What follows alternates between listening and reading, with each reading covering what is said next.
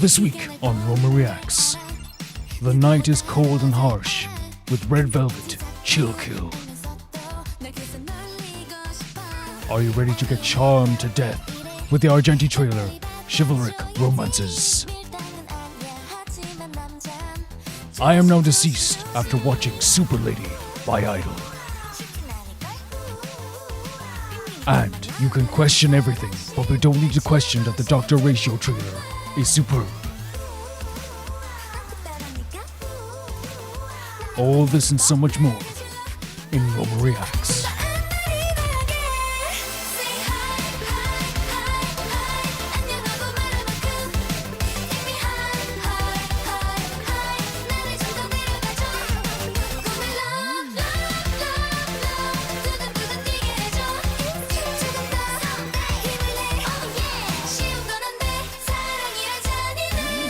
This is Roma Reacts, a series where I watch patrons submitted videos with all of you guys, and in the photo frame today we have Jin Kazuma, who is the main character of Tekken and has been since Tekken 3, one of my favorite game franchises of all time. The first video is sent in by Leon, and it's a Transformers IDW excerpt, World vs. Megatron. Yet another excerpt from the MTE. In the early days of Megatron joining the Lost Light as co-captain, much to everyone's displeasure. Here's his therapy session with Rung along with the confrontation with Whirl. Wait, so here's his therapy session with Rung along with the confrontation with Whirl. Even if Megatron has taken out the Autobot insignia, it doesn't mean he is forgiven. As you already know, Cybertron was a caste system under a functionalist Senate that classed bots depending on their alt mode, and also how many Decepticons and Autobots as well are victims of the Senate, such as Starscream and Shockwave. Whirl is also another example, basically hurting others because you were hurt too. He wanted to be a watchmaker, but the Senate didn't approve, so they took away his hands. It's part of the reason why he is so violent and confrontational, and ended up with the Wreckers for a while. This takes place before the Ravage and Megs dubs, so the Megs don't know the Ravage is on the Lost Light yet. Okay, let's check it out.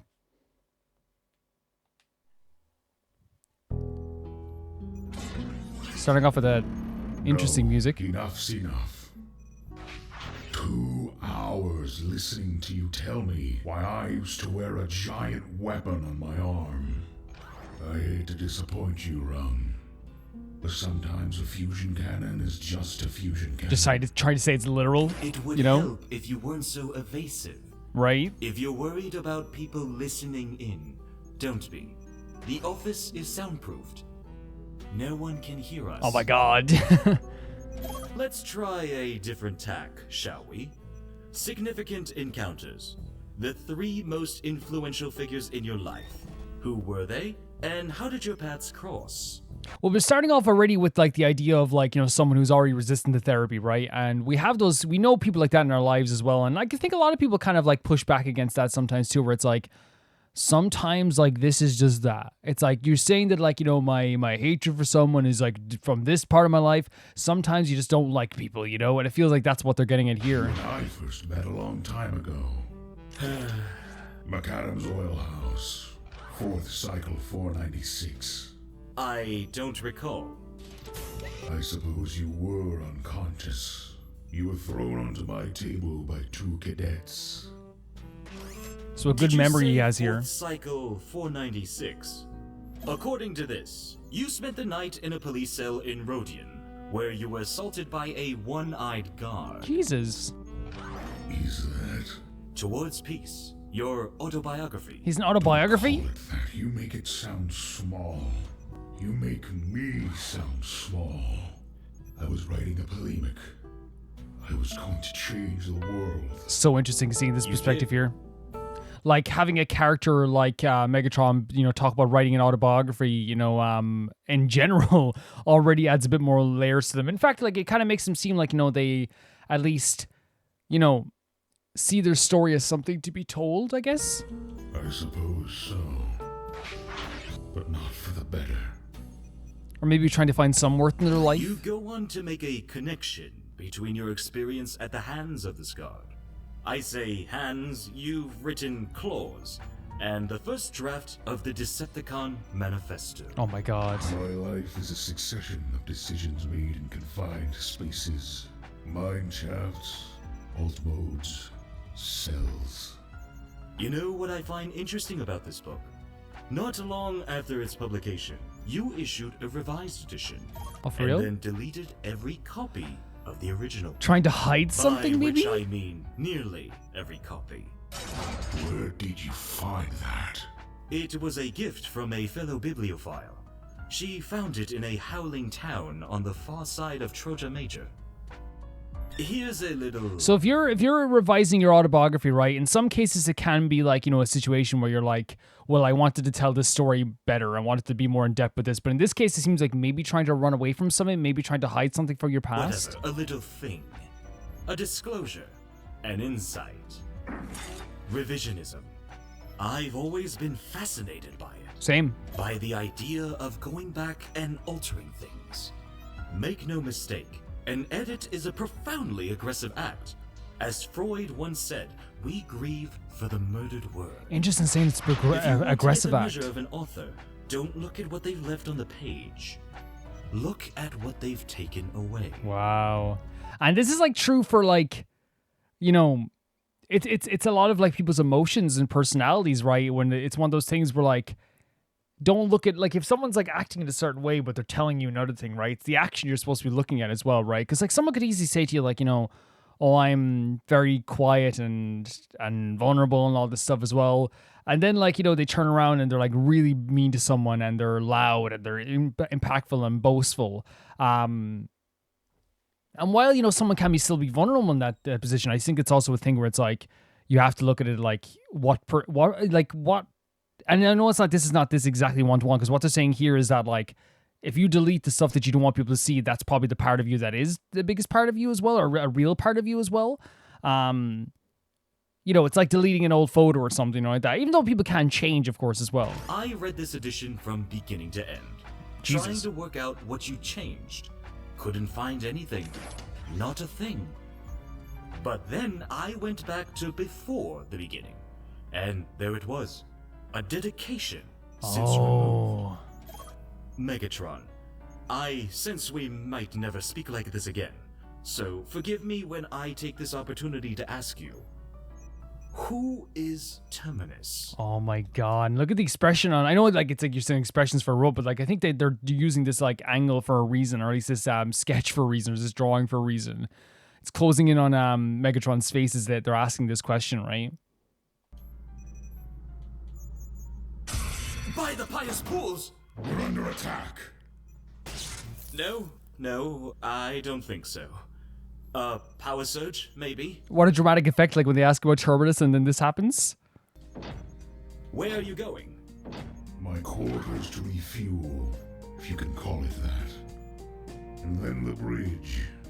I don't want Ultra Magnus getting too comfortable in my chair. It sounds like it's more avoidance though, right? I dedicated the book to Terminus for the same reason I went back and removed his name. We're actually getting an answer. He taught me not to get attached. Okay. Okay, wait. Megatron, wait. Why did you want to talk to me? What's this all about? So before we like, because obviously there's gonna be more to say now as well, but like the idea of like, you know, not getting attached to someone, right? I wonder if it is, you know, we know like how hurtful it can be to let someone go, how hurtful it can be to say goodbye to someone, how hurtful it can be when someone you're attached to gets hurt. And in this case, it's one of those things that he felt even like putting his name at the start of a book as a dedication felt like an acknowledgement that probably hurt quite a bit as well, because you're now like acknowledging their existence. You have to think about them every time you open their book. Everyone else is going to be thinking about when they open your book. It is a constant reminder.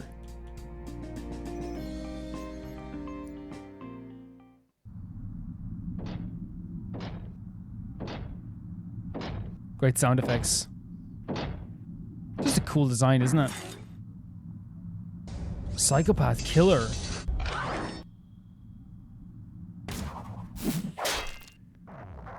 Whoa. What? What's the matter? World just... You think that was me? There's an arrow in his head. Don't look so surprised. Old scores and all that. We both know this was going to happen soon. So this is World then, what we're talking about as well. The confrontation with World, as we were saying as well, that's going to happen here too. It seems that like it's obviously said old scores as well, but I'm trying to look back here as well. World's not exactly hurt. Yeah, so it's hurting other people because you were hurt, and what happened to him with the hands being taken away as well. Yeah. Or later. I got bored of waiting for you to make your move. So I figured I'd go first. Oh wow. So assuming that they're gonna go first as well, by the way. Oh my god, look at this. It's been a long time since Rhodey. You do remember Rhodey, don't you, Buckethead? I remember you attacked me. Yeah, and you immortalized me in your diary. Wait, so he said I'm in the autobiography as well? Mortal, trust me. Great line. Really good line. I don't know. I'm doing alright for myself so far. 5 million years and still kicking. They're doing a great job with the sound effects and artwork as always, and this is always great too, but that's like obviously the comic books have like really great artwork as well. But it's so interesting, the idea of like, and again, maybe I'm getting this like wrong, but the idea of like someone being like, I'm going to hurt you before you hurt me. There's an assumption there as well where it's like, you know, we talk about avoidance, but in this case, it's more like trying to take something on head on so you don't have to think about it for much longer. It's the same way of like, you see it all the time where people think they're being like, and by the way, I want to make this clear. This is still horrible if you cheat on someone. But people will think they're being cheated on, but so they'll be like, well, I'm going to cheat, so like, I'll do it first. Or like, someone else will be like, will be rude to someone because they're thinking someone else is going to be rude to them first. If they think someone's making fun of them, they'll make fun of them first. If they think they're about to be cut off in a relationship, they'll cut off them first. It is definitely, as Liam was saying, like an idea of someone who's hurt that would do this. You don't do this if you're feeling very secure in your situation, right?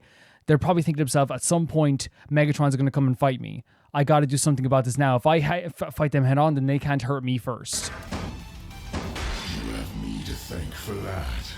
Think of all the times you've been on the ropes. Not the wreckers, I mean you personally. And your attackers have backed down. That was me. Wow. That was my influence. Let him live. The second order I gave after declaring war. So he's saying like you should be like, you shouldn't be even feeling this way. Like I'm literally the reason that like you're still standing.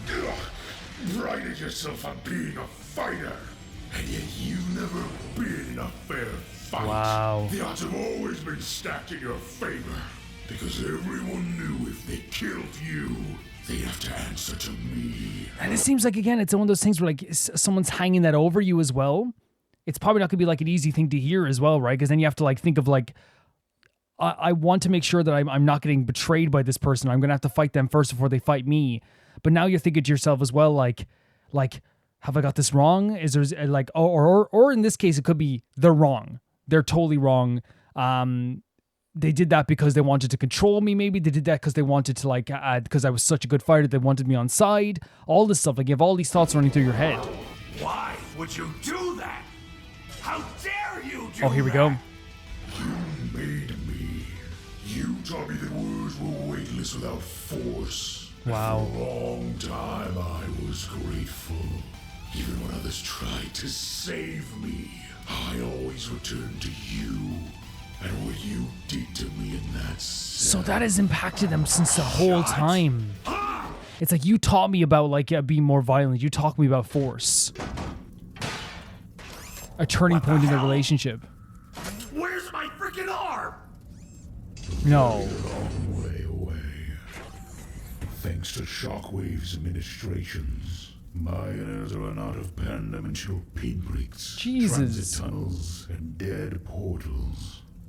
I'm happy to pretend this never happened. No. If you remove that graffiti from my door. What? No sign of the pyrobots, of course. Shirking again. Wait, so That's the problem with this ship. No work So ethic. if I'm World, I'm even more upset than I was before now, right? And we'll talk about all that now in a second here. I'm legitimately angry now. I'm at a point where like I want I'm so frustrated with myself. And this is why, right? The thing is with World here is World clearly, like, from what I'm getting here, attacked Megatron because they felt as though they were going to be hurt first. And if they look back in the autobiography that was written, it was World was the one who in that jail cell attacked Megatron. And from that point on, Megatron kind of like had a different mindset when it came to the idea of being forceful, the idea of violence, which again, like, that's like a very like hard thing to hear for me. And again, it's not because I'm like, you know, totally sympathetic towards any side or anything, because there any of this argument or whatever. It's more of a case of just like, wow, so that one event changed your perspective completely to the point that you were like, you know, that you now see the world in maybe like a worse fashion or a worse way, if that makes sense. Which I think it does. Like it's a very like painful thing to kind of like come to terms with, I guess, in a lot of ways. From World's perspective, it seems like it's like, okay, they wrote about me in their book. They still probably have this feeling towards me in some way. They've been hurt before. They've had their hands taken away from them. And now they're trying to make sure that they don't get hurt first. So they're going to hurt Megatron first so they don't get hurt. This is, as we said, this is something that like people do all the time in life. You know, it's like, I'm going to cut off my friend before they can cut me off. I'm going to make sure that they can't cut me off. I'm going to make sure that they understand that like I'm the one in this that's not going to get hurt this time. And even like hearing from, it made them angrier when Megatron was like, yo, like, I'm the reason you're still standing. I don't know why you're even acting like this. I'm the reason you're still alive. And from World's perspective, it's like, why would you even do that? Why would you do this? Because it makes you feel smaller then, right? Are you telling me this person that I actually want to destroy right now is also the reason that I'm alive right now too? And if I can't defeat them now in this fight, then how am I going to feel about myself? You know, I've been saved by this person and I can't even beat them in a fight. Even though I'm the forceful one, even though I'm the aggressive one, I'm the angry one. And then taking the arms away from them as well. To me, it's such a dark thing where it's like almost like a reminder of like your place in life, which is dark to say. I'm not saying that that's where they should be. I'm saying that's where they would be in their mind. And it's also a reminder of how tough Megatron is and also your past as well and the situations that you went through with your hands and wanted to be a watchmaker and all this stuff. It's really dark. It's a really dark idea that they came up with here for this as well, in my opinion. But really well written at the same time too, right? In terms of that conversation.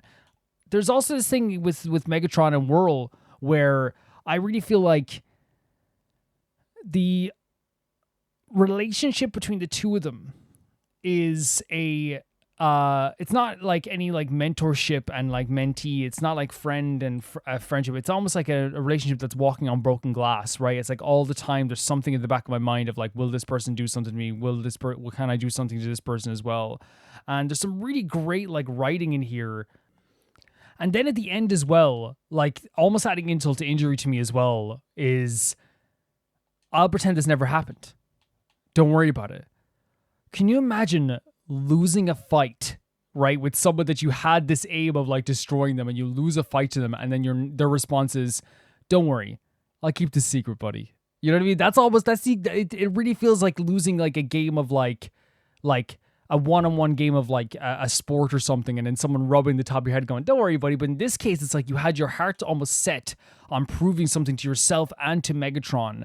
And instead of proving something to yourself and Megatron, you instead ended up like getting beaten, battered, and then told, this is so insignificant to my day now. At least from what Megatron is saying, this is so insignificant to me at this point, I won't say anything.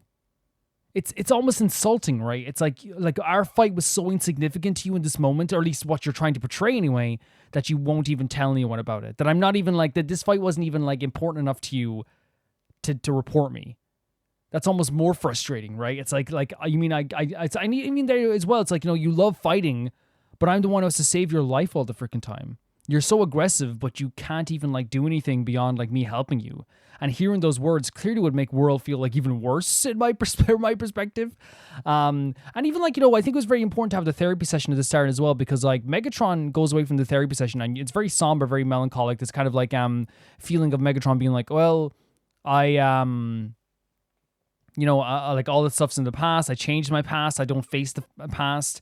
I've erased. I don't want to get attachment to like this person and this stuff as well. Very like somber, very like interesting. And then it goes straight into this like battle where like you feel like you have this very like almost like close to a brick wall of Megatron until he reveals one thing about the change he made with the revisement of his story, and then like almost like so importantly so, you have this fight with Whirl that shows that Megatron, even though Megatron can be like this character that you want to look at from like this very like story-based perspective, this was like, oh, this character's so interesting, this character's so unique, they're still like Megatron. They're still brutal, and they can still do all this stuff.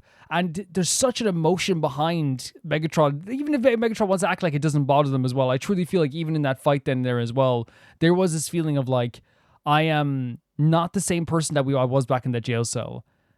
And I am sending a message. Just like we've seen in other videos as well, and animations and stuff like that as well. We saw that before. Megatron, like, I feel like in a lot of ways is more self-conscious than they let on. And in a lot of ways causes a lot of like self-consciousness for his team as well, because he's so good. He has people always like almost trailing behind him, but then he smacks them like a fly back into place. I don't know, that's how I feel about this anyway. Thank you so much for sending this in, Leon. This was really cool. I should say as well, the animation, the artwork is always great, and the music choice is always great too, and the voice acting is always cool. The next video is sent in by Felicitas Felix, and it's the Dr. Ratio trailer. Dr. Ratio is a character who is really, really, really pretty. Let's check it out. Hoyoverse, never heard of him. Knowledge Must be a new company. Vast as the universe itself. Interesting music. And within the Oh my intelligence God, the head. there is a figure. Exceptional. Stop. Maverick. Maverick. Luminary. Cleaning it whose off. Every action radiates a quiet. What? Excuse me? I was gonna say how like I love the narration, and like also the fact that like him rubbing this head like shows that like he's like a perfectionist. I didn't think it would get bath time, Dr. Ratio. Oh man, we got zoom ins and everything. Malady that must be cured. What is music? I am Veritas Ratio, a scholar and educator. Should your mind exhibit I'm listening to symptoms every of word here. dullness, Look at this. feel free to give the doctor The explosion. a call. All the statues as well, giving that classical feel as well. I feel like I missed this part. 1 second here. Grandeur. Wait, no. Yeah, I'm sorry guys. I think the video cut out there for a second, maybe. Luminary. What do you mean the video is still there? Yeah, this shows perfectionism, right? Radiates. Or at least not even perfectionism, but like a presentation aspect, right? Of wanting to be presented as something maybe to outwardly, you know? In a way. A quiet grandeur. Look at this. Ignorance is a malady that He's must so cute. be cured. I am Veritas Ratio, a scholar and educator. Educator, we know they like educating Should your people. mind exhibit symptoms of dullness, feel free to give the doctor a call. Oh my god. Like a house call? You Faceplane? learn to know yourself before your enemy, but it can still require encouragement. 0 points, 0 points. Stop. Next. The casualness of it. Is that all? This is such a great visual. Like with all the statues around everywhere too. Not bad. Oh, the chalk. 5 points. I guess it's more like stone, right? I always thought it was chalk, but I guess it could be chalk. This music's so freaking cool. Copying others rarely leads Like great vocals for this too, right? And he's talking about copying others as well, which could lead to his feelings about like obviously like not copying the Genius Society, making your own path. Subtitles, sorry guys. Copying others rarely leads to You have to take inspiration from people. Look at his face. Let's test your knowledge. Fair enough. Oh my god, like in this, I love the statue stuff. He's so freaking cool. He shouldn't be cool, right? Like, cause again, it's like he has this like very we talked about being curt, being sharp, being snarky. But like there's something about him that is like so cool. You know what I mean? Like and he doesn't even know it. He's not trying to be cool. It's just his mannerisms that make him such an interesting character. Look at this. The twisting of the head here. Let's test your knowledge. Love the music for this too. Look at it. So cool. Patience breeds success. I need to Just have a lot as of my patience. calculations Oh my god. An interesting test of intellect. This was really cool. And I feel like it just fits his character very well, right? That's like one thing we're looking at here as well. I think the whole video is gone, so I have to watch this again, guys. Sorry about that. Just this part Every here. action radiates a quiet grandeur. Yeah, so I guess like let me talk about this video here. You guys are lying. What do you mean we change scenes whenever we do this? You guys are remembering it wrong. We always pause on a frame in the video. I don't need Jesus. You need What are you talking about? You need Jesus. You need the whole Bible. You need all the apostles. That's what you need. All of them. Okay, we can go to the other frame here. There we go. Okay. We're back in the normal. Okay, fine. You happy?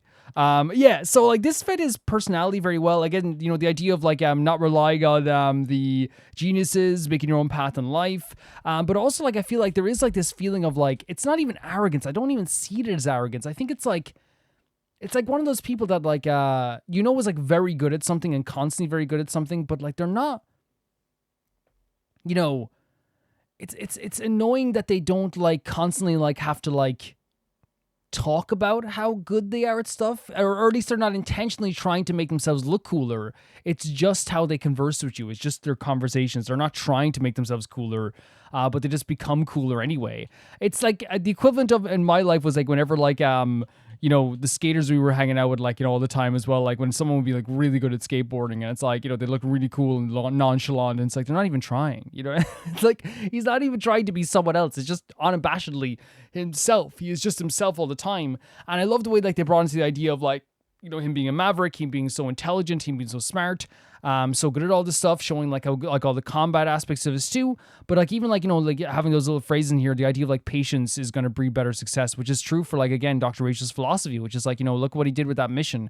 He spent like the course of like a whole day, meticulously doing all this stuff. Maybe even over the course of a little bit, 2 days maybe, trying to like meticulously like make this plan work.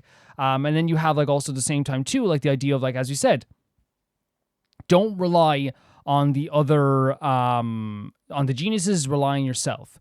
The only way to truly like figure stuff out is to rely on yourself. And I think that's such a fantastic message always. Like, and it's one of those things where like, you guys have seen like sometimes like with the Stellar Hunters, for example, like I lean towards them because like they have their own like vision. I love like a strong rebellious vision. I always do. And and I think you guys could say as well, throughout the whole time we've been playing Genshin and any game on this channel, and Honkai, on any game, I really feel like I always like I'm drawn to like rebellious, visions. And this is like might not be as rebellious, but it is in a way where it's like trying to like bring that spark of like we said before, the spark of like kind of like rebellion, where it's like, hey, I want to like bring up these feelings of like to let everyone know that they don't have to rely on the geniuses. And even if it's like one of those things where like I love a lot of the geniuses and I don't have anything like truly against like the geniuses yet, it is also a thing where like I also am so for people making their own path in life, and Dr. Ratio is all about that. Dr. Ratio isn't someone who's going to put people down constantly or make people feel bad, even though here's the thing, he will call people mediocre. He will say that they're like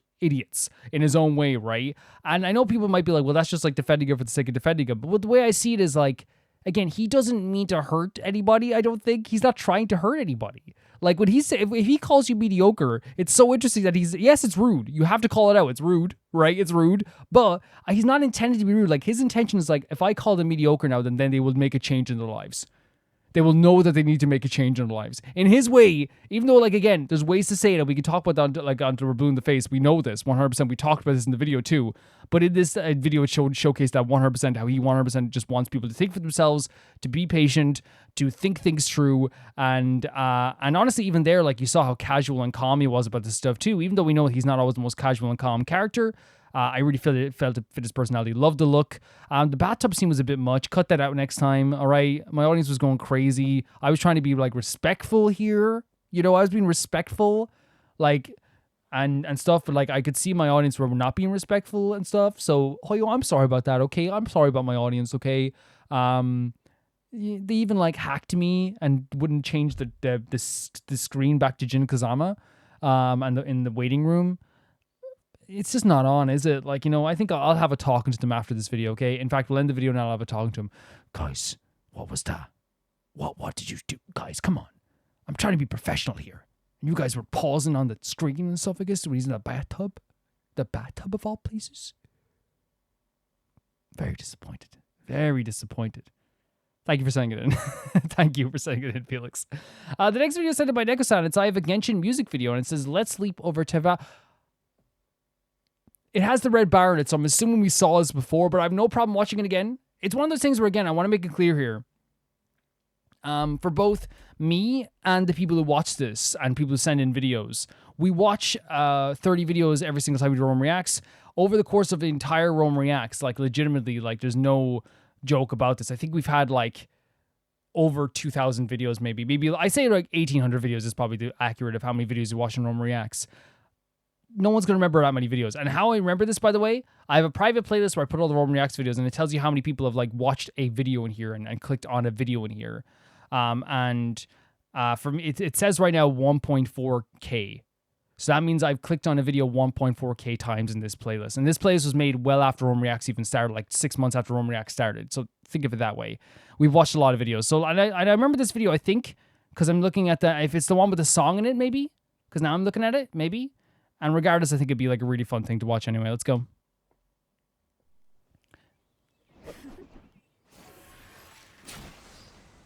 Yeah, 100%. This is a really fun video.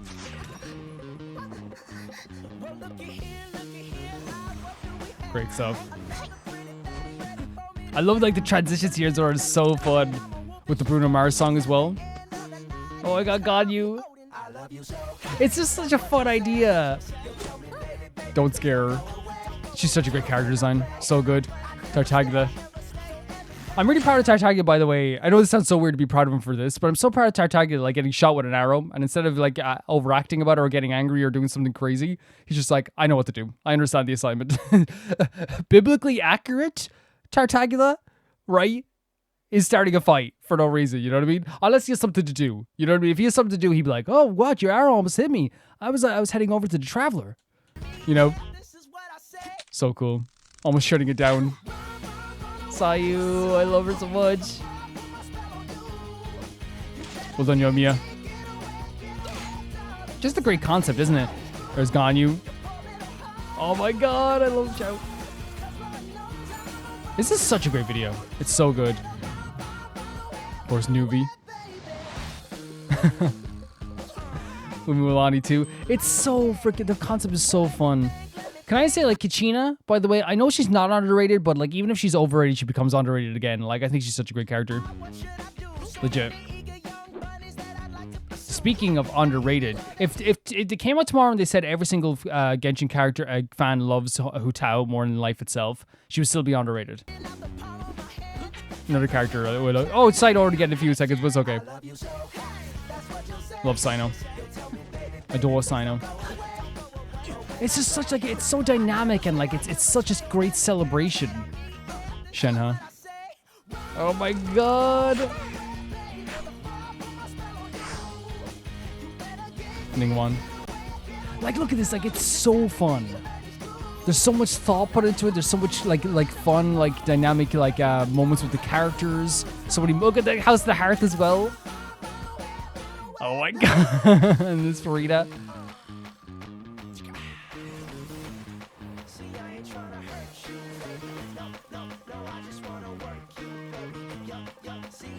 With Linny's hat as well.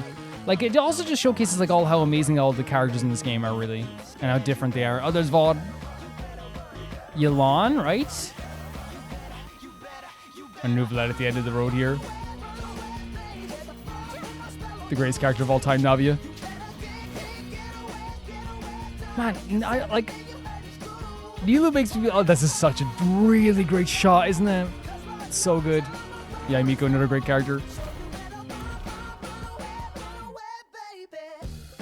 Great ending. Whoever like made this, again, I know the channel is here, which is actually one of my favorite things about doing this on Xbox, is that you get to see like all the channels' names and the names of the videos and everything, and I think it's a really, really cool thing. I freaking adore that video and how fun it is. And I use the word dynamic because there's so many things going on and there's so many things that go into it that it makes it just like it's such a fun video to watch with so many great characters in it. The characters of Genshin, like I think that, like, you know, I think it's very easy to sometimes maybe look at them from the perspective of like one by one, right? Where like they're amazing on their own. They're absolutely amazing on their own. But I think sometimes like people with any game that has so many characters, you forget like how many just like what Genshin has done here. And that type of video is a celebration of what Genshin has done. It has made so many great characters that like can all be involved in this video. Every time you see them, it evokes different emotions. That's what it is for me. I'm watching this video and I'm seeing Xiao's face and I'm like, screaming. I'm seeing Hu Tao and I feel like, so happy. I see Nilou and I remember, like I mentioned Nilou there for a second. I saw Nilou and like she's like, even though like I think that like Sino is like the perfect, like is the MVP of Sumeru for me personally. Whenever I see Nilou, there's something about like her that like really reminds me of like the culture of Sumeru, you know what I mean? And like, and the vibrancy of that of Sumeru city and stuff like this. Like she is such a big part of that for me. I think she's glorious. But like, yeah, seeing all these characters, like it invokes those emotions. But in this, it's also just like, well animated, really fun to watch. Every moment you're like, smiling because of all the stuff that could be happening in front of you, like just like right in front of us right now. It's so beautiful in that sense because it is just like a video for Genshin fans, right? That's what it's about. It's a video for Genshin fans, made by a Genshin fan that wants you to like celebrate more of Genshin. And you saw even there like with like their different powers, their different stuff that how they would react. Like I think it's so perfect to have like Sayu do the backflip, for example. Neuvillette be very calm and stopping it. Vaughn being so aggressive as they're moving towards it as well. Ningguang doing this shield, but it's like almost like a portal, like teleporting people out there. Yaimiko not being too bothered, but just kind of waving away what's happening as well. Like all the personalities are on display as well in this video, which also makes it like really, really fun to watch as well at the same time. It's just like from start to finish, one of those videos that you can't keep your eyes off of, and I'm so grateful that I get to see it again. And it's one of those things as well, by the way, like I will copy and paste videos into Overreacts, and I said as well, it's not Neko-san who like forgot about this video as well, by the way. It's one of those situations where I legitimately, over the course since Overreacts has began since last February, it's over a year and a half at this stage since Overreacts began. You're talking about up until like, 3 months ago maybe, we were doing like Overreacts every week. You're talking about like on average 30 videos per week for like a year and like 3 months. There's no way I will remember what video would I copy paste into a link, and there's no way like anyway, it's just the way things go. It's just the way things go. We won't always remember things in that way too. So yeah, I hope you guys appreciate watching again. I really enjoyed it. It's such a great video. Thank you so much, Neko-san. The next video is sent in by Ria, and it's the Verse 99 2.7 trailer. This is a recent event story from a month ago. But this one became instantly my favorite. Very interesting that it's an instant classic, I suppose, for Ria here. Let's check it out. Instantaneous love here for this.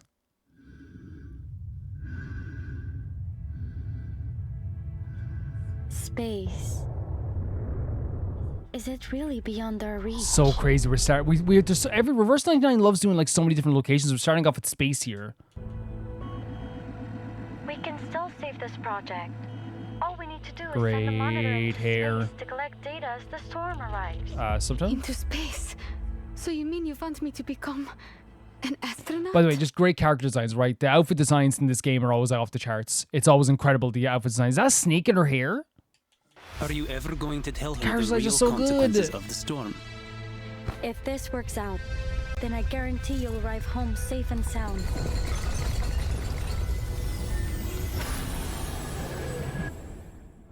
You really expect me to sign this application knowing it means you're all going to die? Whoa, so there's like some like, danger going on with this too. I can't, by the way, say enough like good things about like the character designs in this as well, guys.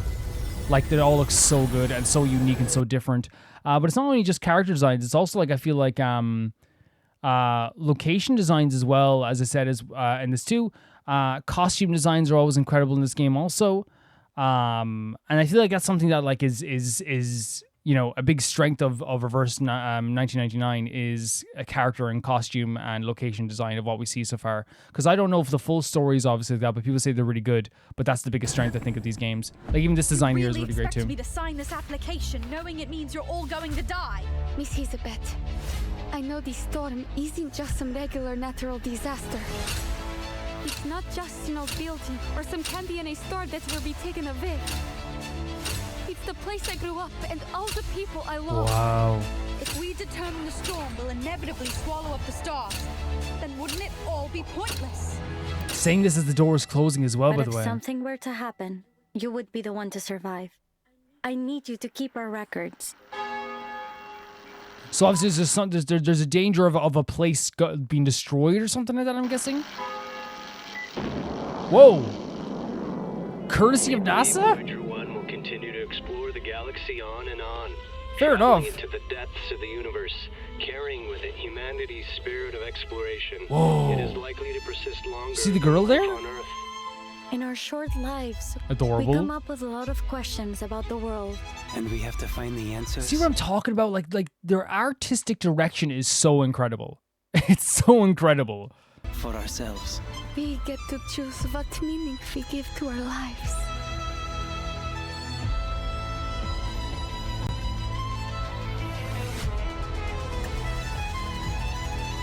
How beautiful the stars are. Cosmic Overture. So this is like, again, great UI here, great designs here. And then we get to see all this stuff as well. Melusines value your privacy. In fact, we can be downright monstrous. Is this a new character? So, for everyone else's sake, Laplace should really grant my request for a private lab. No? Really great design. Climb Love the hair aboard color. And prepare to meet your maker. Science. Love the snake aspect too. Oh, the little like smaller version over here as well. I think your Music's head great must be also. happy it's on your head, not mine. Yeah, like look at this. This is what I'm talking about, artistic direction. Not only just like the actual trailers themselves, but also like how glorious like the text looks, the presentation is. It's so good. Can you defy gravity as much as I do? Top hats are out of the question, no matter how cool. It's made for someone like you. Someone that stands firmly on the ground. And you see that, oh my god, the little walk.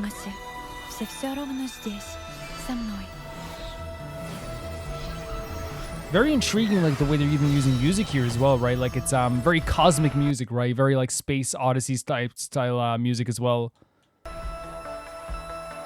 Superb. The climate is so mild here, apparently enough for the critters Superb. to Love the wanna go and get boots. jobs. Love the hair. It's good. enough, Love the but outfit. I think we still need a little Great cold stuff. sometimes, so we won't forget the danger it brings. Name day. The music's so good. Snowflake with sharp edges. So Snowflake with sharp edges. I mean, and these are characters too. Look at Rabies. Rabies is scary, but like the puffy shirt makes their face, the scary face, and kind of cute. It makes them kind of cute. Baccarola and Argus. Again, just like I think it's like silly. Like honestly, I could just like literally put on like a recording and be saying great designs, and it'd be true every single time. It really would be.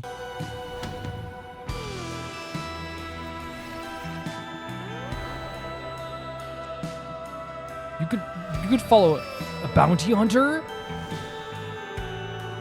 A perfect performance, all thanks to the luminescent night bestowed by the starry With her stars. instrument too, I guess. And you see the This movesets too, piece which is always very called cool. Rondo of the Cosmos. Enjoy.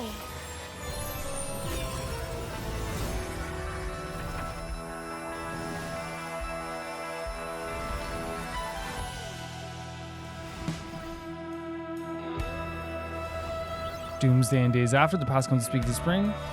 More events, which is always cool. Echoes in Space, so I guess you get some rewards for that, which is cool.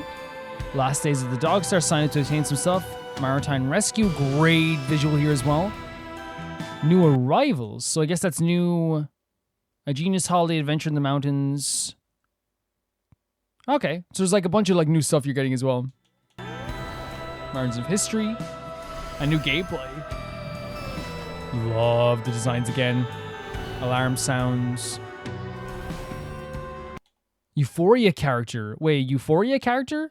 Look at the mushroom on the head. That's so great too. I'm sorry. The designs are so great. Like, and just to talk about like I can see, you know, I talk about why I like character designs all the time as well, but like sometimes like it's just like all you need to do is like make them stand out in a way that they're just like, but also like standing out isn't just enough, obviously. You have to like make them look like, you know, either great to their respective personalities, but we don't have that here. So what we look at is just like pure design, whether it be color, facial expression, the design of the outfit itself. Because you can make a character stand out and it just doesn't work. In this sense, like look at the mushroom hat and how well it looks with the brown pants. The colorful mushroom, earthiness of the mushroom with the red colors contrasting the white and the gray. The beautiful oranges and blues on this gal's dress in the front, but it also like again contrasts the more darker toned brunette color of her hair. The white goes so well with the purple hair. Like all these designs are just really great designs. The color coding is incredible. It really is. You'd have to take Mushroom Gal, right? Oh, there's a lot of stuff every update. There's a lot of things every update. Reverse 1999. I feel like, when we talk about Reverse 1999, it's one of those things where like, obviously like there's nothing we can do. Like, and I think that's what people want though, is like, I'm talking about this from the perspective of someone who is like, from the outside, someone who actually hasn't seen a lot of this stuff in the past, someone who doesn't even know much about all this stuff. So I can only come in from the perspective of someone who like knows about from like a cursory perspective. But I think it's okay. Like what we have here is like an absolutely cool update once again. It seems to be around space and space exploration. They seem to be calling on the old space exploration of like where they showed like the stuff from NASA and things like this as well. Like I think that it was not a terrible idea doing that. While it was confusing at first, I think they were trying to like evoke an actual feeling of like real life. Like what that is about, or at least like what they tell us it's about, you know what I mean? Because obviously like, going to space was like a whole political thing as well. But like the idea of like the magic behind that idea in movies and TV and in art and in stories, exploration, understanding new things, seeing new things. And this time they really gave that feeling with the music, with the visuals in this, like seeing a whole new world in situations like that as well. But they're also talk about like the idea of like, saving people and people dying. So there is like stakes when it comes along with this too. It's not just like one thing. So obviously there is like exploration in it, but there's also like obviously some danger that goes along with that too, where there was like a very emotional arguments here and discussions. So there is like a lot of that goes into this too. You have like actual stakes and biting emotions. Yeah, and the character designs in this are really fantastic. They are. And I think that like, like I could say that till I'm blue in the face, there's like amazing character designs. And I feel like they're all color-coded really well. I imagine they probably fit their personalities. And obviously, like, I don't know what the gameplay is like, but one of the things that's really great about this game, from looking at this, and this has just come from the outside perspective, I really look at this and I genuinely, like, have this energy of, like, and I don't know if, like, maybe this, like, makes sense to everybody, but I generally have this energy when I'm looking at this of, like, having one eyebrow raised at all times. There's like a mystery to this. There's like a feeling of like, yes, there's danger to it, and there's like that bite to it where it's like, oh, there's something bad could happen. But there's also like that mystery where it's like, oh, what's going on here? There's something else going on here. Oh, there's a conspiracy here. There's a mystery there. And it does feel like very dark at times, but also very beautiful at times too. Like in its presentation of the way it does its mystery. Every time you watch a trailer, there's like, oh, there's something going on here. There's something behind the curtain. There's something to unveil here. There's something like going on in the background. And in this sense, it's more just like very direct in terms of like, there's danger happening. We feel that danger, but still at the same time, it's like, what has happened here? What led to this place? What led to this situation? You have all these characters very frustrated and angry. You have some hopeful characters. You have tearful characters that want to do something about like the place that they grew up in. All this stuff. There's characters like, pleading with other characters saying like, you might be the only one left, so you have to do this. Like there's mystery to it. There's a bite to it where you're like drawn into it. It's so freaking interesting in that way. And I feel that way every time I see a Reverse 1999 trailer where it's like, yeah, gorgeous visuals. The art, the direction, and the paintwork and the hand-drawn designs are so freaking cool. The combat looks really interesting too, with so many really cool moves that go along with like the character designs as well. All that is very, very cool.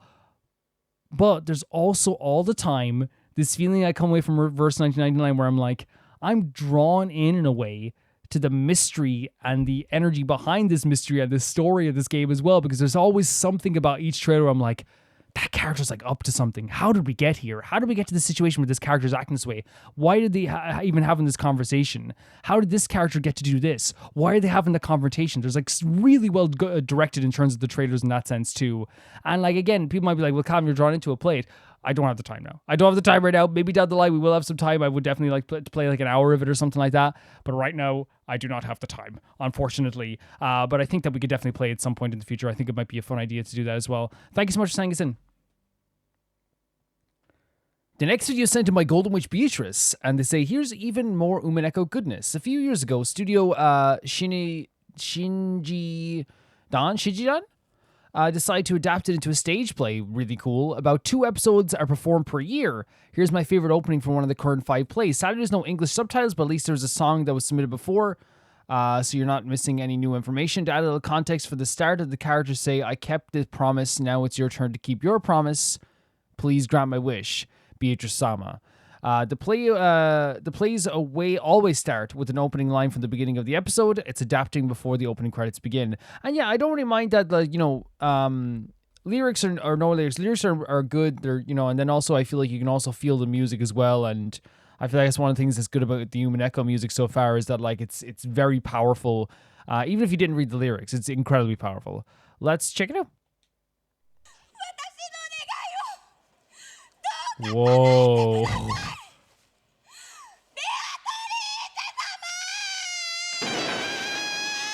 Holy hell. Whoa. The power with how this started. The absolute power.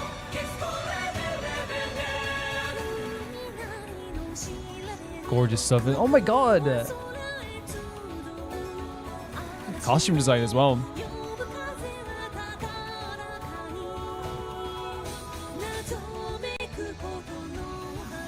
As always, when Umineko has the gorgeous vocals as well, right? Oh my god. the laugh. This is really cool. It really feels like it's like an opening, right? But it's done like through a stage play. Look at even the guy standing over the platform. This is really cool so far. Like, it was such a powerful opening. And like the costume design is really great. The stage design is really cool.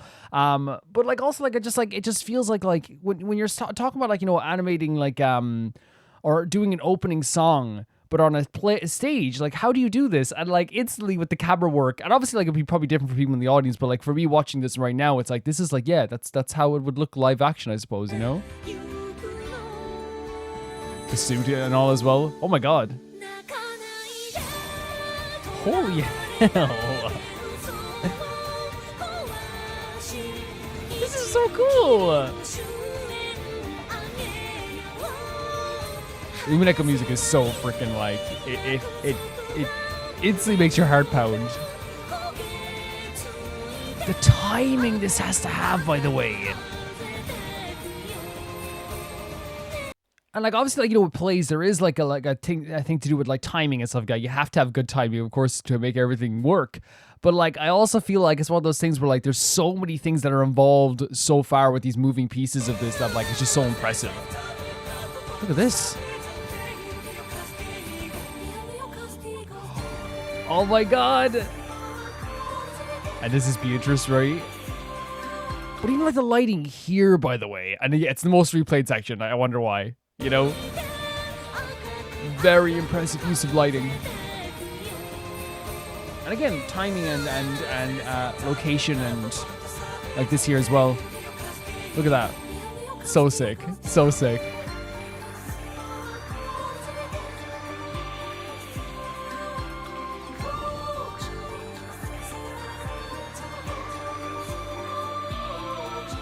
Oh my god, look at these guys. What the hell?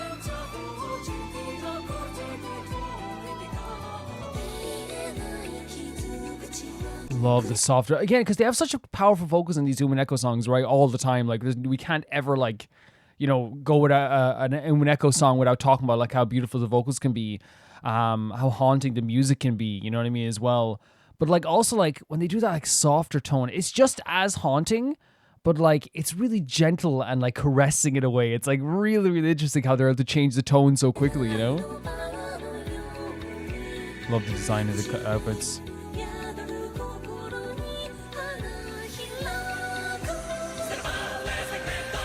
Man. Showing the emotions here in this guy's face too. Look at this. So much energy in the dance performance as well. In the choreo. We're pausing here for a second. Some heavy breathing. Looking back at Beatrice. Oh, so neat, isn't it? There's so much emotion in every movement. There's so much purpose in every like hand gesture, even like it's just so interesting how they do this. It's so like it gives me chills.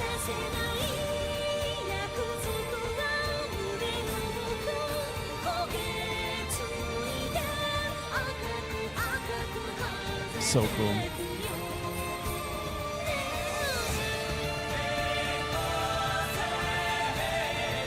Gorgeous, absolutely gorgeous. Look at this, like the standoff here as well.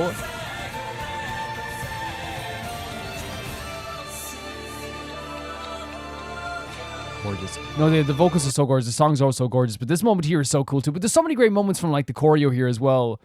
But like perfect, right? Iconic. And I think it's just because like even if you haven't played, and I haven't played Umineko, and even if you don't know a lot about Umineko, right? Like this one frame here, like could tell a whole mountain of stories, right?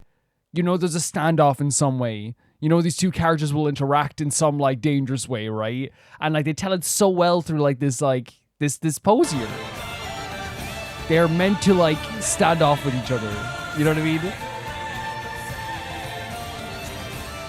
Fates intertwined. Really cool stuff. Really cool stuff. Oh my god. Even at the end, the lighting and all this was perfect as well. Yeah, like this is, you know, Umineko I feel like always has like some really fantastic music, and that's always like a really cool thing about Umineko, but like also like the stage show itself really surprised me, because I think that like, you know, if you're doing a stage show for anything, like, you know, I'm not gonna be someone who's like picky, but you know, like I'm not someone who's an expert in like choreo or stage shows, but like I like watching that stuff. You know, I talked about in the Q&A recently how like, you know, one of my favorite groups you know, is not a group that I like just because of their music. I also love the pageantry and the energy that they bring forward with their choreo, that they try to, and then, you know, the stories they try to tell with their movements and their dances. And I feel like they did a good job doing that here as well. Like, obviously, like the music is impressive. We always talk about this all the time with Umineko. The music is always like very impactful. It hits you in the heart. It gives you so many different types of emotions, whether that be like this feeling of like an epic adventure happening, a lot of sadness. You know, we talked about like a feeling of like dread before that they're able to bring forward these songs, and in this song here, you like was the epicness that Umineko was able to bring forward, and again that feeling of just like, you know, your heart pounding, you know, the chills that you get all that from this song. But then adding like the actual stage choreo as well was such a really cool thing to see. Like the different, like, and again, I know like, you know, that's like just saying that's just choreo, but like the movements in between, the timing, the lighting that they use, the showcase of like characters when they appeared at the right time, you know, the emotions on people's faces as they're moving around the studio, and again, like the energy of characters, like we saw like rushing around the stage at some point, the timing you have to have like to make sure everyone's in the right place at the exact right time. Like, you can tell, like, if a hair was out of place here, it would F up, right? Like, if one person out of this whole group forgot their cue, you're messing up, like, 4 other people. You know what I mean? That's what's so impressive about, like, this choreo. It's not like this thing where it's, like, one person messes up and you can kind of fill in the gaps. It will be so noticeable. And that's what makes it more impressive, is the fact that, like, there's so many things that, like, could go wrong here, and everyone did it so perfectly. They really, really did. Costume design is great as well, but that's you know, one of the things that like if you're doing the Umineko designs and the character designs, I feel like you have to get that right. If you don't get that right, you're gonna have like a very I don't know, maybe I don't know if the audience will be mad at them, but like I feel like it would be a situation where you kind of be like, oh, that's kind of a bit disappointing. You know what I mean? Especially it'd be the same thing as like I love like the Ace Attorney series, right? I love the Ace Attorney series. I'm trying to think of another series I love that has like very big, you know, extravagant and very distinctive outfits for their characters. And I say like maybe like Final Fantasy X, you know what I mean? Another game like that as well, where like I feel like if you are doing that, a play about that, you have to, or like even a TV show about that, you have to get like the costumes right. And here they did get the right, from what I've seen anyway, with like a lot of the character designs. Like, you know, Beatrice looked like very much like Beatrice as well. Love the standoff at the end. Love the moment with like Beatrice showing up in the middle of the crowd. The confetti being thrown at one point as well. Like, again, like I said, the lighting, showcasing every the characters as they were showing up in different places. It really felt like they were trying to do, like, as it says in the title, an opening to like a show, but it's alive on stage. Very, very cool stuff. I enjoyed that quite a bit. Thank you so much for sending it in, Golden Witch Beatrice. The next video is sent in by Aka. This is one of my favorite Anteam MV, Samidare, which means May Rain. Story-wise, this is sometime after Under the Skin and Firework. After losing the original pack leader Giri, Kay took on his role, but he's still too reserved and can't lead others well. Meanwhile, the first pack members, Taki, Nicholas, and EG, are grieving the hardest. They accept Kay as the leader, but they still can't trust the new members. The MV focus on 3, so for you to know who's who, I always say this, it probably won't be something I'll remember, or I'll try my best, because there's a lot of videos usually watch here. Tuggy white hair, Nicholas white beanie, EG black shirt, practicing kendo. We should be able to remember that, hopefully. A lot of Team MVs get very seasonal for here, and although this one is in spring, at the time of blooming for them, they show the process through a lot of pain. Sadness was really stuck with me. Okay, let's get into it.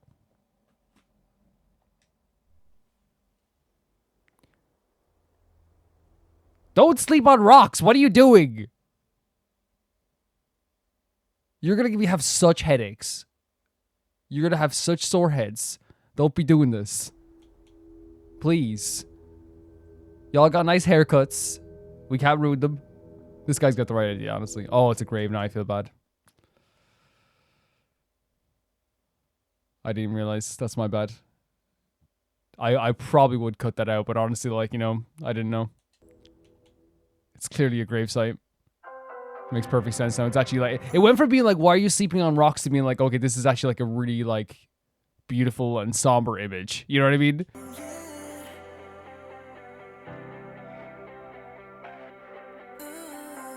Oh, whoa. Beautiful piece of choreo there, right? There's Giri's grave, yeah.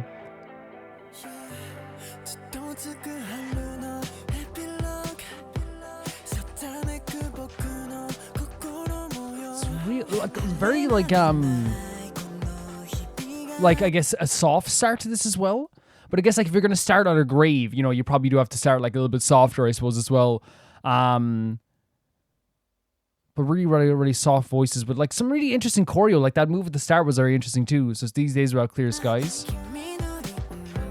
Oh, blurry silhouette.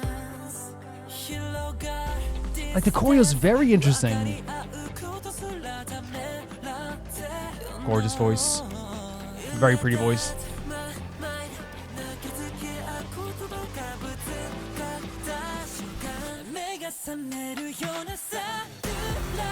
Big chorus. Well, big compared to like the verses as well, right? Very beautiful, but like very big compared to the verses as well. It sounds like, you know, there are talk about like the idea of like lack of understanding maybe for the new members, you know, also like, you know, the aggressiveness of like, you know, when like you both like clash with each other as well. It seems like we're getting into that idea too. But this is a really, really nice start to a chorus. Like this choreo is so cool. Very dynamic, very involved with each other. Yeah, it's a really, really nice chorus, isn't it?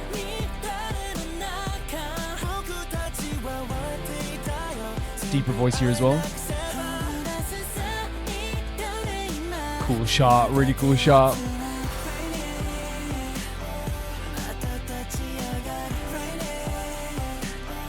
That's so interesting, isn't it? Like, because I was just stopped there for a second, you know, the raining, like that is such a fine line to walk, right? It's such a fine line to walk, but it's like they chose the right voice. And when I say fine line, it's like having a line afterwards, like in your chorus, where it's like and like, you know, I don't know how to describe it. It's like saying something and then like adding one line to it, one word to it afterwards. It's almost like, you know, an extra cheer in the background or extra like chorus in the background. That's sorry about that, guys.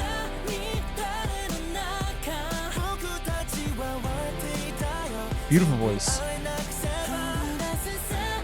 The Myriad's out. Oh, cool shot. Really cool shot.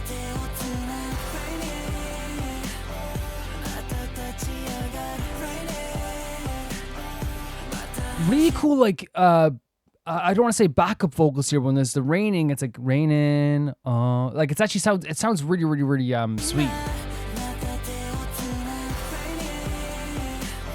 That part there, it's really, really cool. Which again, that's a fine line to add up like a very like somber backup tone to an already like, and the reason I say a fine line because it can, like, it can so easily be like, if you add your own like, like that part to any song, it can like walk a fine line to being cheesy, but it works here because I feel like, you have so many like soft, sweet vocals here that it's so easy on the ear when you hear it that like it's actually like gives you a little chill, I think, you know what I mean?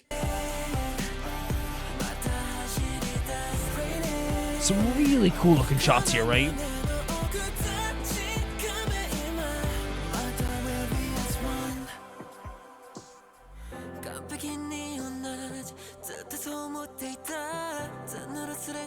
Oh my god, some the continuous misunderstandings, right? Where it's like, I thought we were supposed to be as one, but like there's something, we keep disagreeing. There's a constant thing where we have this thing where we're constantly like, at odds with each other. Which I think can be very hurtful, especially when you're like supposed to be like one, you're supposed to be together and you find yourself constantly like at each other's throats, I suppose. Oh my god, what a line. Because like if you're talking about Cherry Blossom stuck at not a bad pause, the bright blonde hair here actually is like very vibrant. It's going to keep us going for the rest of the day. But like the idea of, I guess, like petals, like when petals scatter off a tree, right? They do like separate and they do go their own places, right? But like if you're talking about petals stuck in a gutter, that means like that's when they're at their like lowest point, right? Because like when the petals fall from a tree during like a non-rainy day, and they're talking about like a rainy day here as well in this song, it is like the prettiest thing you've ever seen in your life, right? It's so gorgeous. Like the sun is beating through it.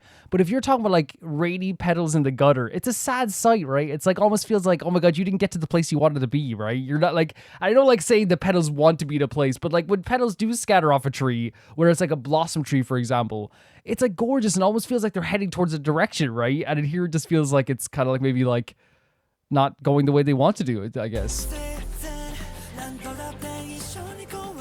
I really like the choreo a lot. The shots are really fantastic.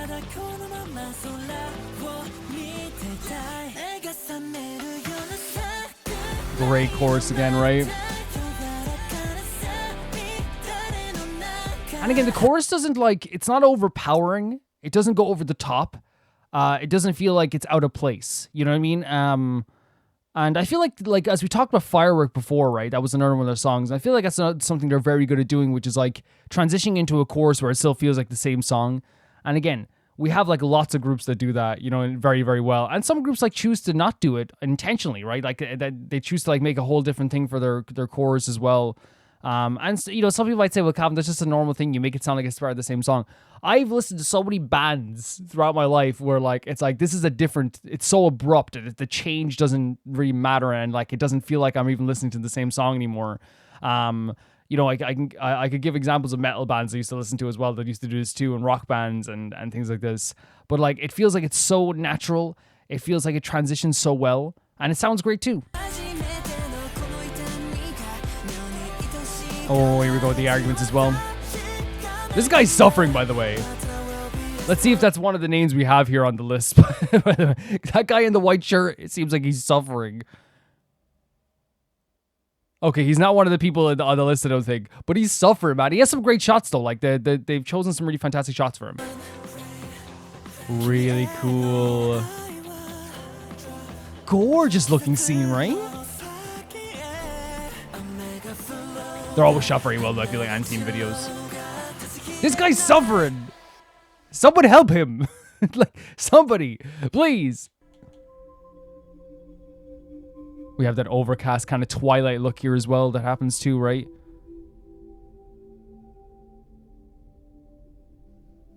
Interesting.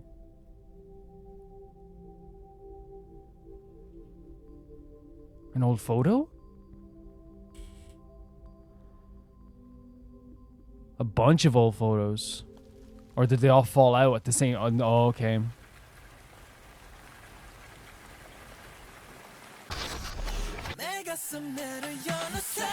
Oh, no, we're getting more fights.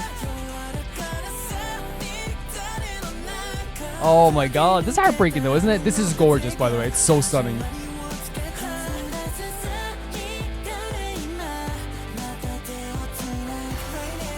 Oh my god! it seems like I don't even be like, oh, this is so brave, but I rarely get to watch like a music video where like the members fight each other. You know what I mean? I don't think I've ever like, I think maybe like Idol probably, you know, but like in this context of like a very like dramatic sequence, you know what I mean? Like it's meant to be like the story, I guess, as well. Almost like all them things passing through their mind that just got so aggressive there. They talk about the building up of all that like anger as well, right? I can't get over how pretty that scene is. And it might just be the contrast too, but it's so cool. Look at this, that choreo is so fun. Oh my god, the choreo is so fun.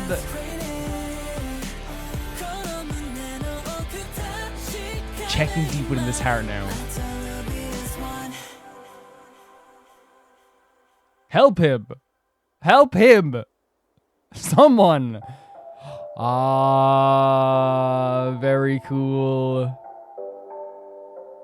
The contrast is beautiful. I have chills. The contrast is very, very beautiful. Is that the end? I think it's the end of the song. Okay. Yeah, this was a very interesting song that like I feel like what happens a lot of times with I'm trying to get to some specific points here. The shot here was really, really great. This guy's an amazing dancer, by the way. But they all are doing, the choreo is really fantastic. You can tell there's like light, every single time there's like this light build up of anger, and like there's like, you know, that conflict between every single one of them as well, you know?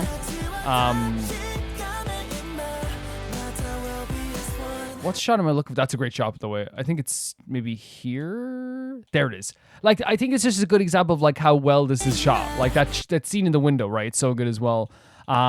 This here, like the contrast between the overcast twilight visuals with the gorgeous like kind of pinky blossomy like sunlight, which I guess like that kind of like is like exactly what it's supposed to be, right? It's like there's a difference between like what we're going through in one. Oh wait, look at this here. It's a really fun choreo here. And it's it's so, to me, I don't know why it's brave to me, like to have like a story where like you have, you know, and let's just be honest, a bunch of members that like people are going to like love and adore and pick their favorites, and have them just like beat the crap out of each other on screen. It's like such like a interesting like thing to do, right?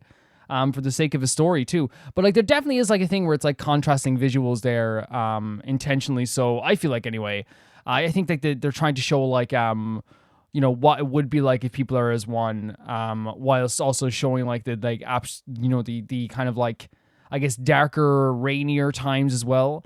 Because it definitely is a song about like conflict, right? It's definitely a song about like, you know, growing pains and always being on the edge of like nearly you know, having, you know, a fight with each other as well, which I think is like, you know, something that like that they showcased really well, not just with the lyrics, but the actual video. Like the video showcased like a tension that was there throughout the whole thing. You know, there was like great lyrics that showcased like that as well. Like, you know, the idea of like at the start they're talking about like, you know, how like they're heartfelt. You know, there's no clear skies anymore, which again, we talk about that contrast as well at the same time too. You know, the idea of like a blurred silhouette, and like a distance between, you know, and not being able to like understand, what was it, like hesitating to even understand each other's English line. I think I'll get it here. One sec. Yeah, and then right after it says the words we hurl at each other. Yeah, it really is. It does feel like it is like a song that is about like attention, a growing pains, the idea of like getting to know someone, but also at the same time having that frustration with someone. It's the idea that like, how am I supposed to like, you know, trust these people?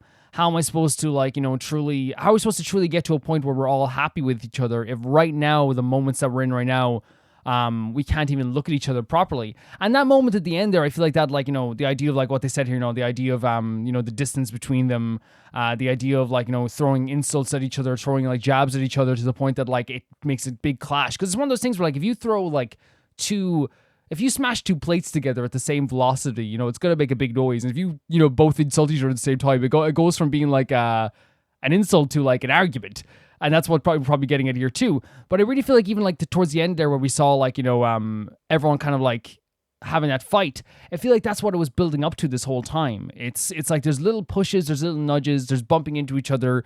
There's the idea of like they're watching each other from like at one point from the window. They're noticing each other like in different scenes. There's like actual like training, with like the kendo stuff as well. Like there's all this stuff here that shows like there's like a little bit of tension building up throughout the entire song. We see that, as we said, in like the lyrics as well. For this song too, it's not just like in the visuals, it's in the lyrics as we're talking about there also at the same time. We talk about the idea of like blossoms like being in the gutter. It felt like they were kind of stuck in some way too.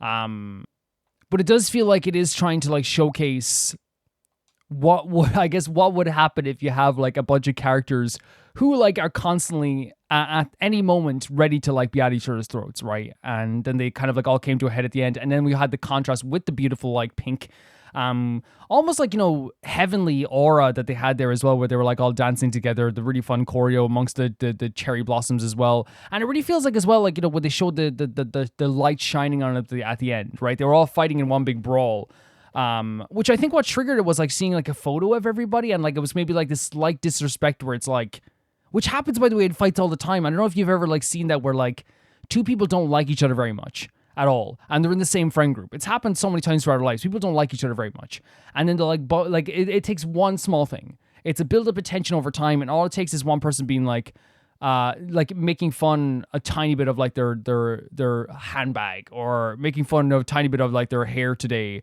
or making fun of like their new.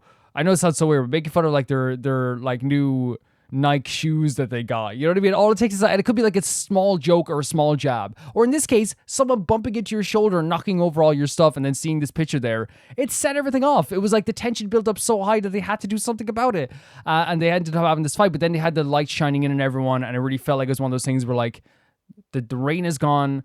The kind of like light is shining in on everyone. They can see things more clearly now, which is probably one of the biggest, coolest metaphors, which is the idea of like it's hard to like kind of like understand you, like, especially like with the sky being so covered, I suppose, as well, and the sunlight now really shining through. And as we said with the cherry blossoms as well, the rain makes them stuck. Rain like literally like will contain them in one space and make them clumped and not really like pretty, and let them like really progress to where they need to go as well.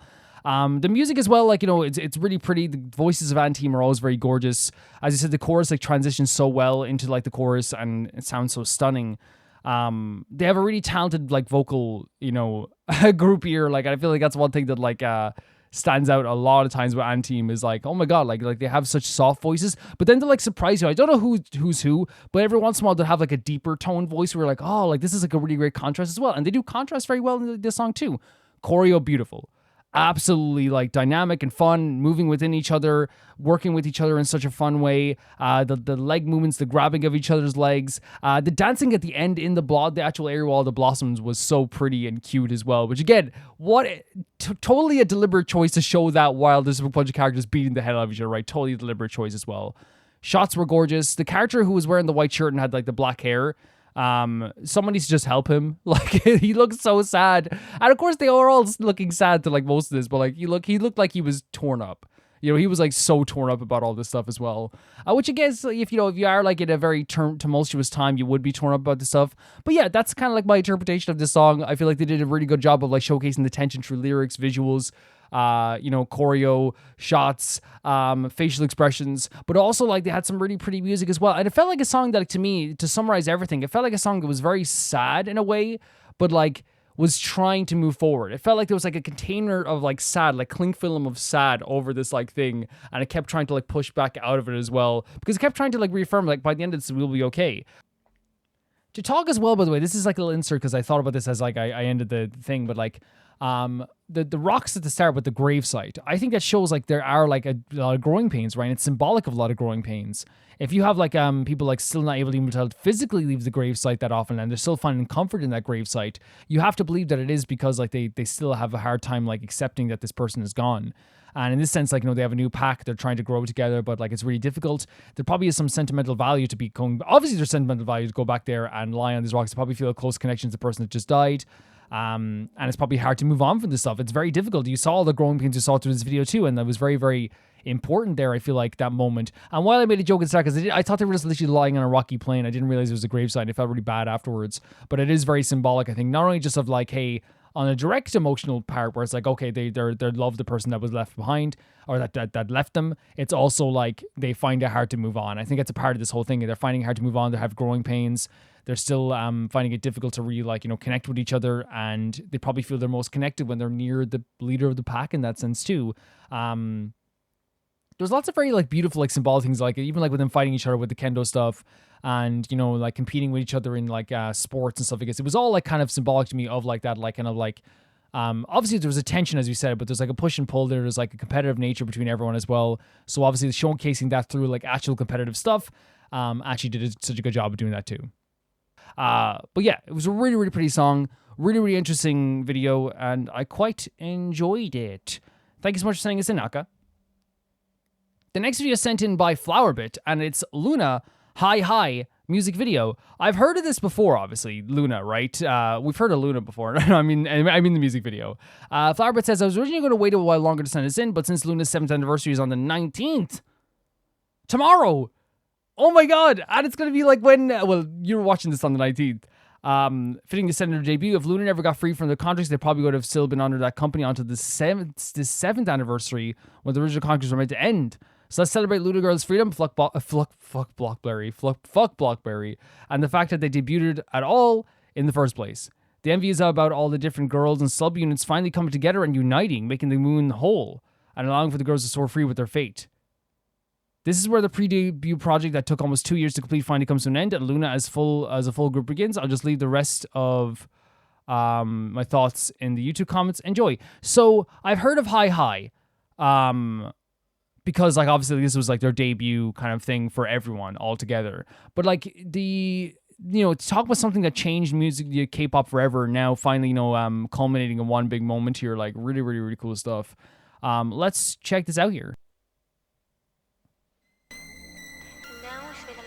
Whoa. I will see you today. You're somewhere. I'm sure. Kim Lip. Very like, again, in almost like a Loona fashion, we have like a very like, not creepy, but it's like, there's always a tone of like, what's happening here? You know what I mean? Like with that like kind of droning sound at the start. I feel like that's a very Loona thing where it's like, oh, this could be the prettiest thing you've ever seen, but listen to this part of the start. It's like, what's happening? You know what I mean? It's very Loona. That was Jinsol, right? Man, Kim Lip. It's gonna be so interesting seeing this because like legit, like I whenever I see like old videos of these gals, my mind always goes to like, oh my god, they've changed so much. Which again, it's not a bad thing, because how do I say it? It's like it's life, you know. Cherry was like 16, 17 when she debuted. Like Kim Lip was like 18, 19. You're gonna change, you're gonna that was like what, like it's 6 years ago this video was out. You're gonna change, but it's still weird to see obviously like the gals like from back then, It's like, that's Heejin, like that's insane. She's a baby.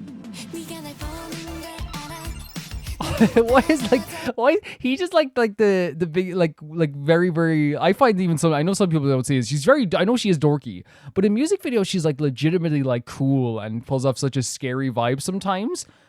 She's adorable here. What the hell? I mean, yeah, she was younger, I know you're looking at me. This is so vibrant. Keep teasing you. Kim Lip. Gorgeous vocals. And there's Cherry. Boys will be boys. Whoa, and there's Asul. With Yojin. Dude, that's such like a pretty part of the song. Ooh, ooh, ooh, Please tell me that's like a fan chant. Look at Kim Lip. Superstar.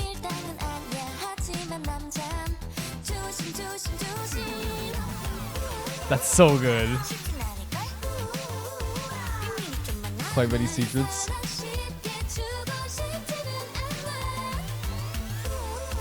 BB. Oh my god. Jinsol! Make you more anxious. Make me say hi, that's what the song is about? And all the gals running as well. Oh my god. It's so interesting seeing like all the promotional shots for Eve this past few weeks, and then seeing her here as well. It's like a different person. I know they look the same, but you know what I mean? Like it's like it just feels different. So I guess like the chorus is like, I didn't expect it to be like basically say hi to me and make me say hi to you, I guess. But then it like goes and like take me higher as well. The video is shot really well, but then again it's a Loona video, so goes without saying. The high five. Make it pound and pound. Love is supposed to be cruel. Oh. Oh my god, what the hell? What's this? I'm sorry, but like I like that the change in inflection is so cute.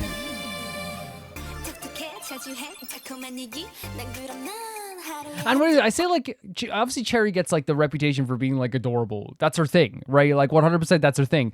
And like she knows it. Like she knows it, but like also at the same time, like I agree with like a lot of like I saw a clip from like a lot of the Loona members saying that like Cherry's like just one of the best singers in pop. You know what I mean? And it is. It's like, yeah, like we can say like, oh, she's adorable, she's cute, but she's also just like an absolutely fantastic vocalist with like great tone. You know, she really is. Oh my god, I hate you. Whoa, no! Good transition. Make me more anxious. What a shot! Oh, the gals. She would go on. I get quite shy sometimes. Look at Eve! Jesus Christ! And she just lands here. Oh, go on. I'm sorry, like a lot of this just be like smiling, listening to this song, and then like looking at all the gals now as well. Like I have only like literally known really about Loona fully for like 8 months, maybe 7 months. I'd say around 7 months at this stage, right? And like already, like I feel like I can't imagine how this song makes like Loona fans feel who've been there since like for a while. Because like for me, this makes me feel like very emotional. Like I'm kind of like how am I supposed to deal with this? You know what I mean? How am I supposed to deal with this? You know? I don't know. It's really difficult. Oh, go on. Go on just makes me go on doesn't make me sad because it's like, oh, like she's like whatever, like, you know, she's adorable. It's more just like I think it was just like I think she's like so talented, and like I hope no one minds me saying this, but like because they're all really talented, but like I think like in terms of my bias for when Loona, like I have a different bias obviously now, like, and obviously I think at one point it was like I feel like when I started off it was Heejin, and this isn't an insult to Heejin, by the way. I think your bias changes especially when you're starting off. For me, like it's definitely like it's been go on for ever since One and Only. I feel like, you know, obviously like my Artemis biases are like Jinsol and Cherry, but I feel like one of the things about like Loona, like I say this all the freaking time, like it's kind of insane when you look at the, like this I'm sorry I keep pausing back and forth, but like it's kind of insane when you look at this image here, like how like how they found like 12 gals this talented. It's insane. It's really insane to me. This is such a great, like, it's hard not to smile when you're listening to the song as well. It's almost perfect, right? Oh my god, the choreo, the heart pounding. Look at you! Loves you more to college entrance exams? Something about you? Great job. Gorgeous vocals. That's really you. Just with the eyes. What'd I say? Sweet and sour? Oh my god! Please, Loona fans, tell me how this like makes you feel. What should I do? Oh, just Is this supposed to be the feeling of... No! Oh, no! What happened there? I'll get to... I'm going to watch it to the from the midpoint again. We're not having that. We're not having that. I was going to skip back anyway, so it's not like we're... Yeah. We'll watch it from here again. There's no way we're ruining that transition here. Like, come on. This heart pounding movement is so funny. It's so fun. Love and working with college drinks. So am I supposed to be feeling like a mixture of sadness and happiness? Gorgeous vocals.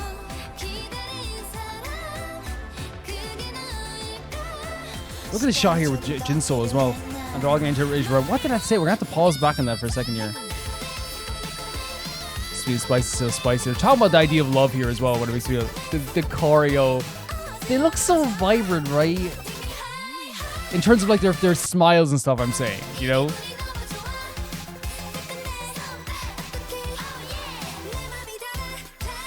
Look at Jinso.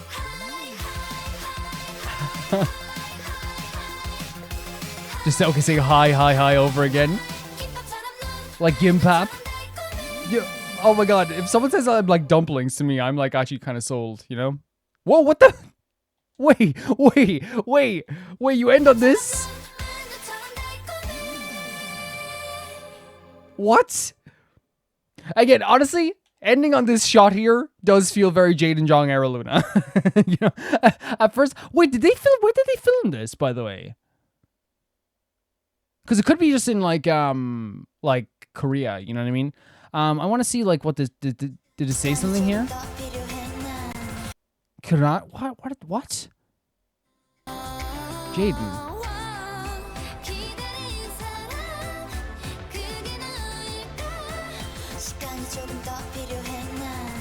Orbit. It's an orbit as well, right? I can't pause that fast. I can't. That's really a long way to love. Ensemble. There's so many orbit here as well. I'm sure I'll get 12 of the different things there as well. This is really, really, really pretty, this part here as well. Like the gorgeous, who's doing that vocal? Like I probably tell if I like listen to it for a while, but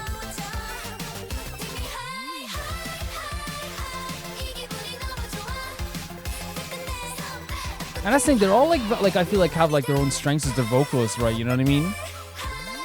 Love this dance move as well, that choreo.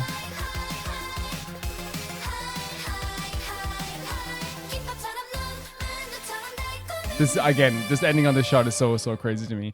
But again, it feels like very Loona for some reason. Yeah, okay. So to describe how I was feeling, like, so I was asking like Blockberry came up there, fuck them. Describe how I'm feeling like in terms of this song, right? I think one of the harder things sometimes about you know, listening to songs that are from the past or something like that, like from a group that's like, you know, not technically not, they're still around. Loona will always be a, you know, as people say, Loona was always be 12. As Jinso says, Loona is me, you know, and that quote always like hits me hard as well.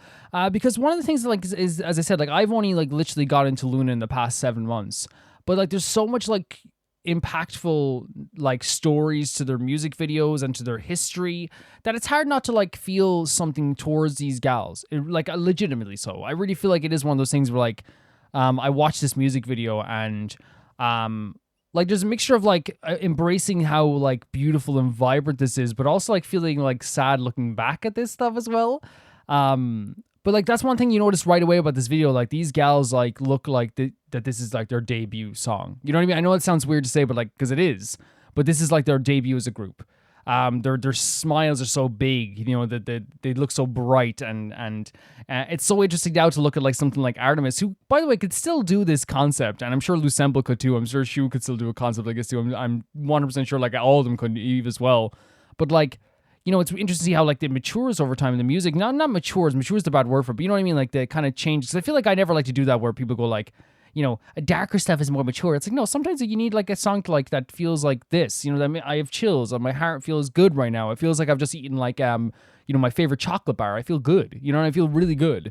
And that's like not a bad thing to feel. In terms of like the actual song itself here, right? Before we get into anything else, like the actual music of this too, it's very like bouncy and upbeat and like very, and when I say like easy to listen to, I don't mean in kind of just like an easy listening way. I mean like it's just like I could listen to that over and over again just because how fun it was. Like that's such a fun and vibrant tone and melody, and like everything that went into it was so like it feels like 20 seconds. That whole song felt like 20 seconds. And that's not like, you know, so, you know, you want to embrace songs, but I feel like this is one of those things where like it's an experience more than even it is like just something you're supposed to like fully sit there like and absorb in a way, right? It is like 100% an experience to see all these gals together, see like hear this like beautiful tone in their voices. The you can almost like feel the, how do I say it, like the magic that each of them bring each this song through this song. Right? And whether it be like through their individual parts, through the small moments they get, through the inflections. We talk about Cherry's inflection, like, you know, you hear Kim Lip's voices sometimes as well. You hear like all these gals' voices. But like, that's what like I feel like makes like stuff like this special, you know? We have everyone coming together in Loona to make it like one big thing. And it's not just like the song that does this, the actual song. The music video does this too. There's so many weird shots and crazy shots, but also like really, really pretty fun shots as well, right? Like whether it be like, you know, Shu and Go On playing together like on the swings, you know, characters like, you know, I guess like, you know, as well, like I don't know if you'd count it as fun, but it's scary more inside as well, where like here's you like looking down on Eve like on top of the diving board. But there is kind of like this thing to this video where it seems like it's all about like going and moving and like let's get going, let's do it. And you talked about like, you know, the concept of the lore of this, about like, you know, them all coming together. And I think you said to do with the moon as well. Flowerbit, you said it is the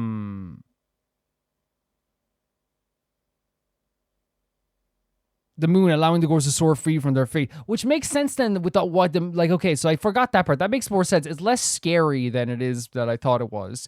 You know what I mean? Seeing Hijo jump from the top of a diving board is symbolic of like, you know, taking that leap of faith, I guess.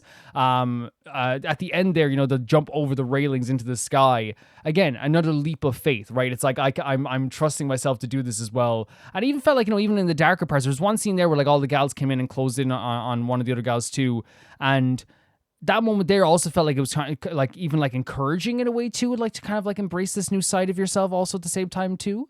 But of course, like beautiful vocals that came in to that part too with Cherry. I love her inflection in that part also. Incredibly well shot. Seeing all the gals together like just filled me with so much joy. And it's hard to like describe that in such a way, but I think Loona fans would probably understand even more than I would, like what I'm feeling right now, because again, 7 months as a Loona/Artemis fan. And I'm feeling emotional watching this. I'm seeing all these gals come together, you know, do their choreo. And it is so like it's a different feeling from like other Loona songs you might have seen and stuff like this as well, because it's obviously like this is their debut as a group. I love the choreo, love the movement of the heartbeat. That one moment too as well was really cute too. I love like them jumping together at the end there in their new outfits also at the same time. It's very, as I said, like the music is very bouncy, very easy to listen to. It goes by in such a flash and so fun to listen to as well.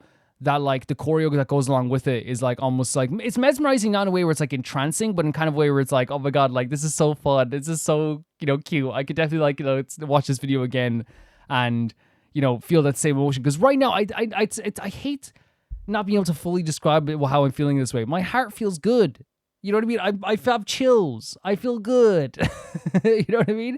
It literally feels like that moment, you know, when like someone that like, you know, you really love, like your friend calls you and asks you to hang out or something when you were like younger, you know, it's like that feeling. It's like, oh my god, like I'm feeling great. Or like that moment when like a game you love is coming out and it's the day of the game's release. It's like that moment like, oh my god, I'm so excited for this, you know? Or like the morning of like Christmas. It feels that way when I'm watching this video.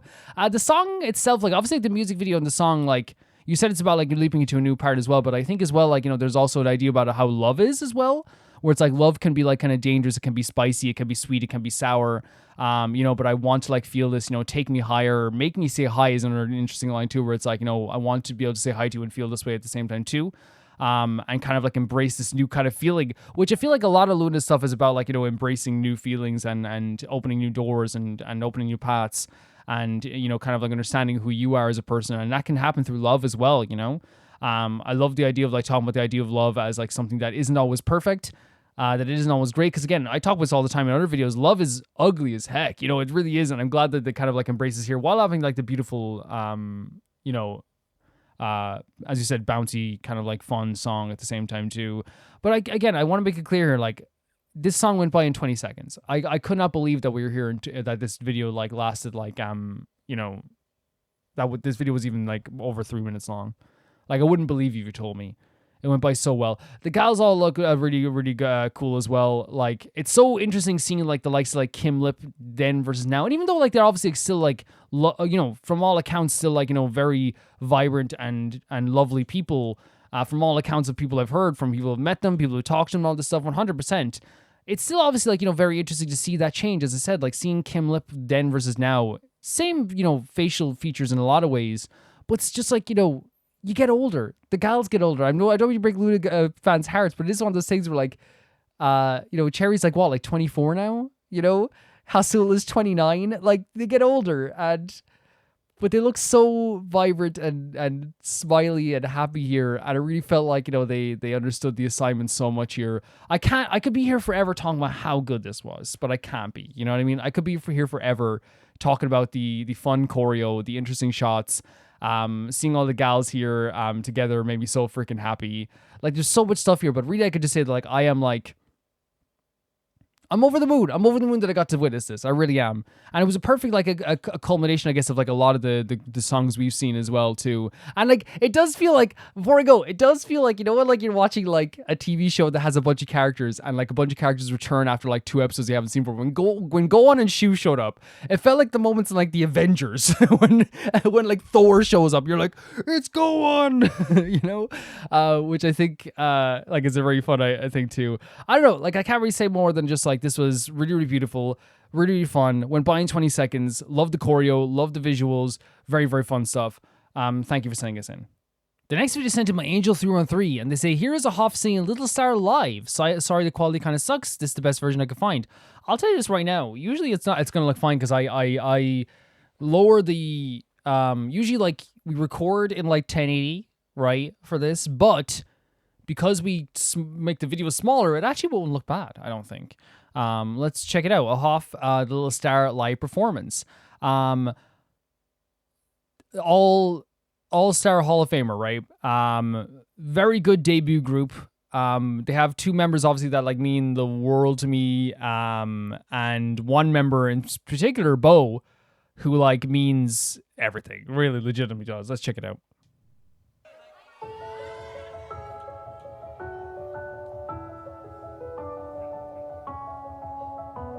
Wait, is this actually Twinkle Twinkle Little Star? Is that what this is?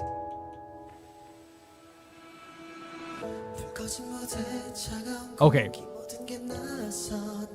Come on, Wongi. Watch me as I stumble. Gorgeous tone. Really gorgeous tone. Very confident stance here, so which again, like this, like, you know, I think, you know, everyone has like a different way of like performing on stage. You can, you know, but I feel like that dude always like has a very confident look about him. Gorgeous voice. Well, JL. Oh, Bo. Who let the baby on stage, huh? No, I'm joking. And Juwon. Steven!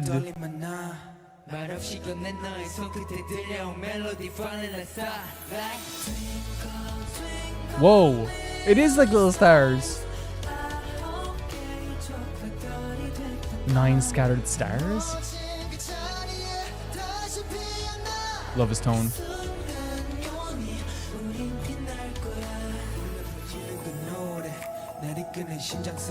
Very impactful hip-hop parts here. I love Bo's voice. Bo giving the little smile though is like, this is like, I feel like I'd be like in the crowd so proud of Bo, you know what I mean? The little smile afterwards. Look at this. There.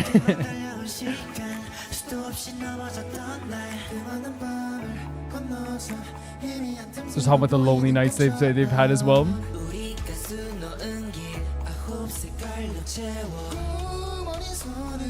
So many like quick transitions here, right?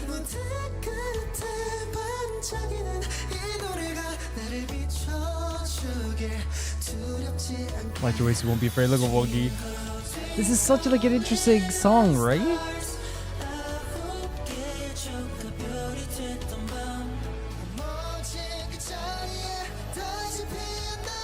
Gorgeous. Just a side note about JL here. Oh, the song, what? The song went by so quick. What the hell? Just like a quick note about JL. JL is like, I think genuinely like made to be like a pop star, right? I genuinely, and it's not like I feel like all the time when I say this stuff, it's the same thing. And like I've gotten better at this stuff because, you know, like I think I always like know that I think even like K-pop fans, well, some will probably know what you're saying when you say that. Because I feel like even when I talk about Loona, I go like, oh, I remember I said it a few weeks ago. I said like Kim Lip like was like so ready for this, while the other gals still so talented sometimes looked like they were like, you know, you could tell it was their debut, while Kim Lip looked like she was a star from the second. And like I think, you know, when you say this, it's not always about just being like bringing anyone else down or anything like that, because all the boys are talented. But I feel like that's the internet, right? It's like, you know, if I say that pancakes are amazing, someone's gonna tell me I don't like waffles, even though I'm like, no, waffles are really freaking good too. But I just think like JL was just like really like made to be on stage, you know what I mean? Like he really was. And again, I have to say, that's not me saying that the boys weren't. It's just I feel like, you know, one of the first things when they were doing advertisements for AHOF, even I remember like, you know, I seen JL and be like, this guy's meant to be a pop star, like legitimately, you know.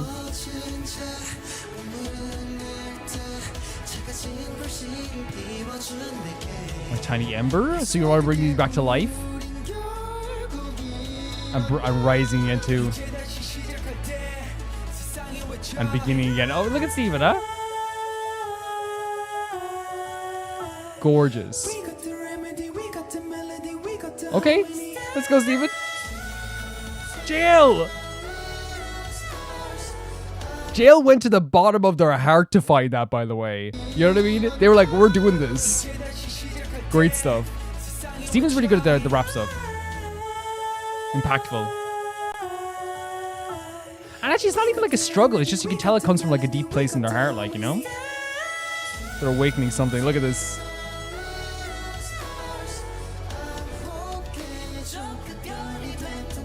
Great harmonies. Really good harmonies.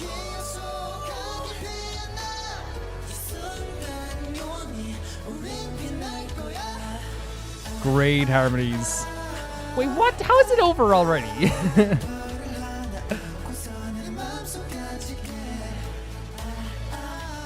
Like, this doesn't seem right. This went by so fast. Their names and constellations. You and I are one. It seems like it is a song about like reawakening and like finding yourself lost, but like coming together and becoming like something, you know, being reborn, a new beginning, right? Like even when I'm down, you're the ember that brings me back to flame as well, you know. I can't believe that song went by so fast. I think his raps are really impactful, right? And I feel like that's something that like we talk about when it comes to like, you know, if you're gonna do hip hop in like any song, right? You have to like know what tone you're going for. I feel like, you know what I mean? When we talk about like, say like, I'm using like another example of like other hip hop stuff we've seen before as well. But like when we listen to other hip hop and K-pop, for example, one of the things you always look for is like how unique is their tone? Not unique, but what do they want to bring to their tone when they're doing rap? And it feels like with Steven, like he matches the tone of AHOF to me, which is not like too aggressive. It's not too soft. It's something that is like a little bit in between, but still feels very like impactful, right? Like when I say impactful, it brings the energy to a new place without changing the song completely. And I feel like Steven's very good at doing this with his vocals here. You know, I could talk about like, you know, if I ever do make a K-pop channel, I could talk about like all the time like what I really feel like about like what you can do with K-pop, hip hop. And like, you know, what can make it good, you know what I mean? And for me personally, everyone's gonna be different, but I feel like, you know, you have to like, you know, set a tone for yourself like almost instantly, you know, and you don't have to keep that tone forever, but like I feel it becomes a signature, you know what I mean? And I feel like Steven is very good at like, you know, walking that line with that tone as well, personally. I think he's very good at that stuff. Nice tone as well, right? JL.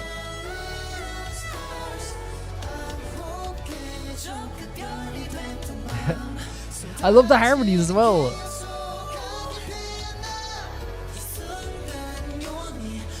And then we'll shine forever, right? And then just advertise a video with Daisuke, 2 Daisuke videos. I love the constellations so much, right? I really do.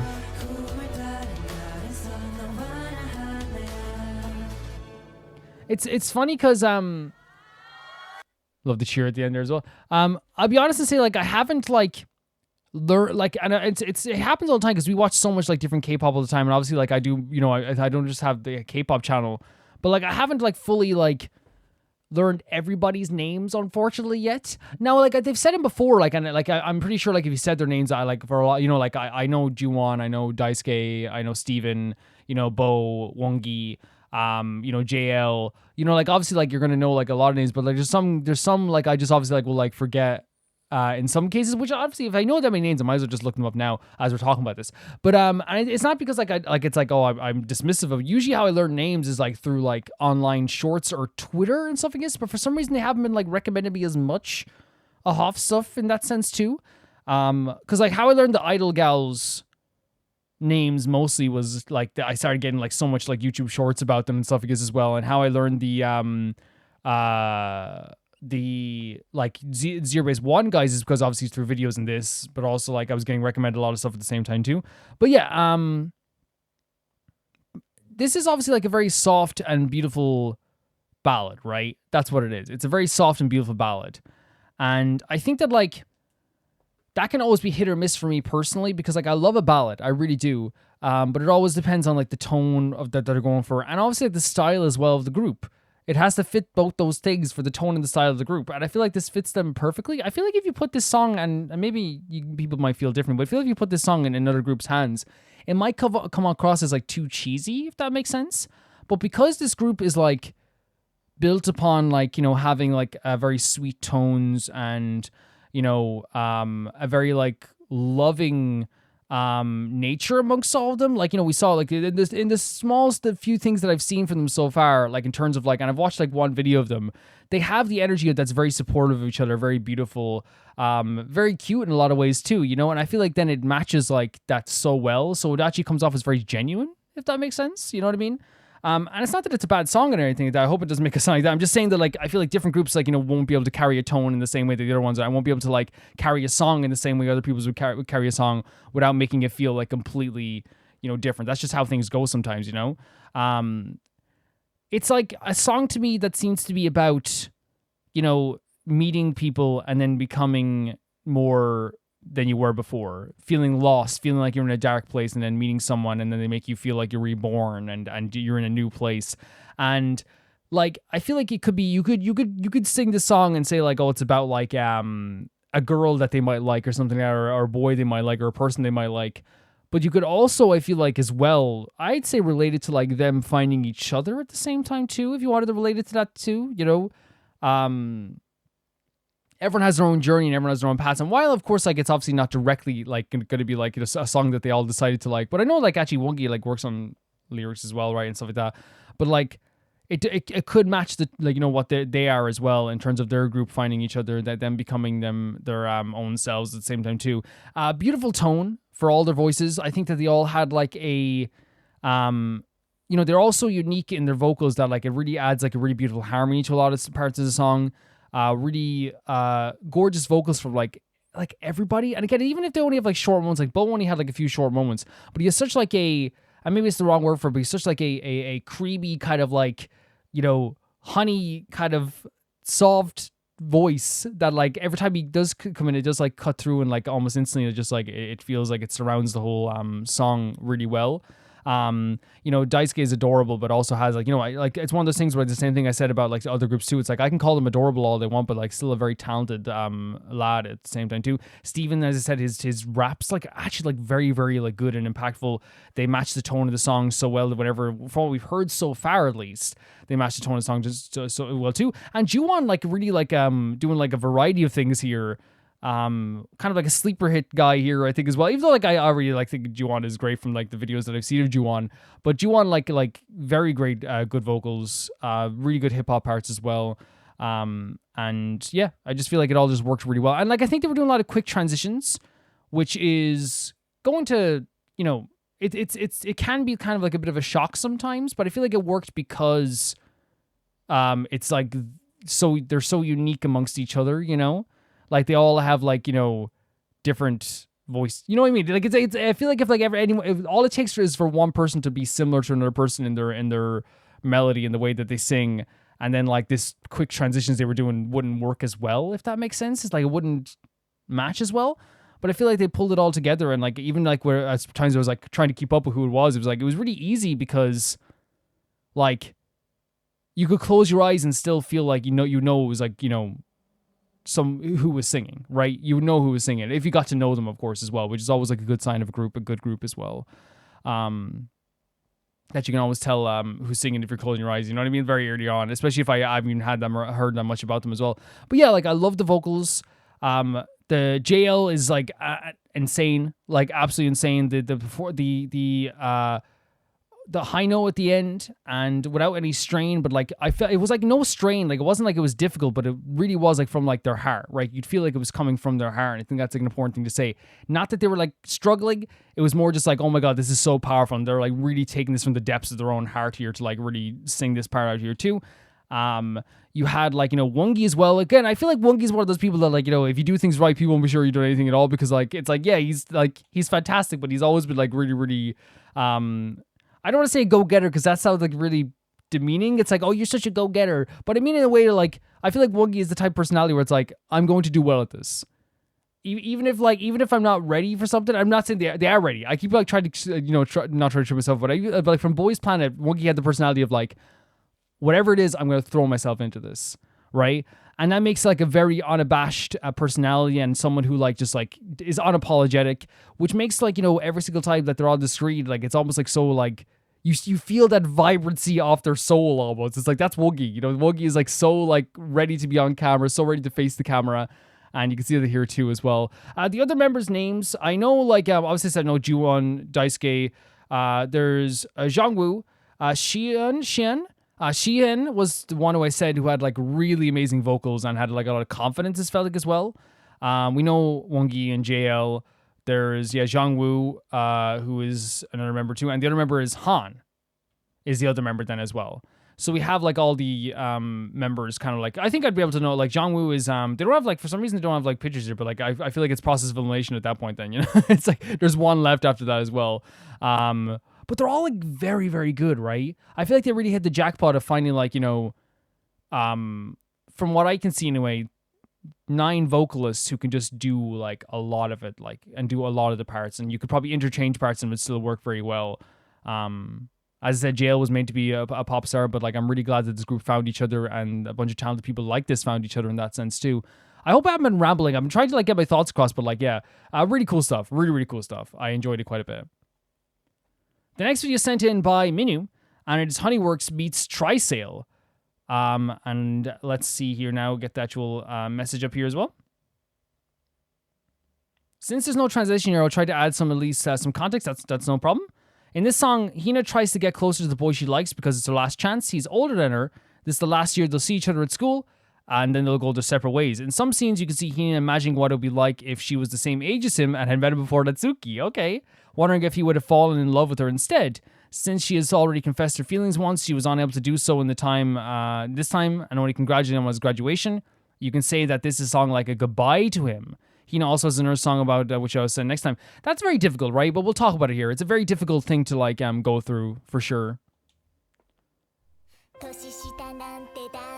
Like, oh my god. Very cute start as well, right? Very cute start. Big drums. I always get thrown off with the new hair, right? So she's imagining what it would be like as well, I guess.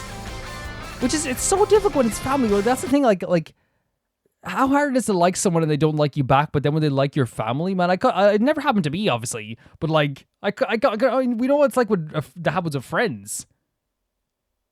What would it be like with, like family, you know? Brutal. Oh my god, adorable. She's got, she does have like kind of a fiery personality for sure, right?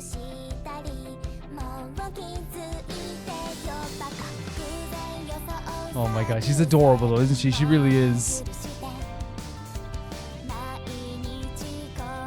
And that was her like constantly kind of like being a bit rude, but because she didn't know how to handle her feelings, right? For sure. Showing the difference in classrooms. Love the little group vocals there as well. all the different characters as well. That's very cool. It's like characters from the Honeyworks series as well. Very cool.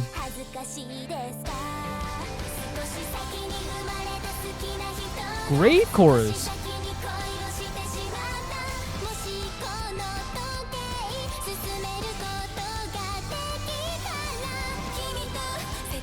Oh, with the smiley face as well. Oh my god. And this is obviously her like a magic, yeah, oh my god, in the nurse's office. Great artwork here. It's so difficult, right? And they're like that kind of like personality she has as well, the kind of like very like, and again, I don't mean, when I say aggressive, I don't mean this in a bad way, by the way. Because maybe aggressive is the wrong word. I think it's more just like, because this happens a lot, I feel like, all the time. I don't think she's like mean at all. But I think sometimes people perceive these people as mean because like they don't know how to express their feelings. And she's younger. You know, she's much younger. It's definitely harder for anyone to express their feelings in that way too. So like if you're like jealous or you're upset or you're unhappy with something, usually you tend to, instead of, you're trying to let those feelings come out and like be expressed, but they kind of come out in like the worst way possible, right? And it even happens when you're adult as well, I feel like too, where like sometimes like you've been going through like a bad week, and then all it takes is one person to be like, like say like the whole week, like your boss has been telling you what to do in a very aggressive tone, like, do this, or, why you do this, and you're getting given out to all the time at work. And you come home and all it will take is like literally like, your roommate being like, hey dude, like, you didn't take out the trash yesterday. Could you like do that today? And like some people, again, especially if you're like in a very emotional state, trash to me? Why didn't you do it? You know what I mean? And you don't mean it, but like it's like a buildup of emotions in some ways too. And I'm not saying that's exactly what's happening here, but I do feel like it's one of those things where it's like a lack of like knowing how to truly express how they feel, and a buildup of emotions where it's like, I want to be able to say what I want to, but I physically and like mentally can't. You know what I mean? And it manifests as this instead then. And there we have this as well, like the picture being taken. That hair was like, again, I like the original hair, but like that hair is so good. Again, a softer tone here as well.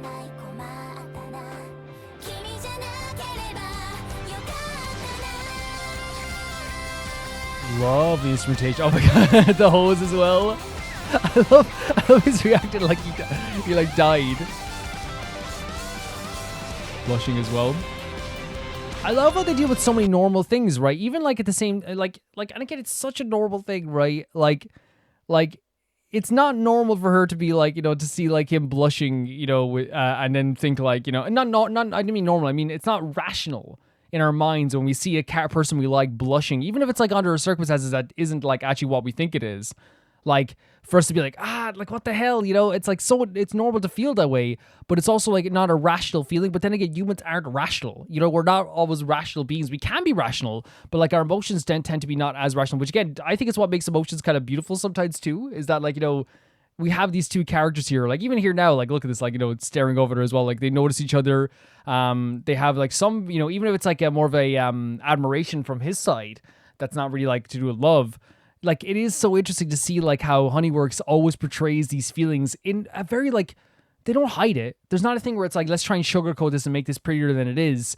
It is, like, legitimately just, like, real feelings, irrational feelings that are normal, that are always portrayed in such, like, a very normal way, I feel like, Look at this. She's imagining herself as a senior here as well.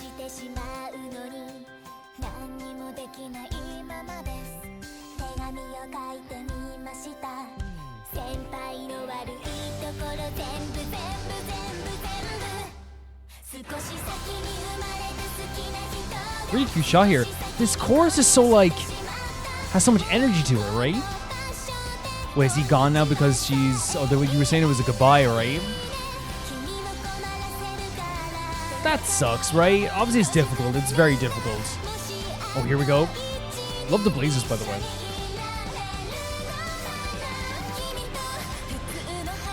Oh, they're thinking back on the times that were like their interactions, I guess, and even some of them are in our mind, right, for sure. Oh, taking down the hair. Interesting.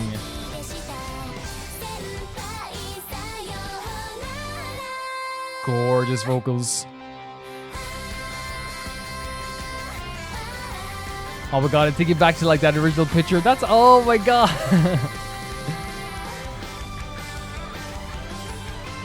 So I'm guessing that's her thinking like, hey, we'll graduate at the same time, I guess, as well. But this is the results of exams.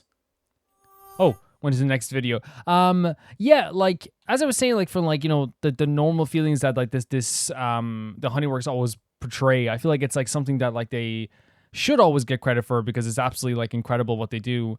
I feel like, and I know I get on a soapbox every time with Honeyworks, but it makes me feel this way. When I'm looking at Honeyworks video, right? And,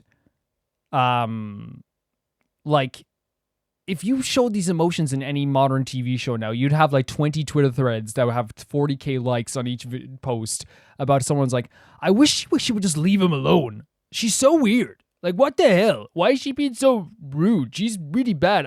He shouldn't forgive her. You know, you have all those posts because like nowadays, like you can't portray real emotions in the same way without people like misinterpreting stuff and stuff like this as well, you know? And if I'm not being like, I can, because I think like a lot of people do understand, like, and that's why like a lot of shows like have like characters that like seem a bit mean but are still very like, you know, beloved by the fandoms as well, is because they have people understand like the things that go through it as well. And again, she wasn't being mean in a way that's like really awful. She was like trying to find a way, as we said, to express her feelings to this person without exposing her actual true feelings. And there's a lot of frustrations that go along with that too. You saw here her like imagining herself like, what would it be like if I met him? What would it be like if we were like left school together, or it was our last year together? What would it be like if like I, as you said, met him before you know, Natsuki did as well. And all of that's super, super difficult. Right? It's super difficult to have to like, you know, have that dream where it's like, what if this happened? Because again, like, you know, there's that line like, if wishes were fishes, the world would be an ocean. You know what I mean? Because everyone has like those feelings. It's like, oh, like, what if this happened? What if that happened? And in this sense, it's like, what if there was a time where in an alternate universe that I became something different than I am now? And it's like, you have to think about all these different steps, right? But again, humans do that, right? It's like, if only I was like 4 feet taller. If only I was like born in this county and like I would have met this person when I was 5. You know, all these different feelings. When really it's just, to me, it's a big manifestation of frustration. It is a frustrating thing. And it's beautiful to portray it this way. But it is a manifestation of like a feeling of like, why is this happening to me? You know what I mean? Why am I feeling this way? Why is it like, that like I can't have this for myself? Why? And it's a moment that we all go through in life, where it be a romance thing or it's something in general. It's like you're gonna get like either rejected or something's gonna happen where you want something and you're not able to obtain that thing. You want to like be friends with someone and you're like it doesn't really happen. Something like that will happen in life, and I feel like it's a perfect representation of like showing that frustration, where it's not like this like, oh, she's a bad person or anything like that. It's more just like how sad it can be, how like helpless you can feel when it's happening, and how much you just desperately want to be that person that's like, please let us like let this just happen. But you can't. It's almost like the perfect explanation for me is almost like being in like a traffic jam where you know that like there is a destination you can get to, but you're basically being told. Well, traffic jam is a bad example. I think it's more like a maybe like even like a brick wall or something like that, or like because even in a traffic jam, you know you're gonna get there in the end. But the problem with this is she knows she's probably not gonna get there. You know from possibly, you know what I mean. But how she feels right now is literally like that frustration, and it's normal to feel that way. I think again, like I said, they portrayed it in such a beautiful way here, because he's not being mean towards her and she's not being mean towards him in that way. It's just a really messy situation that is a part of life. It's a big part of life, and we can see that here with this. All these videos of Honeyworks is like, this is like, I think it portrays life better than like a lot of like TV shows do nowadays, because I feel like a lot of TV shows do sugarcoat these feelings. They sugarcoat jealousy. They sugarcoat frustration. They sugarcoat people like, you know, trying to portray their feelings in a more aggressive way. They sugarcoat how it feels like, you know, to have like these very real situations. You know, and in a lot of ways, like they resolve those issues, like that they have an issue in episode 1 that resolves in episode 2. And it's like, no, drag that out. I'm watching a show right now called 2125, or is it 2521? It's either or, right? And like they're doing such a good job of doing that too, where like they portray these real emotions, and it makes me feel so bad in the pit of my stomach. But it's supposed to. That's real life. Those feelings feel weird. People get upset. Like in one of the episodes, she got upset at someone, and like a lot of people probably feel like it's not totally fair that she got upset in this way. And it's like, yeah, but that's human. You know, it's human to feel that way. It's so human. Thank you so much, Mina, for setting us in. I actually do adore these, and I do adore the story of this character as well. And like really, just like it's one of those things like it's portrayed in such like a very real way that like that's why it hits in the heart every single time. It always does. Thank you. The next video sent in by Cosmic Calif, and it's the Argenti trailer, Chivalric Romances. We love Argenti so much. The perfect chivalrous man. Let's check it out. Boy of us, never heard of him. We stand against ill repute. Oh my god. Oh my god, look at this. It's like a freaking like a old movie. We champion our renown. This music? He could be like have his own movie. Look at this. Devoutly. The beauty is universal. She is within our I grasp. love it, man. And I love beyond the it. expanse I'm a of follower of the Adrilla cosmos. personally. Argenti of the Honor-clad swears to you. With the freaking spear as well, the glaive. Knights of Beauty? Are they that amazing? Legend Look at tells this, of a the lone light beast show. deep in the stars called the Omen of Evil. Don't do it to Pom Pom. Their scales tough as armor. This is so well. This is such a cool like way to do this with the lighting and stuff. But it has a knight's spear lodged in its bones. On the land at the end of the universe. Fighting monsters? I can do that too. I love March is always You also have the protesting. qualifications of a knight. Oh, that's Argenti, by the way. Give me. For here, we must part ways. When I say that's Argenti, by the way, like, and that's what he's so genuine, right? That when March is like, I can do that, and he's like, oh, then join. He's like, he doesn't mean it in a bad way. He's like, yeah, please join. Like, I love that about Argenti, right? The fact that like he's like legitimately not joking. Like, it's not a situation where he's like, oh, then join then if you're so good. It's more just like, yeah, please. And of course, My fate to cross the stars alone. yeah, he's on his journey here. The music here is so good. Oh, the rose too. Is unbreakable. The darkness ends here. We're talking to the rose. Look at that. I vow to make the beauty echo throughout the universe. Whoa. Till I draw my last breath. I feel like Roma. Oh my god, look at this shot. I feel like Roma Reacts this week is just making me feel all like tingly and stuff. Like every video. Like I don't know what it is. I'm just like so euphoric this week. What's happening? It's crazy. I vow to make the beauty echo throughout the universe. Love this shot. Absolutely glorious shot there, right? Draw my last breath. Gorgeous stuff. For Adrilla. Adrilla! We love Adrilla.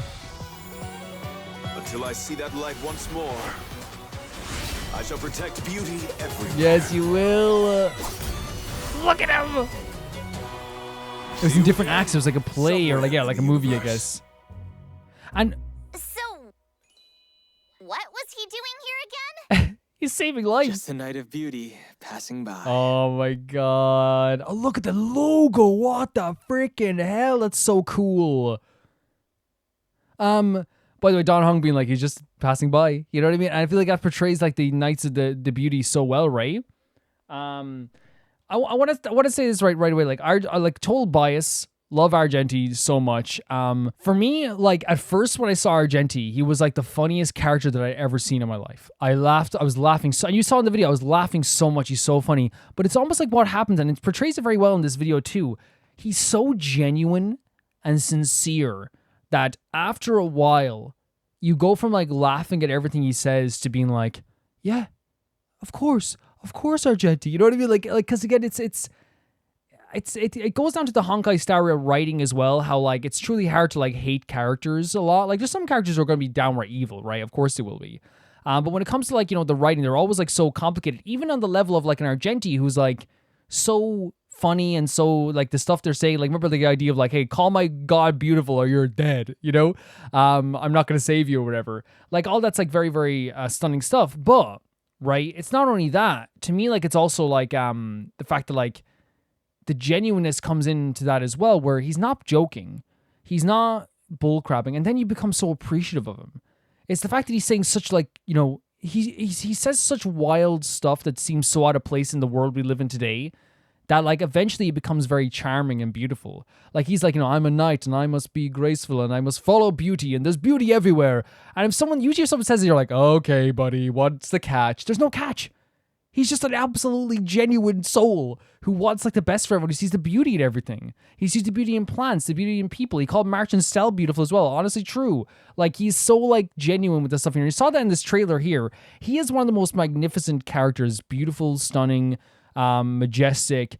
But again, even in those moments where they're portraying him as like this really epic character, they take the time then to be like, no, he's super genuine and he's going to try and save people's lives as well, as he did there on the Astro Express. He will do that because that's like his calling. And I feel like that's so freaking good the way they portrayed that here as well. Love the shots, the visuals with the rose, so beautiful too. I think in terms of visuals, this is the best trailer we've seen so far, like in terms of just like artistic direction. It was definitely like a movie in some way too, like the cape going up against the moonlight, the rose like thorns going around the ground, the cutting up of the rose at the same time too. Just Argenti coming in like the different doorways with the lighting as well. It was beautiful. Just a beautiful trailer. Thank you so much for sending us in. This was so beautiful. So beautiful. I feel like I talked about Argenti's character a lot more than the actual trailer itself, but just to say, the trailer is glorious. It portrays him in the best way possible. It showcases his actual characteristics, who he is. It shows him in like such a very beautiful fashion. The shots that they show here in this trailer too are so fantastic too, like the different transitions, the using of the rose as we said as well. The combat is done really well too, where it's still very majestic. It shows his character at who he is at his best. A genuine soul who genuinely sees the beauty in everything. And you even saw there what Marge said, I could do that, very sarcastically. He's like, do it then. I'd love for it to have you, you know, but I'm going it alone, you know? And then Don Hung at the end being like, hey, he's just passing by is like very, very poignant. I feel like that too, for that too. Thank you so much for sending us in. The next video is sent in by What's Your Damage? And it's Idol Super Lady. And they say, good morning. I hope you explode listening to this Idol song. I mean, explode in a good sense. Also was inspired by Beyonce. Okay, bye. Yahoo, yippee, yay. Picture two autism creature running around. Yeah, like I've heard of this song for sure.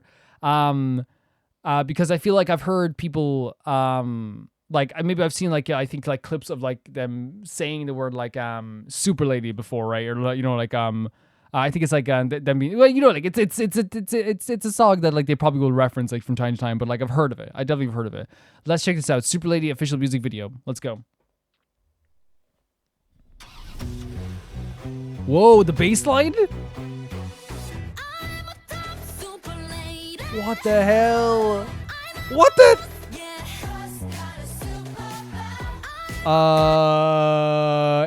We're 14 seconds in, and I am shook to my core. I am dead. I am bereft of life. Like that freaking vocal performance, but like the bass line mixed with it in as well. Already like these striking visuals. Look at this. She looks so good. I'm a god, Super Lady. Tell him. Everybody follow. Minnie! Holy hell, these visuals. Her rapier. What the? Stop. What the? What the hell? The visuals here. This is insane. Obvious pretentious acts of men. Tell me who I am. Honestly.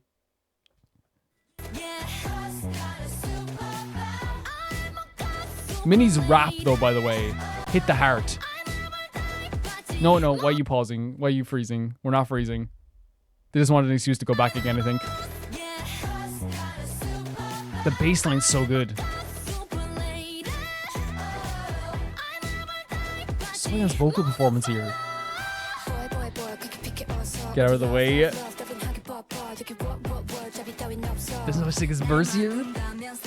Tell him, Shua. Look at this! What the hell? Oh my god, ready to shoot? Chills. Beyond. Wait, what? What are we... Oh my god! What the hell? I feel like I'm gonna die. What? What? Again, it's one of those things where like 100% totally knew they were capable of anything like this, right? They're always so powerful with the stuff to do as well. Like, I just wasn't like the visuals are so striking, so beautiful. It's obviously a song about like how like, you know, what women can do and like how powerful they can be. They have no time for like the kind of like antiquated and very like awful acts of like some awful men as well, it seems like too. Look at Shua's look here as well. This look is insane. She looks so good. Neon. Look at this. That's Soyeon and Minnie, right? Look at them. Holy hell. I'll never bow. This look is incredible too. Oh my god. Incredible. Follow ladies.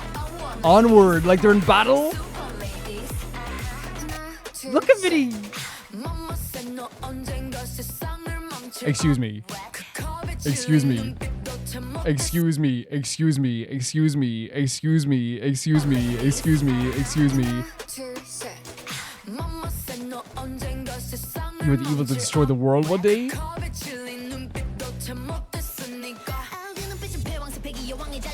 Let's go, Soyeon. I feel like I'm gonna die. Oh, we have the other part now. The visuals of them together as well. They call me savage, that's my way. I'm not gonna stop as well. Holy hell. Should I just die? Is that what's gonna happen? Get it, Beyond. Look at them. Shua. With this beat as well. They're hitting the bass so hard.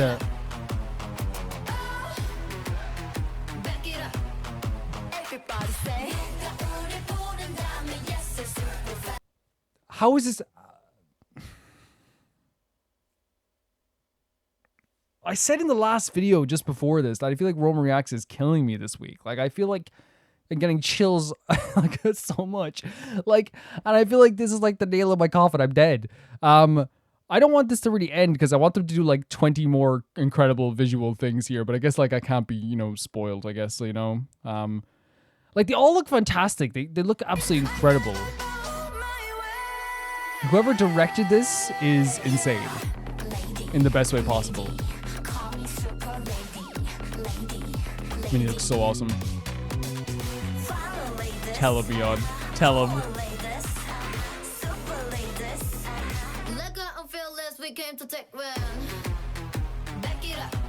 The bass is so crazy in this too. I feel like this is just a perfect representation of the power that Idol like has, honestly. This power as well, oh my god.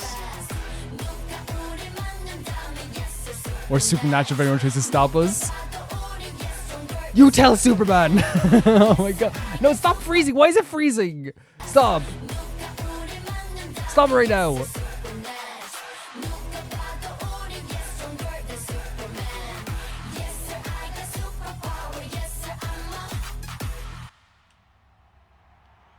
We don't have to end it. We don't have to. We don't have to. Me being like, okay, so this is Idol. We're watching it for the first time. Let's go.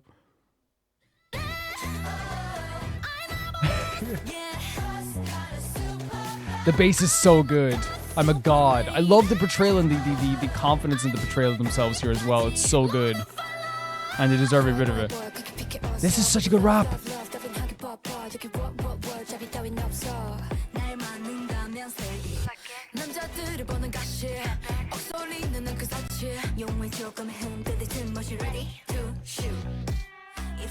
This is incredible too. Okay, no, I will literally watch the whole video again, and I'll be here for 10 years doing that. I know I will be. Mion here like is such a fantastic look as well here. Like my heart is so full of love for these gals, right? And it always has been. Like I love the idol gals. I've always loved the idol gals. I think they're absolutely incredible. And you know, it's really like been a fantastic journey seeing them like go on like different you know, genres that I've seen. You know, they're able to do ballads, they're able to do cute songs, they're able to do like emotional R&B.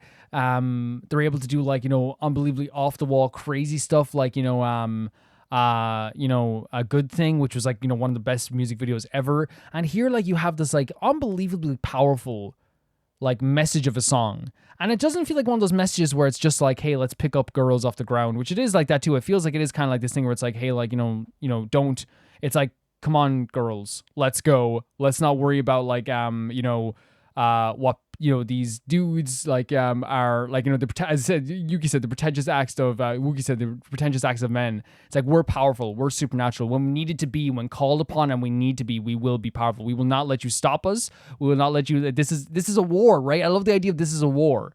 Like, every day is a war. What we have to go through is a war. What we have to do is a war. And these gals are like the perfect people to like kind of portray that idea as well. And I said, it's not just like about like, hey, let's move forward and let's like, you know, very uplifting and happy. It's also like, hey, like, let's acknowledge how freaking awesome we are.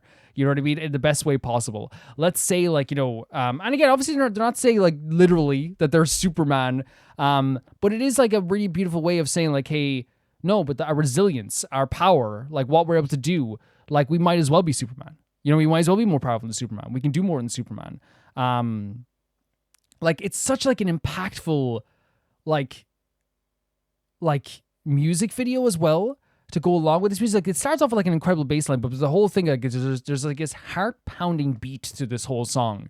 Yeah, you have the ding ding ding ding ding, which again I'm gonna learn on my bass guitar over there. And I actually might like just like I don't think I'll be able to film it today, but maybe for next week's Raw Reacts, I'll like do the bass line. Just that one bass line. Ding, ding, ding, ding, ding. I'll send it in or something like that, maybe.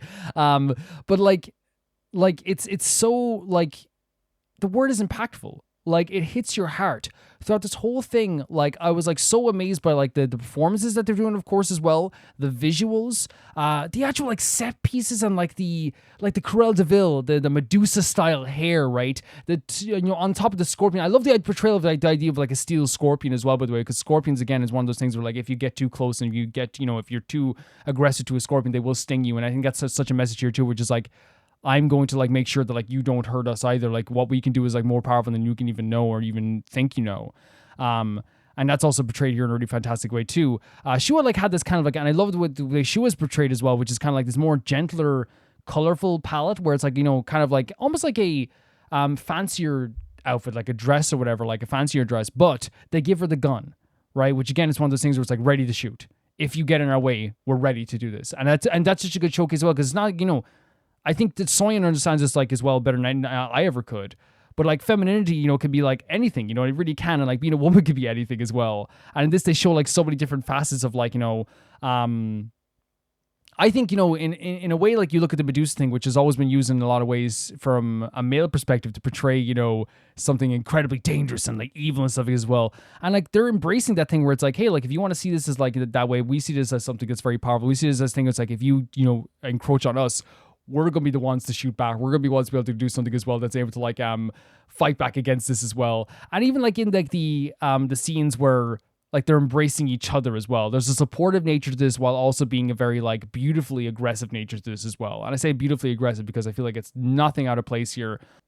Like, and it hits you in the heart like right away. Like right away. The bass line, the original visuals, it's putting them like on like a very deserved like pedestal, right? Where it's like I know I'm amazing. I know I'm powerful. I know I can do all this stuff as well. I know that like if I needs be, I'll always like persevere and get through this as well.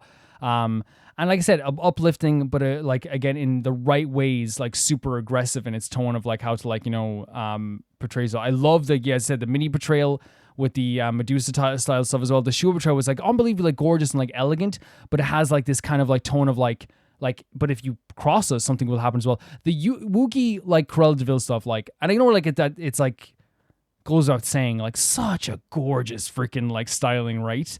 And I think even she says like, it's like, hey, like, you know, we have this like women have this like this jaw-dropping luxury where absolutely gorgeous, we're beautiful, we can do all this stuff as well, but without any like hesitation, like we're ready to fight back if needs be.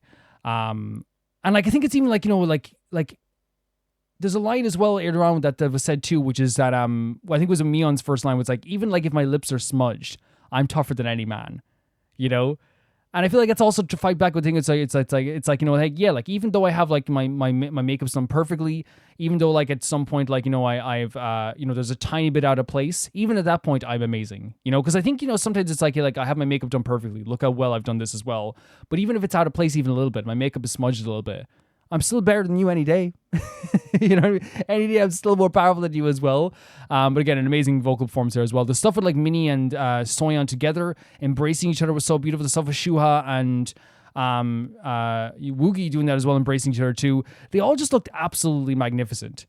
Like they looked so like impressively beautiful and powerful, and like whoever like decided on the outfits, the choreo, everything to do with this was just insanely incredible. And I love, again, before because I could talk about this forever, right?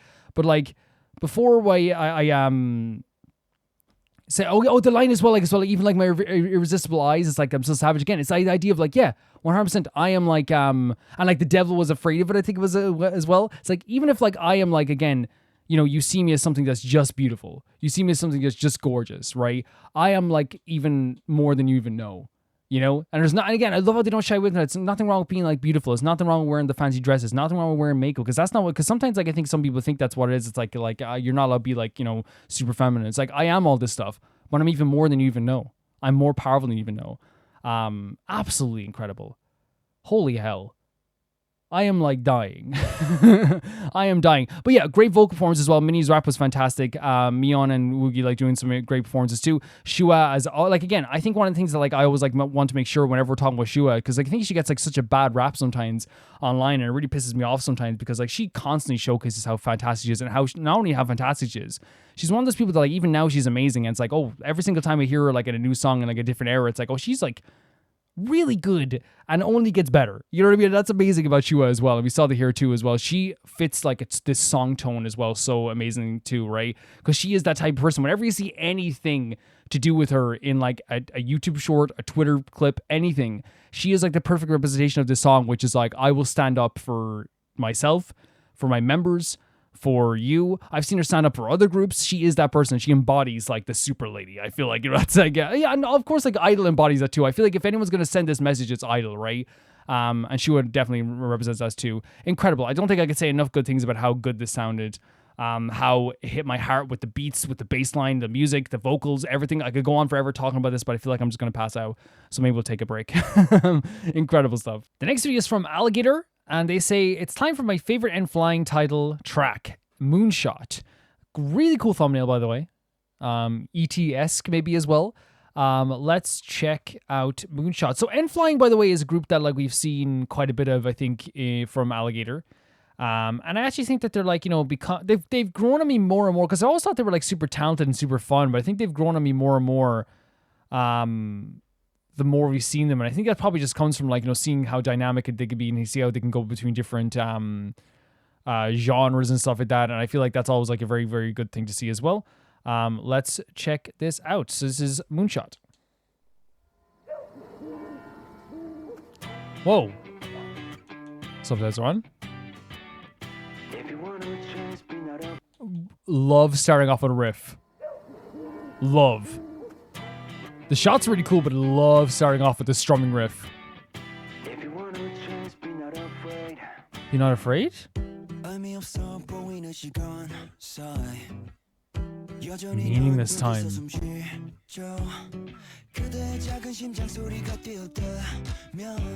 The visuals are already starting off so interesting. Like you could see like someone making like a really cool movie about this as well, like in terms of like these visuals. But like talking about the fragile heart already, by the way, as well, is showing that this is going to be clearly about someone who like is a bit vulnerable, probably a bit broken in some way too. And a deep-seated fear. Oh my god, look at this shot as over the eye.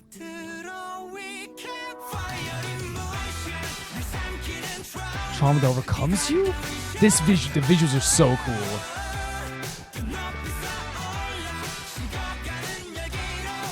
they're like, it's so interesting. And I say it all the time because obviously, like, we've seen them be more serious sometimes, one be more emotional. But like, it's always like so amazing how they can pull it off, especially from a group that like I've seen as being kind of like goofy and dorky, which they are goofy and dorky sometimes, which is nothing wrong with that. But like the facial expressions are on point here with this stuff as well. Very cool transition to the chorus as well. Yeah, really, really pretty stuff as well. Great vocals.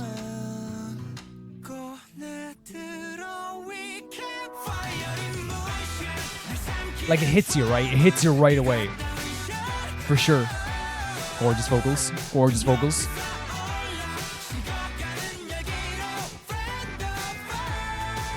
Like,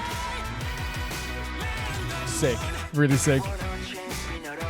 They have such a great drummer as well, by the way. Obviously, like, and again, if I get, I'm always like, you know, thinking, will I get the name wrong as well? But it's, the drummer is Jaehyun, is it? Jaehyun is the drummer. Yeah, I think so. But yeah, so impactful on the drums, always like beating them and I made it mean to go the best way possible, ripping them apart. Shahun, having these great facial expressions. Love the use of like like how you can make like mixing the strum of a guitar with your facial expressions with like the, I guess, like the message with the song as well always works so well too here. But that he's doing such a good job with this too, with the facial expressions. And I guess it is about change, right? I guess moving forward, right? Hiding in a deep hole. Such gorgeous vocals, aren't they? Sorry, there's something beautiful on my screen. I just have to check this. No, I'm joking. Okay, let's keep going.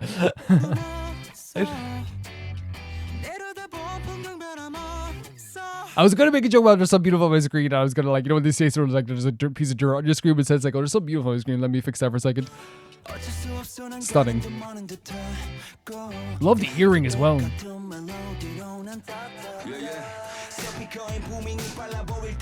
Oh, so what the frick? This is so cool though as well.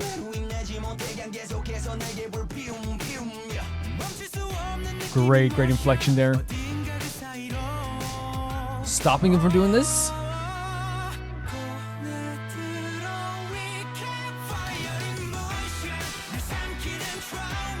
The visuals are so insane. They are, I feel like they're like coolest here, which is saying a lot, right? Like, but because again, I say until I'm doing the face, and there's nothing wrong with that. They've definitely portrayed like a very dorkier side, but there's nothing wrong with that whatsoever, at all. This is such a cool shot here. Look, they're moving in between the cameras and stuff, I guess. Very cool.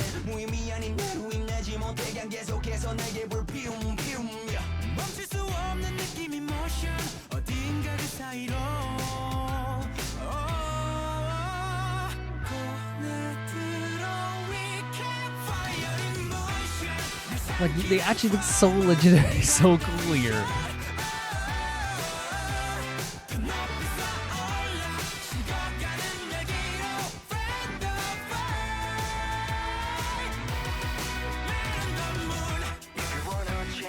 And again, I feel like that's like the kind of the idea behind this song, I guess, as well, as like the idea of like changing, the idea of like having like the need to change as well. They look so cool. And cast a spell? They look stunning here as well. Gorgeous.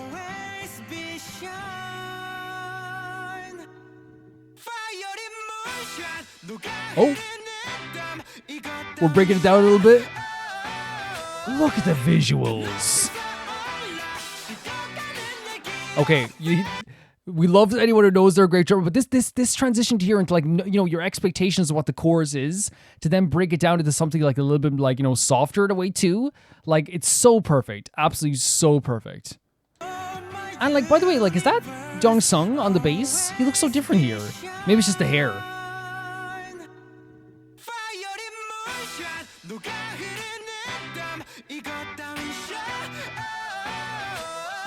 Like the breakdown, it almost like draws you in so quickly. Look at this smile, you know you're good. I think I might be Jung Sung. Like you look, he looks so cool. I think I might be Jung Sung.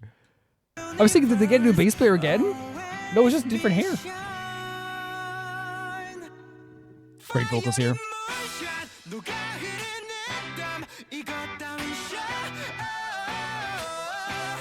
And he's ignoring that, like, those feelings that bring you back and moving forward. You look so cool. Look at that shot as also from the thumbnail. Oh, and then we elevate it again. Ignoring the trauma. Holy hell, man. They look so freaking cool. Oh, group vocals. We love it. That hit me in the heart. I got chills. I got chills from that part as well. You look so cool. What the frick? Oh. I have chills from how cool they look. And I know, like I said it a million times over, like they used to be like super, like they still are dorky. I know they're still dorky. We saw a video recently how like cool they were, but they're dorky as well. It just shows they can do like different styles if they want to. Like, look at this stuff here. Of course, like somehow making my way back to this as well. Love the earring, look the styling, love the face. Whoever did the face, God apparently. It's like, I love whoever made these people. the man upstairs. I don't believe in God, but you know what I mean. This is such a cool shot as well. It does seem like it is a song about, like, you know, overcoming the stuff inside of you, the broken heart that you have, the vulnerable heart that you have, and like still moving forward, and making that metamorphosis, that change. Yeah, the trauma that overcomes you, ignore it and like shoot higher, keep going forward. You look so cool. You make the bass cool. Maybe I can go back and play bass again, and I'll be cool again. You know, I eat his hair, I suppose, as well. Like, I think the visuals in this video, and just like showcasing like how good this like looks, like it's almost like a spooky like cartoon, and I mean that the best way possible, by the way. Like, it's like one of my favorite things is when things are horror but not too scary, like they are more like fantastical, but they look so cool here. Look at you, look at that. Let me 1 second here, because like when I saw him for the first time, he was super handsome, but he had more of like a cute vibe, right? I have a picture here of what like the original picture I saw of him as well, and I'm sorry, but like it is him, obviously, but like the hair, like it's so true that hair does so much for people. You know what I mean? Oh yeah, here's a picture of him as well. I should probably get this picture of you. Yeah, of course, yeah. And it's not that I wasn't, by the way, I'm saying like it didn't look like him in the facial expression. Just like the hair changes you so much. Like, it could do so much for you. He went from being like, oh my god, he's adorable and handsome, to being like, holy damn. Look at this guy. Vocals are really powerful as well. Love the messaging as well, of course, as well. Love the way they elevate the chorus as well. Really cool stuff.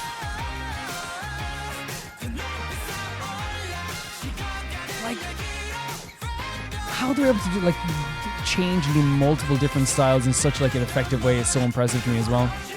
Love the group vocals as well. Impacting the heart. Yeah, it seems like it is that's what the song is about. It's about like the idea of like moving forward. It's about the idea of like even though you have like these bad feelings inside of you and these horrible feelings and like this trauma from the past, there's still like the ability to move forward. And I feel like that's such an important message to have for anyone. It's like, you know, I know there's this feeling inside of you. I know you're feeling this way. I know it's horrible. I know it's hard, but like I still would like, you know, it's still like this idea of like, you know, it's still, you know, even with that, we're gonna reach for the moon. I feel like Moonshot, maybe there's a different interpretation for you, Alligator, but like for me, like the reaching for the moon and reaching for the stars is like the perfect message of like, that's as high as you can go, right? It's like the highest point you can go spiritually. It's like, if you reach for the stars, reach for the moon, that is like going beyond anything that you did before. It's there's nowhere higher really. It's like that is the highest point we can see usually at night. It's like we can see all the stars, we see all the moon. Obviously there's gonna be stuff past that, but like, you know, in our view as humans on the earth, that is like the highest point in the world where like that's the moon that we can see. I know it's not in the world, but you know what I'm saying.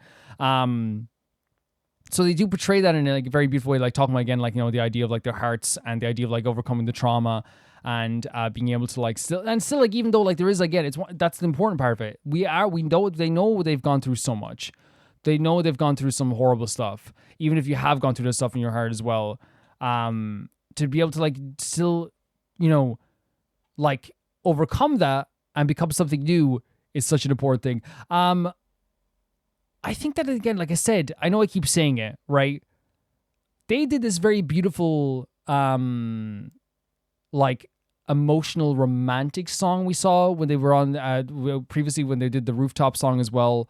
They did, you know, some very dorky, fun songs we've seen in the past as well. And now here they're doing like a very impactful but cool song at the same time too. And I think that's obviously like a strength of any group being able to like, you know, move between different visuals and still be able to pull it off so well. And they do that here in this song, you know. I love the imagery of like the camera work where like he's moving in between the cameras. There's like always eyes on them in some way as well, where like they're trying to but they've gotten so used to it they're able to like kind of like maneuver between it as well. There's that idea as well like of like you know, at the start being in that small confined space, even though it's a beautiful place, it still feels like you're very much confined in. The imagery of the lyrics were still like repeating the same melody.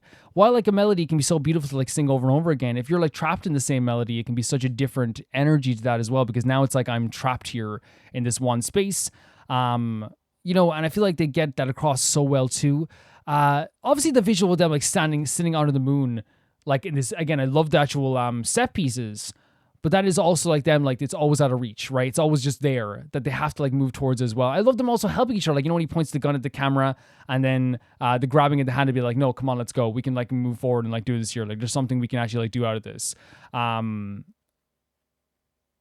And I don't like, I'm not like, I think the messaging like that is also always very, very good, especially if you can like portray it in a way that has like visuals on point as well in this video. And I feel like they do that so good here at the same time too. They talk about the lyrics of like fragile hearts. The idea of like, even though like you're in this kind of like the time kind of feels meaningless, but we're still trying to move forward.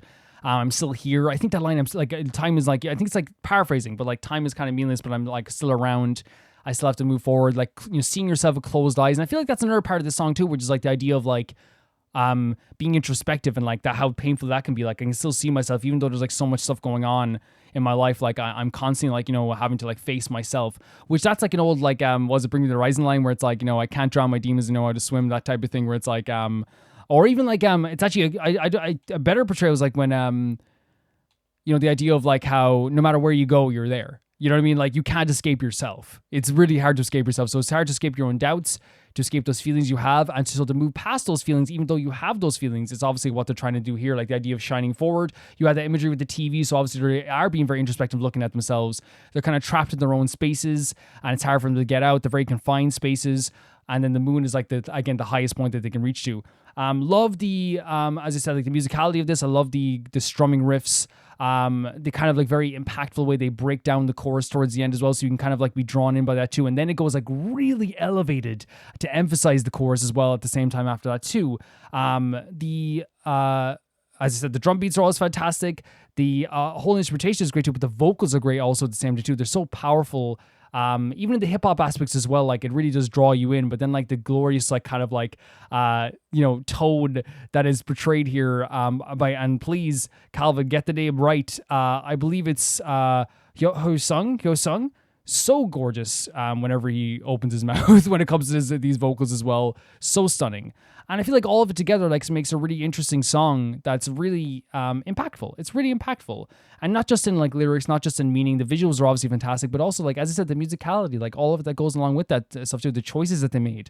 Whether it be the strumming of the guitar to start off it, and then obviously like the way they changed the chorus over time, the way they went into the chorus, it's all really impactful. Really, really cool stuff. Really, really enjoyed looking at this. I think they're all like super, super handsome here as well, and gorgeous. And they all look really, really cool. I think whoever styled them this time did such a fantastic job once again. But I feel like I've been learning to love FLying more and more as we've been going forward. Because I think like when I first saw FLying, it's like, oh, this is really fun. This is really cool. You know, they had that dorky vibes to them. And over time, it's like, oh, I appreciate like what they do for their videos. We saw some more videos like, oh, this is really sweet. Oh my God, like the visuals here are perfect. And it's more and more one of those things where it's like, I even like said this to the person who sent this in an alligator before, where like, and this video kind of proves that too, where it's like, styling can change everything. When you're going for a dorky style, you're probably not going to notice like how like handsome they are in that moment sometimes. And then like you notice more and more as you're going forward. And I feel like I noticed that here too, of like how cool they're being portrayed here too. They're very cool here. Very cool. And it probably goes along with having those kind of like deeper emotions. They were really portraying those emotions on their facial expressions too at the same time. There was like a mixture of like sadness but determination, if that makes sense, on these vocals too. Really, really cool stuff. Really, really enjoyed this. Thank you for sending this in. The next video is sent in by Victoria, and it's the Myriad Celestia trailer, the Japella Rebellion scene 47, and has Kafka on the thumbnail. We love Kafka. And they say have captions on. Well, I'm going to turn them off because nobody tells me what to do, okay? No, I'm joking. Let's check it out here. Why is my volume down? You know why my volume's down? Ghosts. No. Let's check it here. Kafka. Kafka. Stellaron Hunter. How do you plead? The crimes you have committed are beyond pardon, but the Japella Brotherhood respects every individual's entitlement to the afterlife. Admit your guilt and embrace your punishment. I'm listening. How do the Stellaron Hunters plead to the following So we're getting all the accusations here? You breached the premises of the Tatooine Universal Auction. Yes, you did. The guests, decimated the artistic treasures under the gaze of a devout audience, inflicted monetary damage amounting to over 860 billion credits, and absconded with the auction item. How do you plead? Guilty as charged. Tell him, honestly. You know what probably happened? That they were all evil. But not a devout audience. You infiltrated the cyber prison of Inupis, stole the Sigma The rod, visuals here are very cool. the firewall, allowing a flood of data demons to enter reality, consequently propelling the world Jeez. towards Judgment Day, all Jesus. knowing to take the meta code. How do you plead? I admit it, but those data demons deserve to taste of freedom. Oh my god, Kafka. It's just making me love her more weirdly. You violated the ring world Golconda, disseminated the philosopher's poison virus across all colonies, causing 46 million inorganic entities to turn into rampant machines, and stole the steel core from Golconda's point of gravitational equilibrium, silencing the entire world. How do you plead? Oh? Sounds like a page out of the Japella Brotherhood's playbook. Like, I'm sorry, I was so stunned. I was like, I was like standing here with like my mouth. You know when you press your mouth when you like eat a lemon or something? I was just like, oh my god. what is Kafka doing with her time? Inorganic entities to turn into rampant machines, and stole the steel core from I love Golconda's Kafka. point of gravitational equilibrium, silencing the entire world. How do you plead? Oh? Sounds like a page out of the Japella Brotherhood's You tell him. playbook. You tell him. That's you. But sure, we took the thing. She's like, hey, fine, okay. She's so cool. The Lore 51 Stellaron event, cyber attacks against planet Skrullum, the Pierpoint incursion, and so on. Music is so gorgeous. 46 criminal cases. Do you admit that all these malicious incidents were the work of the Stellaron Hunter? Bro, you know what's so crazy about these guys here? Calm down, okay? What's the problem here? You've said a bunch of really cool stuff. I'm joking. I know like there's actually some crimes here, right? But I just think Kafka's reaction to it is so funny to me, you know? If you ask me, it seems like the Annihilation Gang has their fingers in quite a few of The these Annihilation Gang, we heard about them recently, I right? confess, it seems you forgot one though. The Japella Rebellion. Oh my god. No. I'm sorry, she's the coolest character ever. Look how awesome she looks. Did she just like get rid of them? She started a Japella rebellion? You should really stop playing with your food, huh? Kafka. I know. Next time. This time, it's already too late. What are they trying to do here?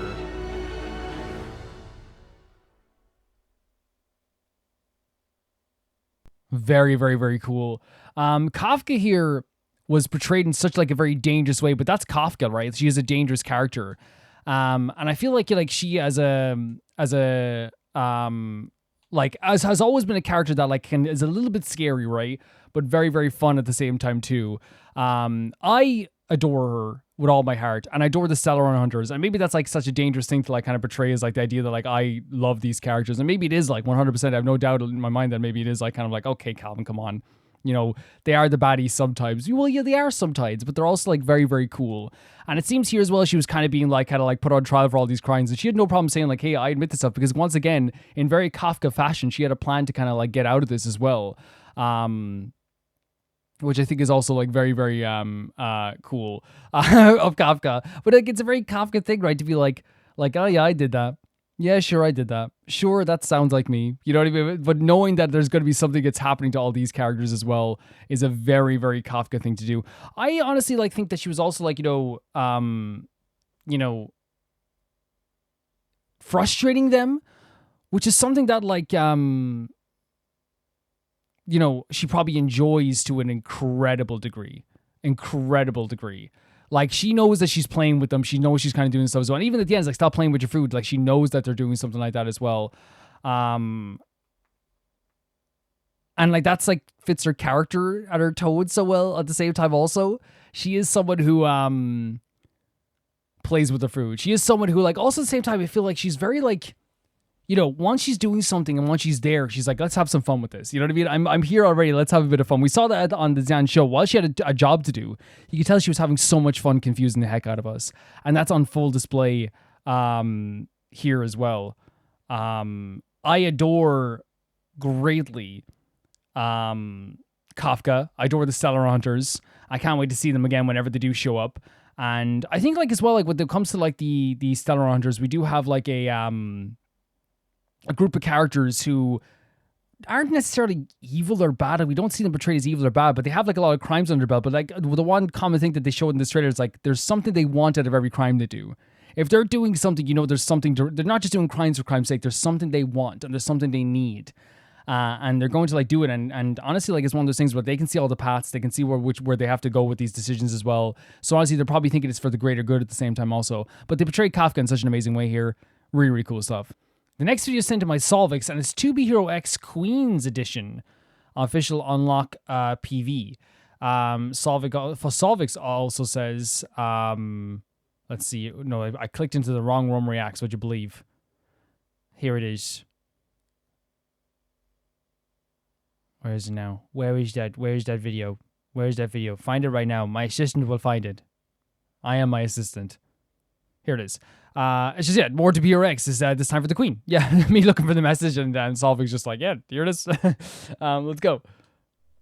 But I always want to make sure, I always want to make sure, like, it's people can write whatever they want, but I always want to make sure that I'm not missing anything,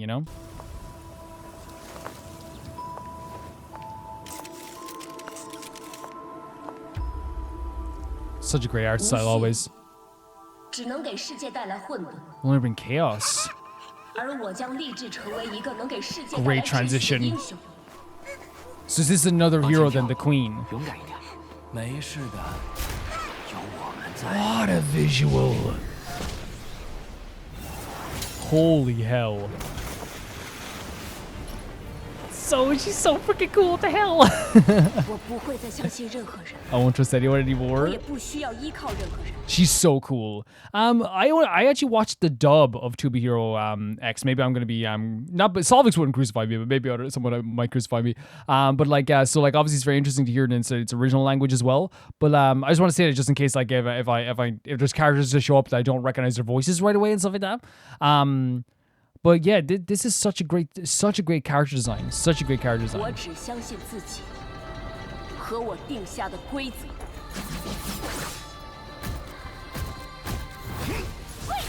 Kneel, she says as well.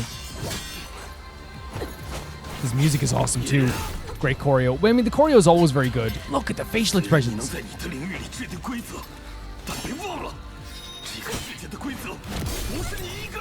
Oh my god, bouncing. Oh, she's like, oh my god. I was gonna say part of her helmet shattered, but like it was her face. Great counter move there as well. Looks so good. The colors of the clashing as well of the weapons is so neat.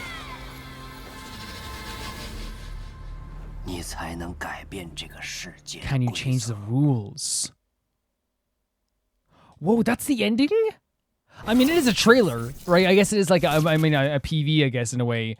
Like, that's so interesting because, like, I was getting into it like a short film almost, and then like it kind of cut off there. The choreo is so good for this. Like, if I followed a superhero just based on coolness alone, this is one of the coolest designs I've seen.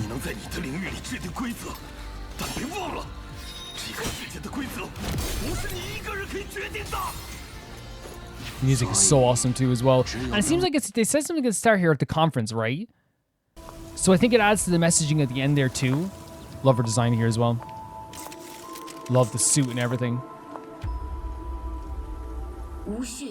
A lack of order. So now she's talking about lack of order already bringing chaos though. Yeah, okay, so maybe it's like... So she said she wasn't... This is so cute by the way. This transition's insane also. Great transition. She just looks so cool, so godlike. Like, look at this. I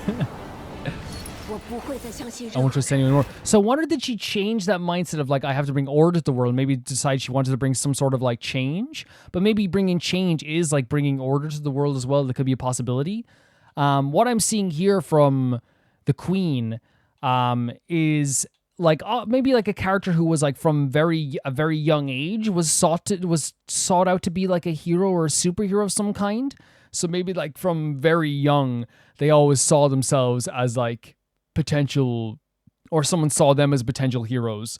So that's, you know, something they did, that's all they've known since they were younger. But it says I won't like trust anyone anymore. I wonder if that also leads to like, maybe there's like people that did build her up to be a superhero this whole time, and now she has a lack of trust in those people as well because of maybe something they did, maybe the message they're trying to send.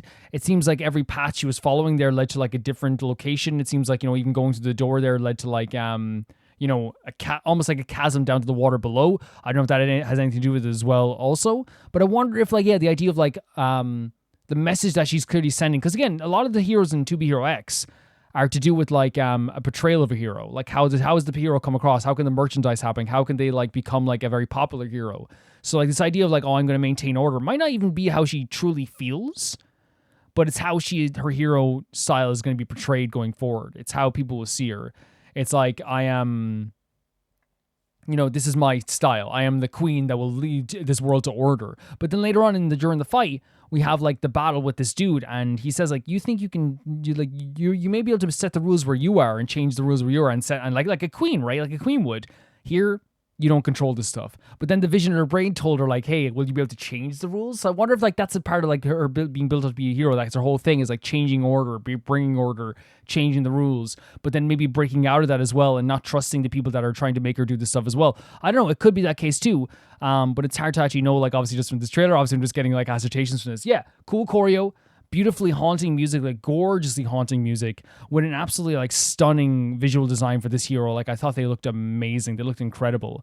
But it goes without saying with like almost with 2B Hero X, like they always have like really incredible designs, and this is no different. It's absolutely stunning to me, like stunning. And I think what's so cool about the design is like I love white and gold. I think white and gold is such a great color together. But when you mix it together with like such a great like with like this blinding white hair. And then this unbelievably like, you know, sharp design of these like, you know, this crown and like the armor, the parts of the armor mixed with the dress as well. It's all just like a very cool, like angelic but awesome kind of like angelic battle armor in a way. You know, it looked really, really cool. Yeah, really cool trailer. Love the choreo. Hopefully we can talk about the messaging as well, Solvik, as well afterwards too. But it's very interesting to me and very, very cool. Thank you for sending us in. The next video sent in by... Let's see who sent the next video in. Jackal Sniper. Death Battle is a web series in a fictional which fictional characters analyze to see who would win a fight. The animators are all really great, and Bowser vs. Eggman is my personal favorite. I've heard of Death Battle. This was huge when I was younger watching YouTube. It was massive. But it's still going? Huh? I didn't know that. I did not know that at all. That's really interesting. Bowser vs. Eggman Death Battle, fight only. Oh, maybe it's like a re-upload of it? Maybe, possibly. But we'll check it out here. Let's go. I know it was the thing on Screw Attack, right? Am I wrong? Oh my god. Wait, they had this, it's Super Paper Mario style, but also like Odyssey style? Right?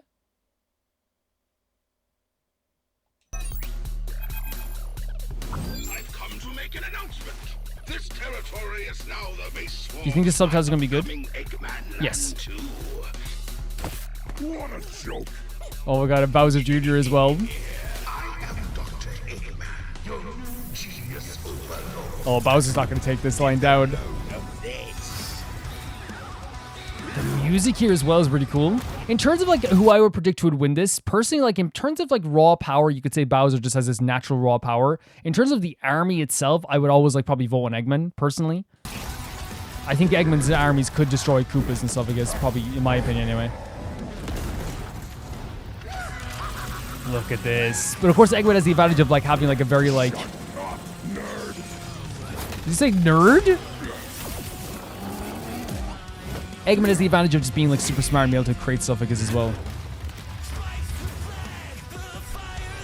Oh my god! You call these toys an invasion force? Let's see Toads do better. That's a decoy, idiot. A decoy.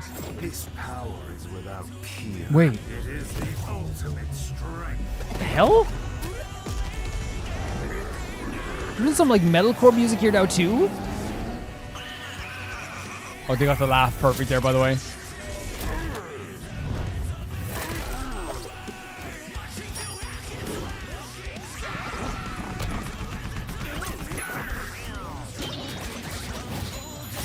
Oh my god, Metal Sonic. This is insane, right? This is like a big pile of carnage, really, right?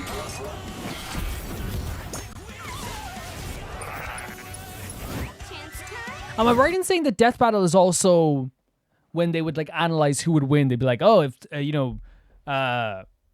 Tony Soprano has like his stronger frame, and while Chris Montesanto has like more of a agile frame, like stuff like that. And then like I imagine that would bring like a lot of disagreements in the comments, right? Are the comments a lot of disagreements, I wonder? Oh my god, look at this.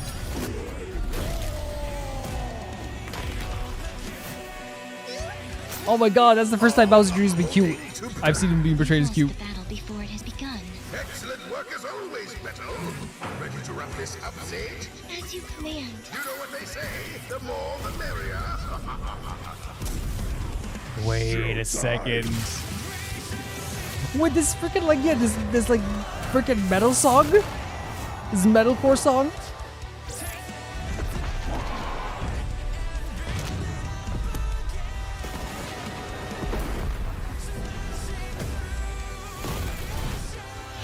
Sick combat as well. So they can also use like their minions and people to follow them as well, it seems. It's not just like a one-on-one battle, because if it's one-on-one, I feel like, without machines, obviously Bowser's winning. And there's the Chaos Emeralds as well.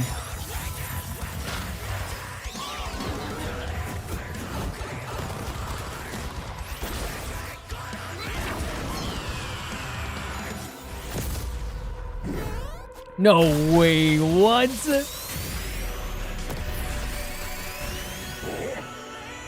I guess they said that they can use Bowser Jr. How dare you keep your hands off my... Oh my god, the defense of his son. This is super crazy. This is very crazy.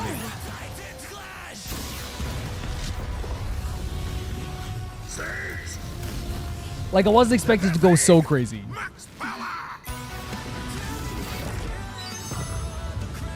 Oh my god, that was really cool. That was a really cool shot.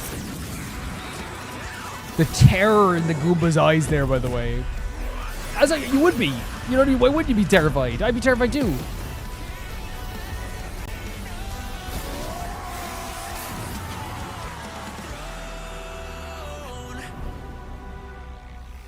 Holy hell.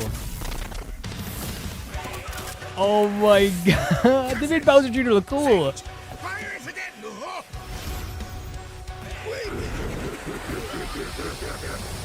Wait, that's Bowser, but he's like a dry bones style Bowser now? So long, Doctor. Oh my god. Do you hear the crunch?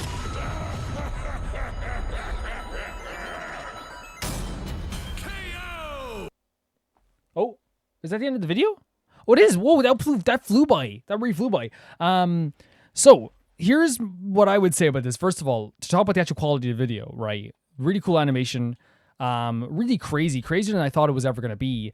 Absolutely like a lot of insane moments and really cool moments. But I really feel like on top of all of that, it's not just like these like insane moments. It's actually just like a lot of fun. I can imagine like, sitting down and just like enjoying the carnage, right? You know, that's what I was doing. I was just like, you know, looking back forward, seeing all the different moments, being like, oh my god, look at that, look at that. It really is like one of those things where it's like, you know, you're having like maybe like a snack or something, and you're just really just enjoying all the stuff that's happening right in front of you, the craziness happening right in front of you. And they did a really good job of portraying that as well.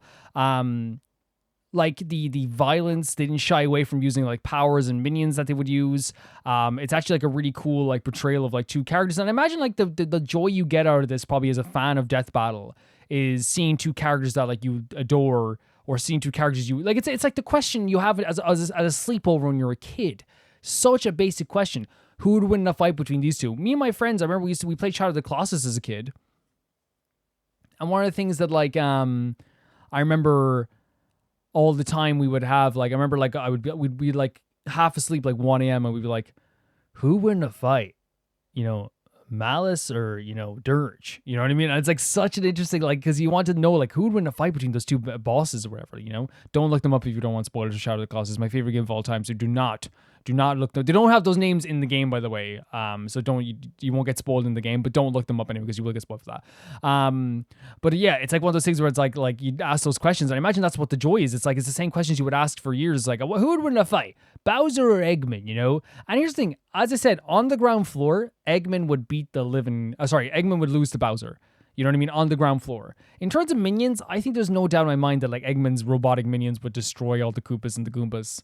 I really think they would, you know, and Metal Sonic and all this stuff. I think they would just absolutely destroy. Which they showed that here. I feel like that's why like I was so ready to like disagree with this a little bit. You know, like not in like a very defined way, but you know what I mean? It's like I was so ready to be like, that doesn't really follow what I was thinking, but it kind of followed what I was thinking, right? What I said at the start, which is like I think the minions would win against the other minions, which was true.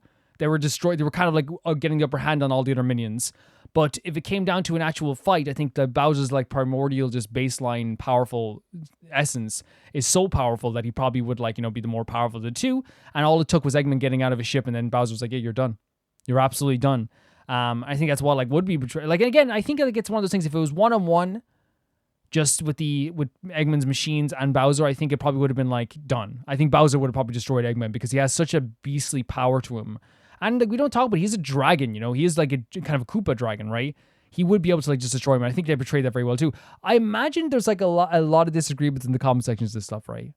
I don't know if it's in the comment sections to this, but like imagine the original Death Battle stuff. There's probably is like a little bit of like that as well. Maybe I'll check here for a second here. 1 million friends versus $1 million. Now there it is. Yeah, I already saw like disagreement, another disagreement. Another disagreement, which is fine. I think that's the whole point, right? It's not meant to like tell you like what's true or what's not. Like there's people say, "Oh, I love this." There's people saying it was unfair and all. Oh, I love this. I'm sorry. This is such a. Oh my god! Like there's people genuinely like not very happy. Which again, I think it's not bad, right? Because again, I think it's a delicate balance here. And I think no matter what, you're gonna come from the perspective of like, you know, who's gonna like what you like more. And the Sonic fans are probably gonna be like, no, Eggman has survived worse than this. And the Mario fans are gonna be like, you don't know Bowser that well, I suppose. And from my perspective of being both, I feel like that's why I came at it from the perspective of like, well, you know, Bowser's minions aren't as powerful as Eggman's minions, but in a one-on-one battle without any friends, you know what I mean? I think Bowser would win, you know, if it was just one-on-one. Because again, you look at it the way, like, you look at it this way, like, another machine can beat Eggman in a fight. It can, if it's a good enough machine. Bowser's like a primordial dragon beast. You know what I mean? And that's not saying Eggman's not powerful. And again, like I said, his power comes from like how smart he is, how good his minions are, how good his creations are. But in a one-on-one fight, I think Bowser would win. But in a overall thing, I think that as I said, Eggman's minions would destroy Bowser's minions, would end them. But I think that's what's so good about this type of stuff, because it created that discussion. There's a discussion in the conversation of people like, I disagree with this, I disagree with that. Oh, you're just like glazing Mario and all this stuff. I think it's so great. While it would be kind of annoying if you take that to heart, but if you don't, for me, if I was creating this, I'd be like, that's good. That's so good. There's people that like, I disagree with this so heavily, because that creates like some sort of discussion regardless, right? Very, very cool stuff. I enjoyed this. I did enjoy this. Thank you for sending this in. The next video is sent in by Loona, and it is a trailer we've actually seen before, believe it or not. And this is one of those rare times that I actually recognize the trailer. It's the IPC trailer. And I remember originally when I watched this last year, it was I was like, oh yeah, this is like so. There's so much propaganda in this stuff, I guess, and like I think that we actually like picked up on that. But now we're obviously in a different time. We've met the IPC members a little bit, so yeah. What could possibly, just what Loona says, what could possibly bring people to join the space IRS willingly? Maybe look at some of the different departments, and IPC will explain that. I do recommend captions to this one. I remember it was very much like very propaganda heavy, but I could be wrong.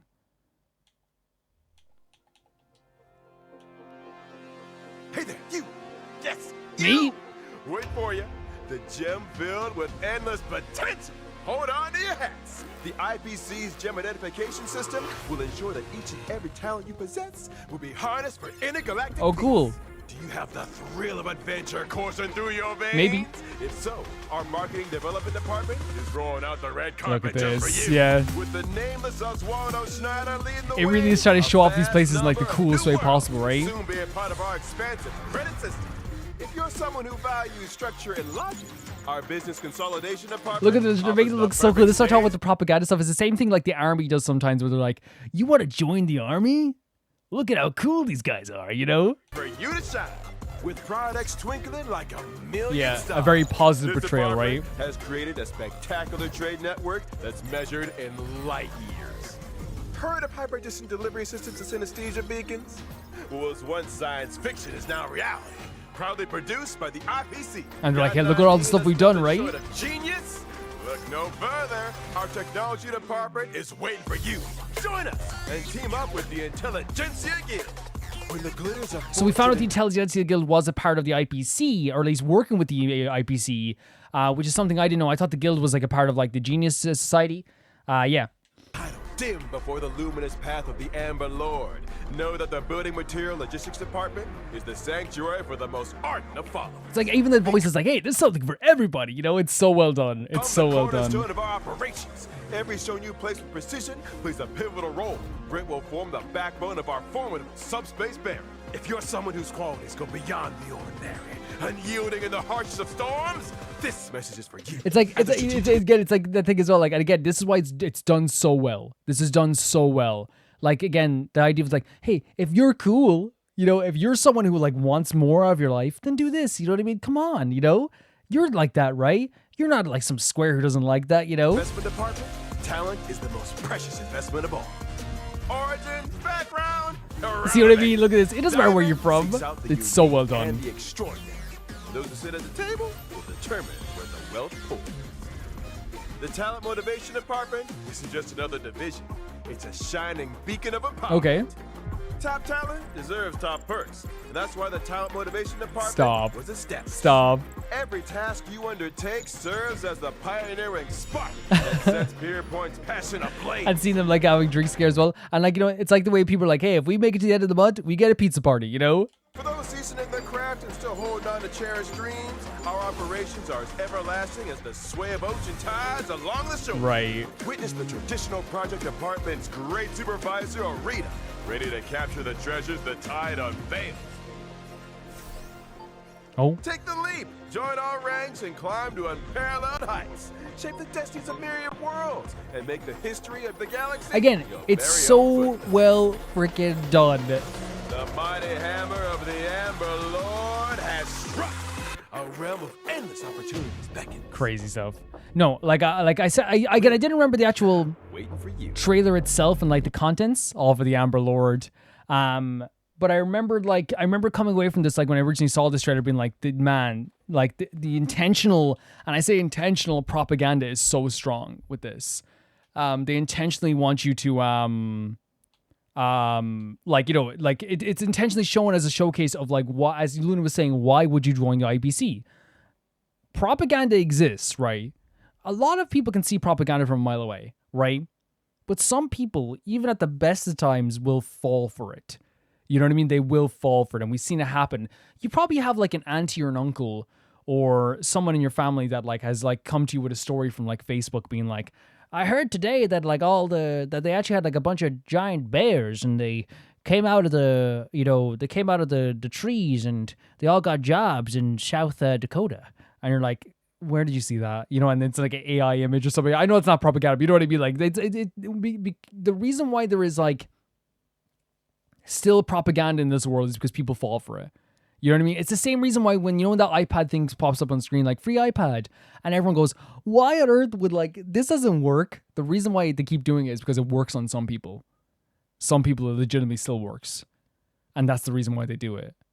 And it's crazy in that way, right? It is legitimately and again, it's upsetting because obviously it's in this case, the IPC, we've seen that the IPC has taken advantage of people, has and in some cases there's good people working there too, and it's a very varied place.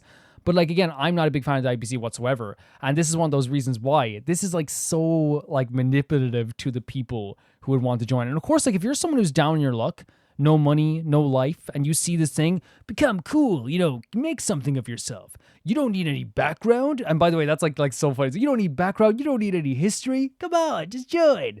And then you find that it's a very competitive space to the point that you're doing a lot of jobs that are really difficult. You're worried if you're going to get your paycheck at the end of the week. There's so much crazy stuff that goes into it. But I think it's obviously very this trailer's done very well with the propaganda.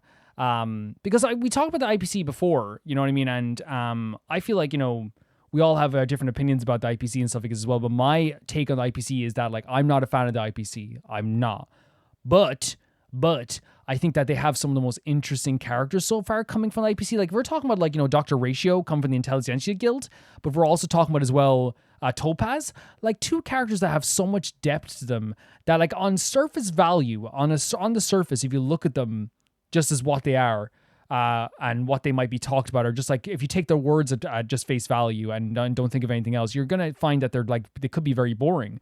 But if you really look at them, they're such interesting characters, and that's what makes me want to meet more IPC characters. Not because I'm I love the IPC, because I'm I want to see other people's reasonings, other people's thought process, how different everyone is as well. But yeah, the IPC to me is a very manipulative place, and this is one of those ways that totally shows that.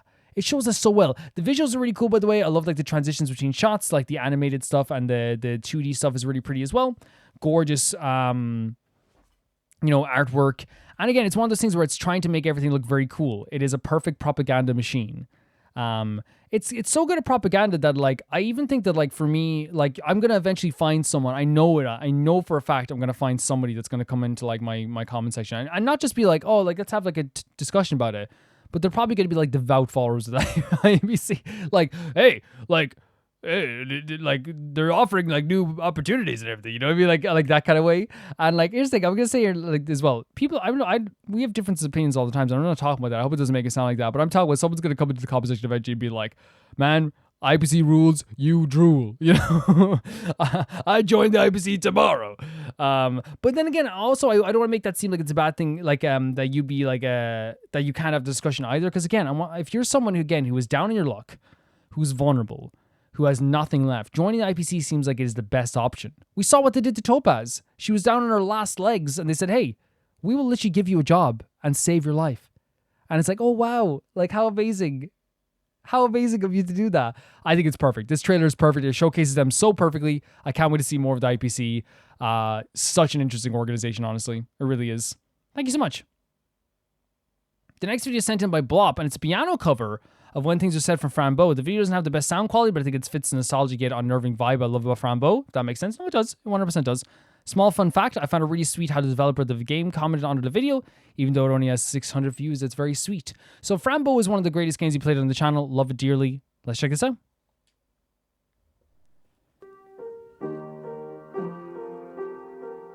Holy hell.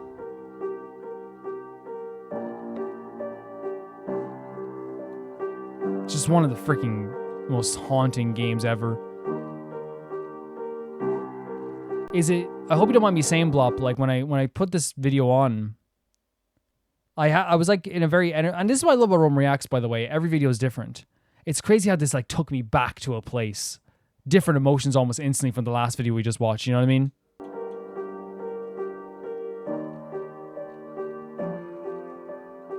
So great. That deeper tone as well.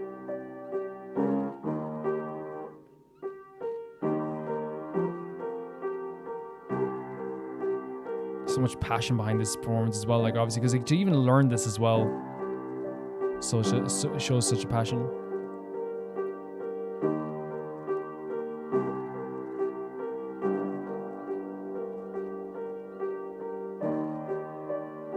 So haunting.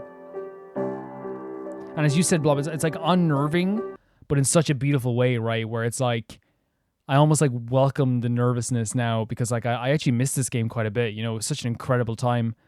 It really was.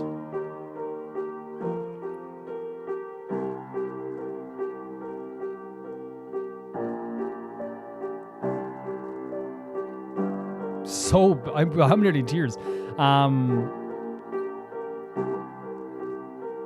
How incredible like the whole soundtrack really is being portrayed here in such a beautiful way.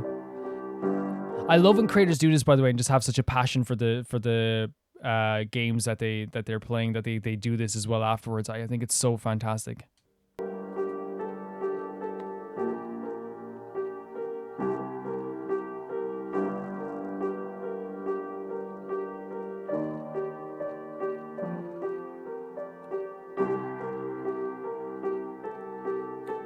So great. They understood the assignment there with hitting that a little bit harder, right? For sure.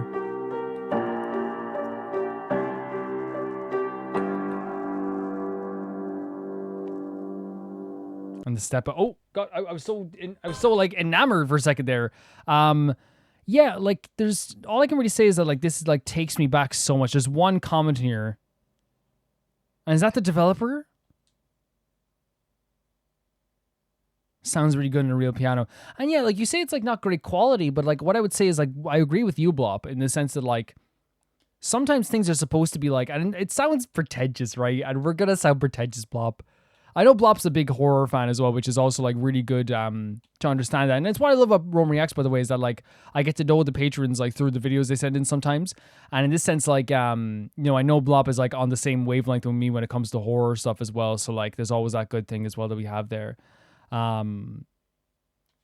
I know how they're feeling too. Sometimes it's almost like a like, you know, the same thing with like, you know, when someone sends in like an Artemis video, it's like, okay, we're on this wavelength, you know. Someone sends in a beautiful romantic song, okay, connecting.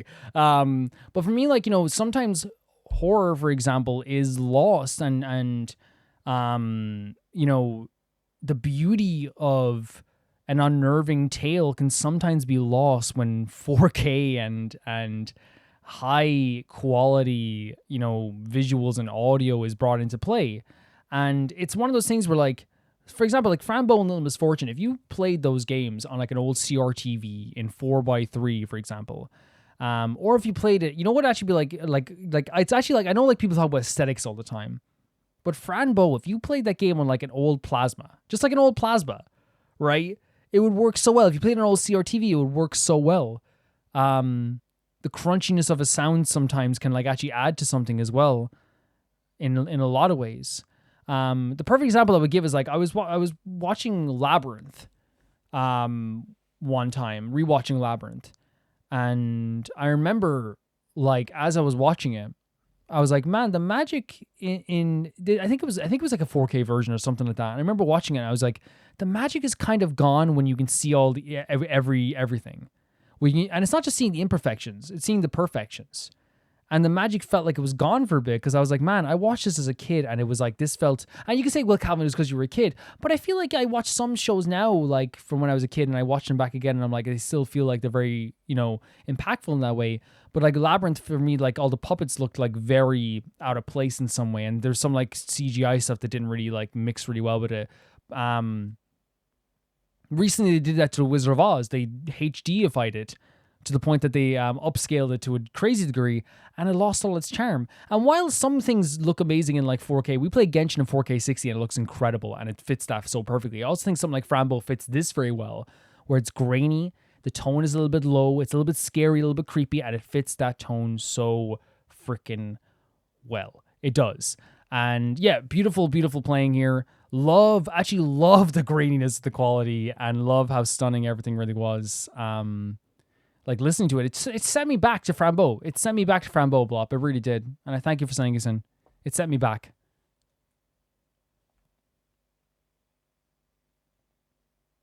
The next video is sent in by Visus. Hello again, Romer. Hello.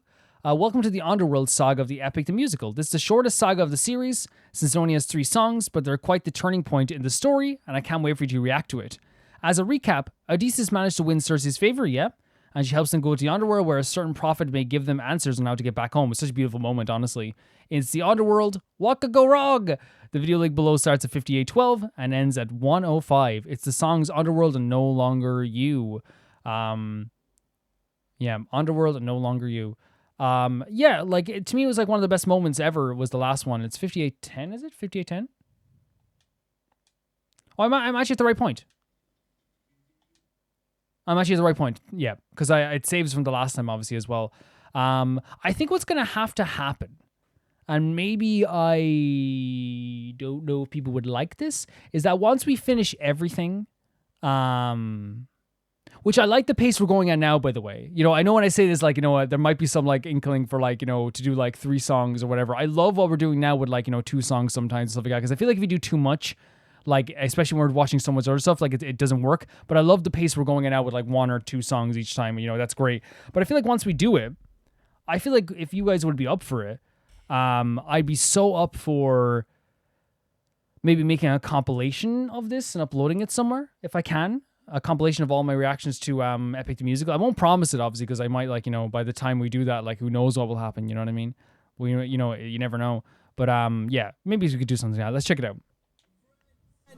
Friends. Love his voice. It kind of says, like whenever I hear his voice, it takes me back to, like, the, you know, this universe almost instantly.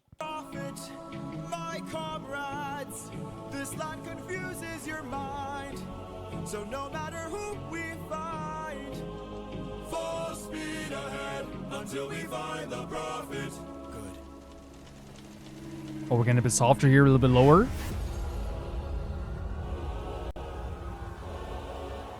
But epic then as well with this tone, right?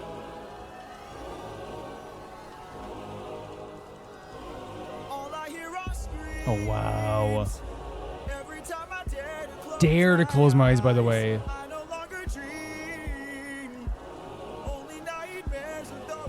That's so horrible.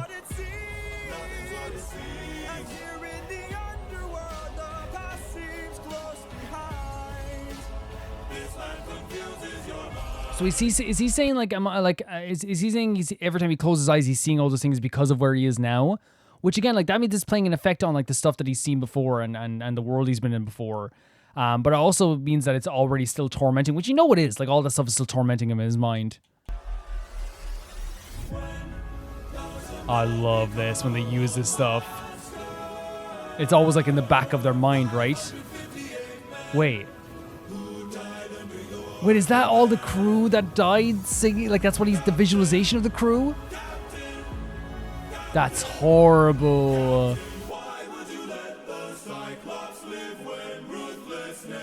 And there's Athena. Yeah. Gorgeous harmonies. Dare to close my eyes, by the way, is definitely 100%. It's such an important phrasing. It's not every time I close my eyes, it's every time I dare to close my eyes. If you say I dare to do this, that means, like, you're doing something that, like, either is like something you would be averse to or something you shouldn't do, right? Every time I dare to close my eyes. But because they're saying it's close your eyes, closing your eyes is such a natural thing to do. It makes it almost instantly almost, like, feel forbidden. Like, why would it be forbidden? You dare to close your eyes? Close your eyes. But it's like, no, I can't. You know, they're making that feeling so unnatural, right? Oh my god. So no longer having dreams of getting back home. Gorgeous vocals as always.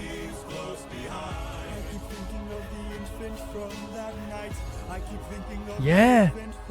How could you not? No. Why am I getting a little emotional? That's the Volties. Yeah, it's Volties. Oh my god. That's such a punch in the gut for me. And his gorgeous voice as well. Holy hell. Because I almost felt like Parediolia was like this compass that was holding, or this anchor that was holding, and in a good way, by the way. Maybe a compass is probably better to put it. That was like honestly like steering, you know, that was almost like the polar opposite of like the influence of Athena almost, you know what I mean? And when he lost Parediolia, I really feel like it was one of those things where like things became a little more desperate.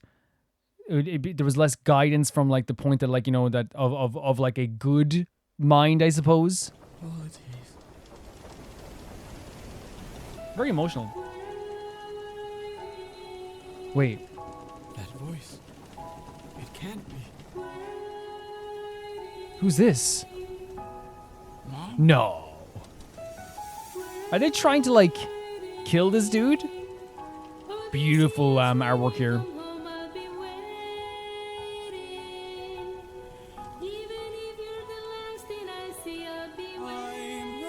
Stop. This is so emotional.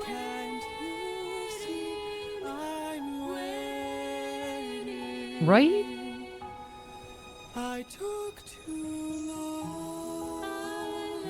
Holy hell, man.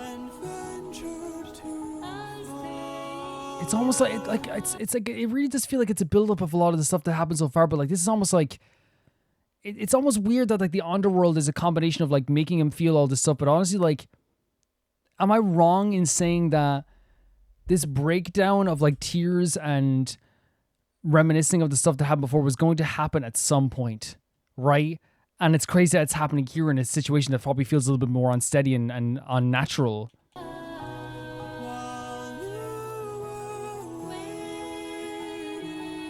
Wait, so are they saying his mother died while he was gone? And that's what he's seeing now? If so, that's freaking rough. So in the time that he's gone, his mother died? That's freaking rough. Bye, Mom. Or did she die beforehand? Gorgeous, stunning vocals.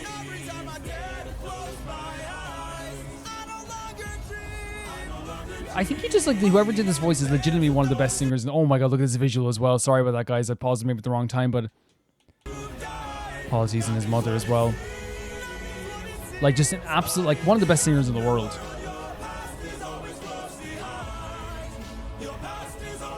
Yes. Oh wow, but I feel like it's not even just down in the underworld. I feel like it's bound to happen at some point. Your past is creeping up on you constantly. And he has a past that obviously is going to creep up on him even more. It's obviously going to be there forever. It's obviously going to be something that's painful to him. Like escaping his past is not the same as someone else escaping their own past. The past that Odysseus has is, you know, a dark past that like I feel like he's constantly trying to move forward. But imagine like I feel like the underworld is stopping him in his tracks and almost like making him like think about. I don't think he doesn't think about the stuff that's happened before, but I feel like, again, like I said, this breakdown was going to happen eventually. You know what I mean? And now it's happening in the most unnatural place possible.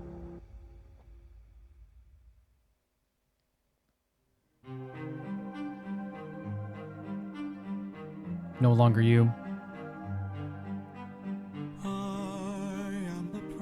Another cool design.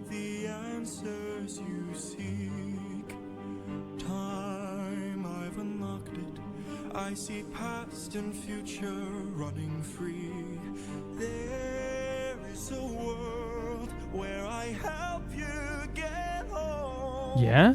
But that's not a world I know. What?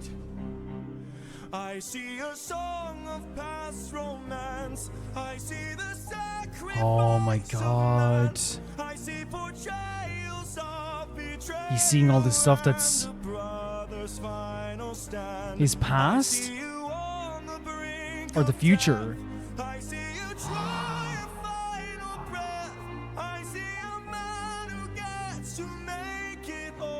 But oh, he's changed. Okay, I get it. He's not when he greets his the woman he loves and his child. He's not gonna be the same person. Oh, showing that betrayal as well with the Cyclops and Poseidon Tell us our efforts for nothing. Yeah. I see your palace covered in What? red.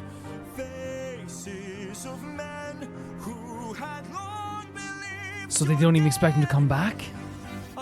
Don't.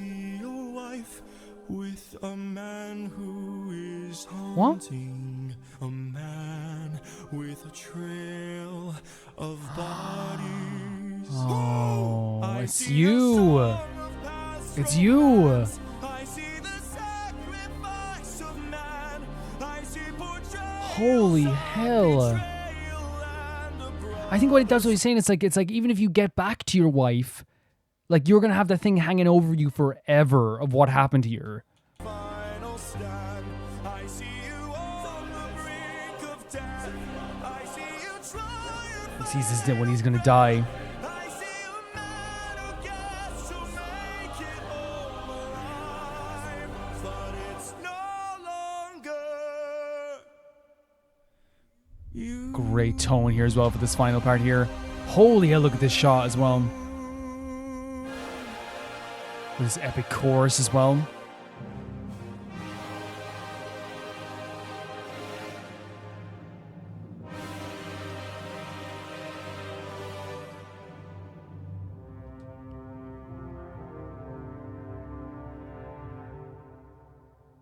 Here it is. Okay. Yeah, as always, like really incredible with its music. I think that's one thing that, like, you know, we can always say when it comes to like epic the musical, like it's always like this glorious, well, epic, you know what I mean? And but I feel like, you know, I'm not you know, trying to, like, you know, blow smoke up this guy, but I've heard enough vocals from the lead singer of who plays Odysseus here to know that, like, he's just absolutely superb, like an absolutely superb vocalist, with such an amazing power in their voice that it's honestly like really incredible whenever we get to hear them do a performance. It's honestly like feels like a gift every time. It's 2 weeks in between every, and it doesn't feel like 2 weeks, by the way. The time is passing by so fast, but it's 2 weeks in between whenever I get to hear him. And every time when he opens his mouth, it like sends me right back into the story. In terms of this story though, like I feel like what it's trying to portray here with the underworld, I feel like it's one of those things where, like, have you ever been in life where like something bad happens or something horrible happens to you and you don't get enough time to really think about it fully, but it's still on your mind and it's making you it's eating you up inside. But look at what Odysseus has always been doing through this whole story. No matter what, he's moved forward.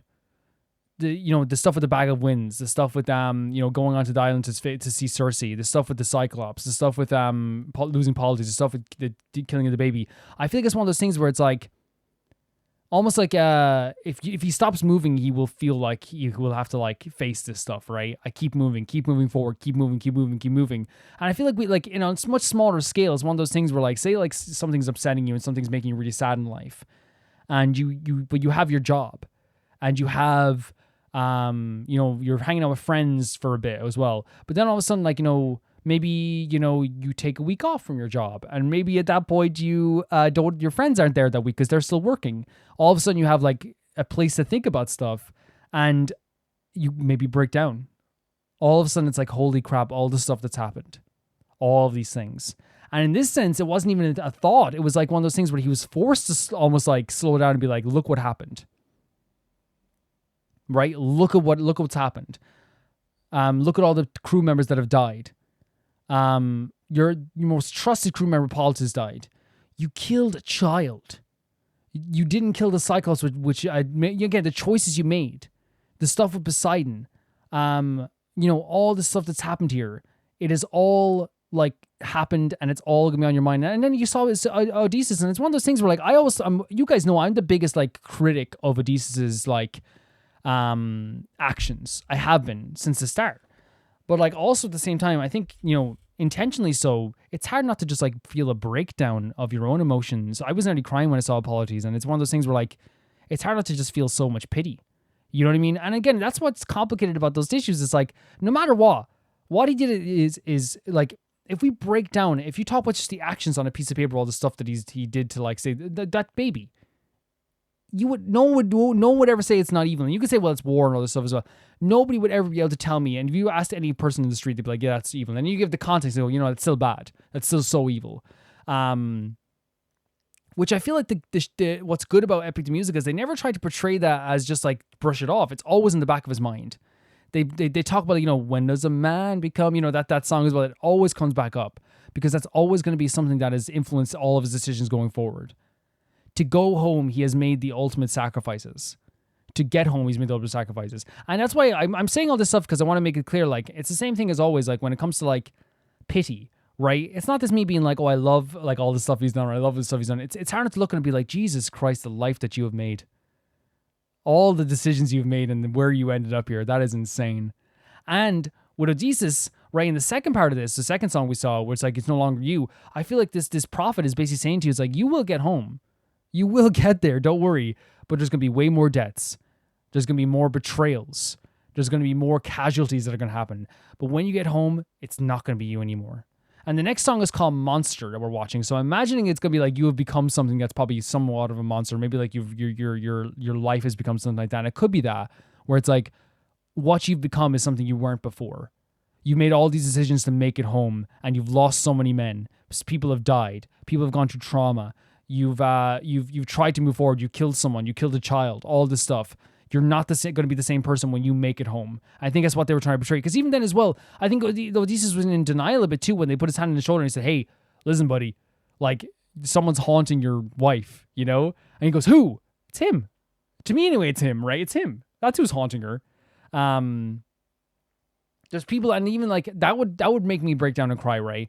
Because Odysseus said, all this fighting I'm doing to get home. And again, it is that thing. It's like, you've made so many horrible decisions. Not horrible decisions, but you made so many like horrible sacrifices and things and people have died. And finding out that, yeah, people back home think you're dead. When you get home, you're not going to be the same person. You're not going to get the same life. Because that's all that's keeping Odysseus going, it feels like. Is when I get home, I get to see my beautiful wife, my beautiful child. I get to go back to my home.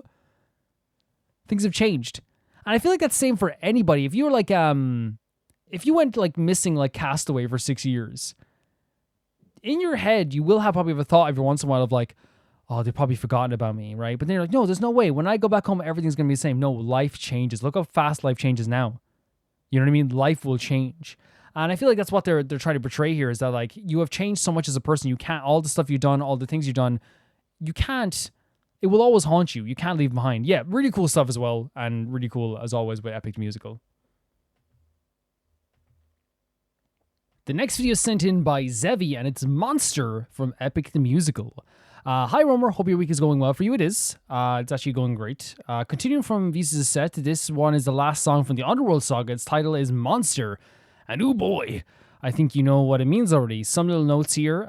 This is the same animator who did the first two songs you watched, Horse and the Infant, and Just a Man. If you remember the monster personification there, it makes an appearance here too. Odysseus has been wearing Politis' bandana the entire time and hopes is still trying to greet the world with open arms, but here it holds another meaning now. I think we kind of like, hopefully I touched upon what I think the monster is going to mean.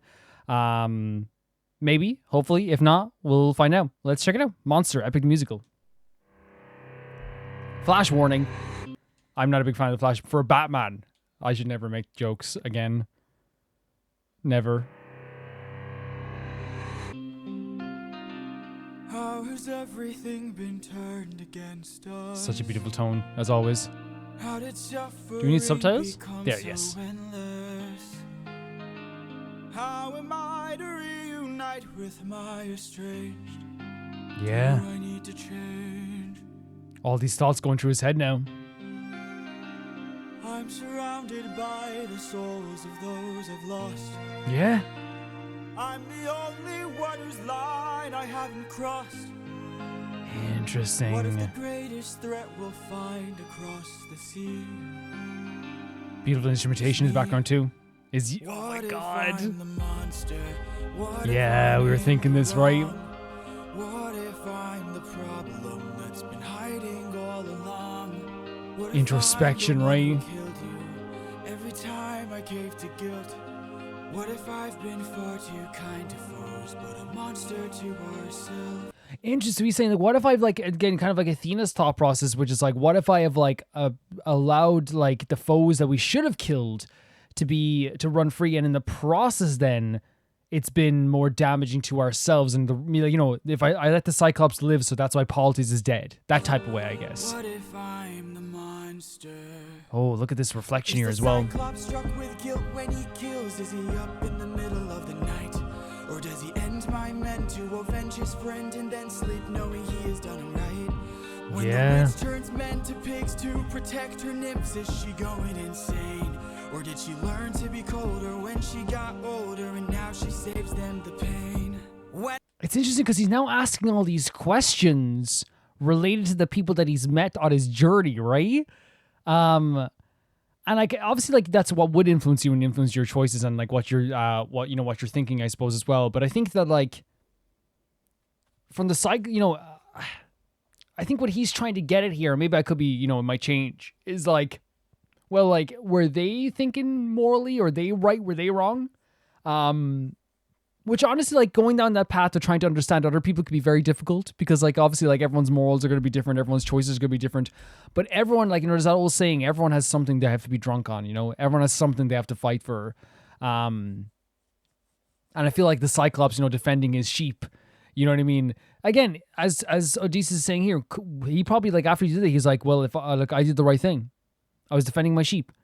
From the perspective of Cersei, it's like, well, I was protecting my gals, after everything that happened to you as well, But again, as I said, looking at other people and their moral decisions is not always the easiest way of like looking. You can learn other people's morals and adapt them to your own. But sometimes that can be like very difficult to understand how other people act, I suppose. Asking all these questions.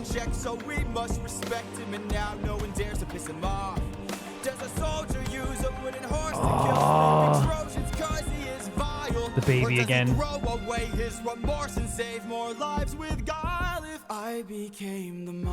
But see, the problem is as well, like again, the introspection right there as well is like, oh, like what he did. He relates it back to what he did. Again, it's asking those questions. Does this person feel this way? Which again, as I said, it's difficult to look at other people's morals are related to your own. It always is. But then he's asking like, wait, the stuff I did, the stuff we did with the Trojan horse, the stuff we did with all the stuff here as well. Is that bad? Am I bad for doing this? Is this or is the thing where like oh, you go on and save more lives? From his perspective, it's like, well, I killed that child so we could get home and we wouldn't be hurt in the future. I did this so I could save my men. But again, a lot of people died and he's seeing the effects of it now, which is probably why he's being so introspective now as well, right? Threw that guilt away. Would that make us stronger? Would it keep our foes at bay? Wow, and he's asked himself if he should do this. Everyone but us, and made sure we got home again. Who would care if we're unjust? Oh my god. Oh, ruthlessness is mercy upon ourselves.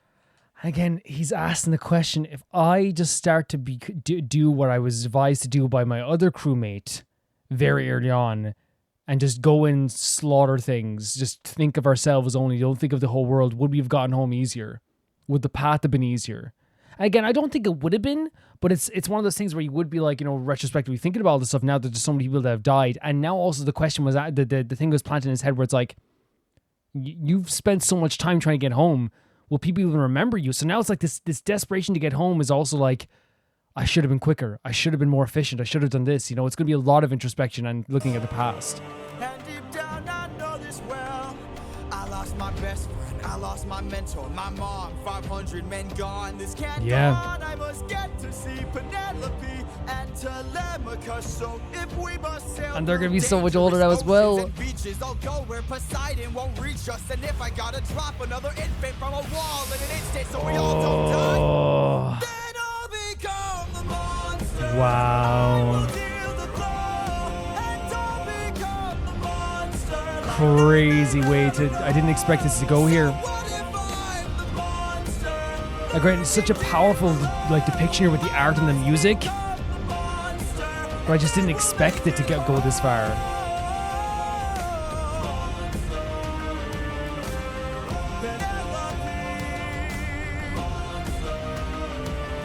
And then he's like, showing like what he's doing this for. This is very difficult. It's difficult to watch because this is what was planted in his head there. Where it's like, you will make it home, but you will be changed. You will be different. And now it's like, yes, you will become the monster. All the stuff that you've done, you know, you will get home, but you won't be the same person you ever were. And again, like, we can, you know, we'll talk about the morals about this afterwards as well, but it is one of those things where it's like at this point, it's one person will get home. You know, he says we will make it home, but like it was made very clear that you will be the one to make it home. You know what I mean? You will make it home. And like at this stage, it's like literally all your men are like almost dead as well. For a very small amount of people, you're willing to do more horrible stuff to make it home. You know? And at this point, I wonder if it is because of all the stuff that's happened already. It's like, I can't lose any more people. You know, I need to see my wife. I need to do all this. And also the stuff that have just planted in their head about the future as well. Mercy upon ourselves, by the way. And look at all these shadows as well.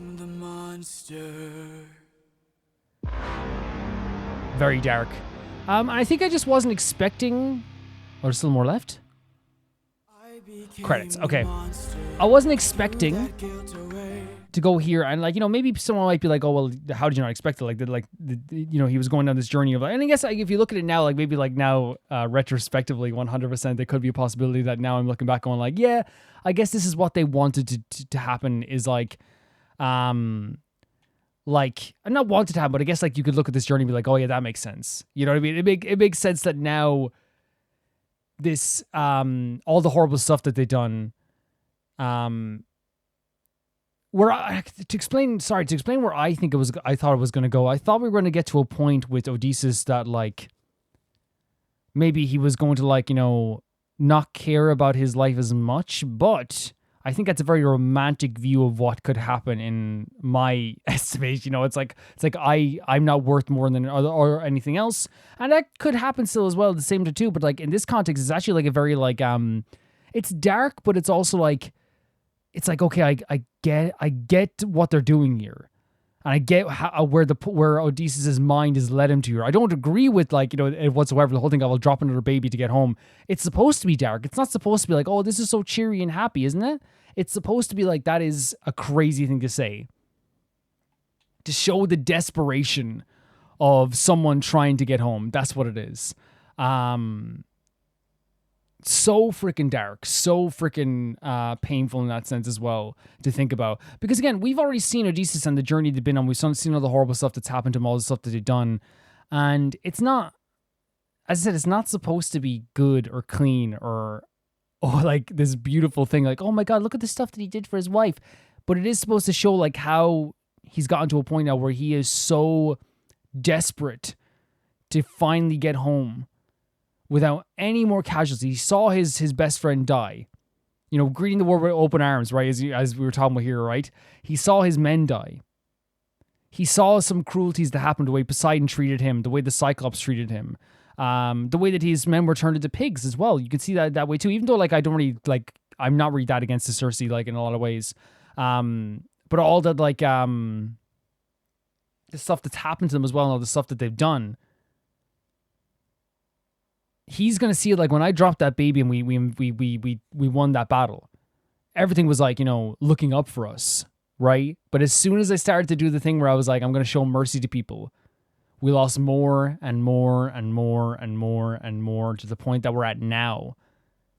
And he's seeing that it would be a mercy to ourselves to no longer be merciful on other people. And I wonder if Athena's gonna make themselves known again, because it feels like this is what Athena was like saying to him since the start, which is like, hey, like, you are going to end up like in trouble if you keep treating everything else like with this kind of like kid gloves and stuff like this as well. And and here's the thing, I 100% have said a million times over when it comes to Odysseus. I think that, like, you know, as I said, the only moral way to look at this situation is killing another person, in this context, a child.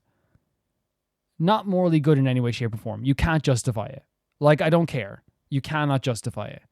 But that's what makes Odysseus such an interesting character, is because he will justify it. And it's not to justify it in a sense of just like, this is the you know, he already did justify it once, right? And now he's so desperate, he's willing to do the thing that is tormenting him more often than not. At least he's saying he is. We don't know if he would be able to do it. He's saying he would do it again. And I think that's such an impactful line from that song as well. the thing that has haunted him more than anything was that baby. It's always been in his mind. It's been the song he sang in that moment comes back up all the time. He said he's willing to do that again to get home. And it shows the desperation he now has for getting home. And it's dark. But again, it's good writing because it shows like how far he's come, all the stuff that's affected him. It's really affected him.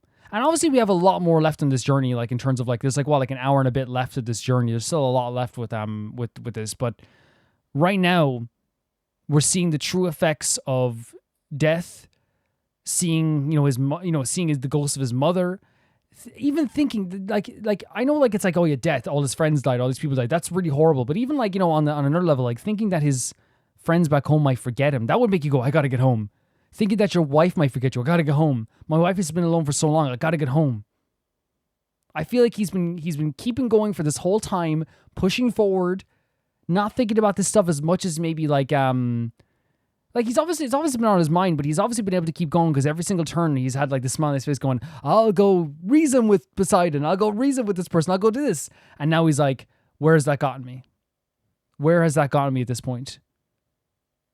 Yeah, it's a crazy story, it really is. But thank you so much for sending it in, Zevi. And yeah, it's heavy. Super, super heavy way of doing this. Yeah, thank you so much. The next video sent in by Pauline Grint. I said, hi, Romer. Last time I sent Murther Soft Moments, but that's already the one side of the show. This is the other side. It's so overdone and silly sometimes, but I'd like to say that's one of its charms. So it's Merlin, but out of context. Okay. We've been kind of getting into like seeing some Merlin videos. It's the third Merlin video we saw as well. It's a very charming show with like a really good style. It really is. So let's check it out. Handsome. Sorry. Why don't I show you?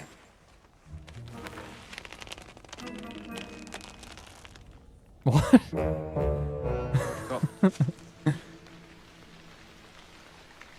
Wait. Here. Wait here?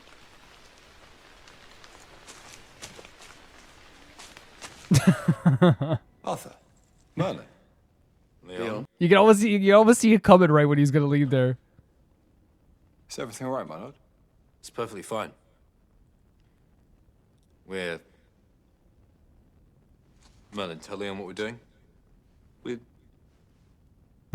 The face. I'm teaching him some poetry. Poetry.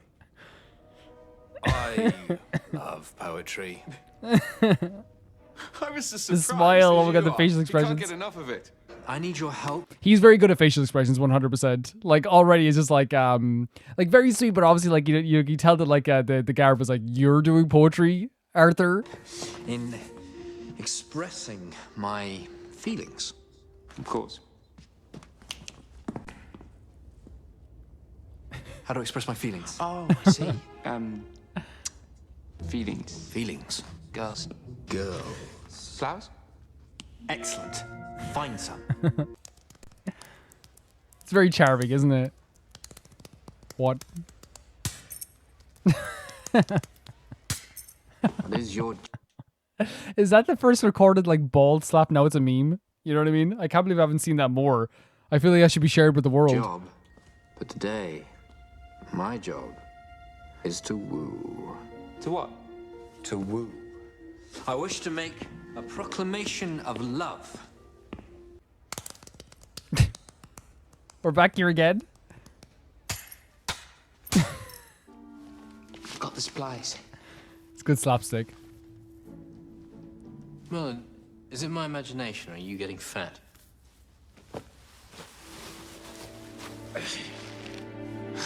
Why were you sleeping with your head on the table? Fell asleep while I was reading. What were you reading? I am the king of Camelot. I do not have to answer to the likes of you. Tell him. Tell him. What's that in your hair? It's stew. Why have you got stew in your hair? Well, because it was reading.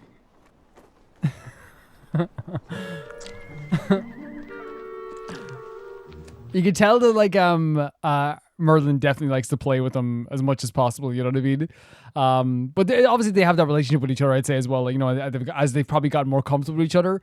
But you can tell he just freaking loves. He loves to play this you know, these games.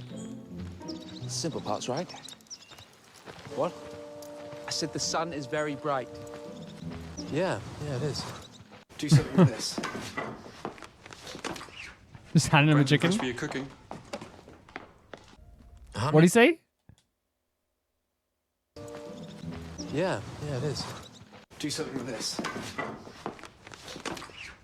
Hope Gwen's impressed with your cooking. Something about his cooking? Is there subtitle? No, there's not subtitle. Okay. Obviously, I was under its spell. I did many things that I regret. Father, I really don't want to know the details. The sad face. I don't know if I can hold it much longer. Merlin, do not let go of the rope.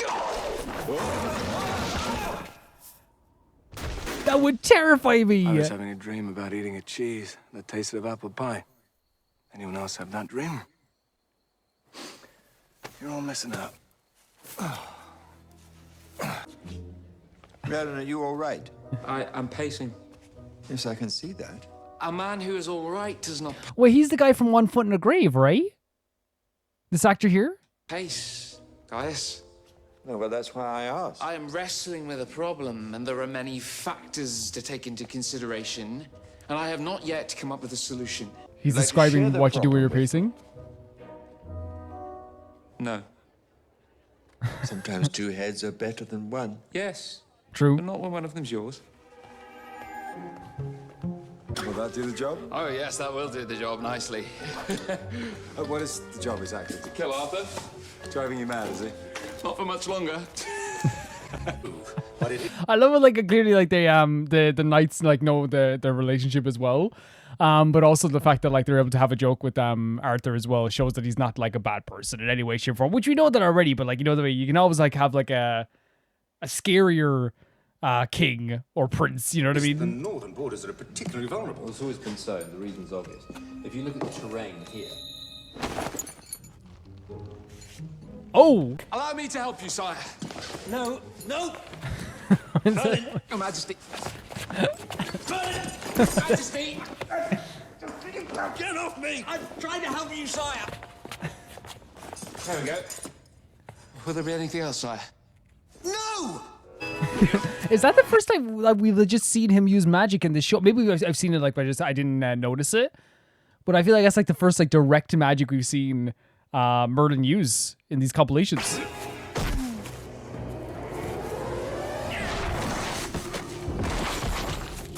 Who's this guy? Thank you, gentlemen. So considerate to help at all. Oh my god.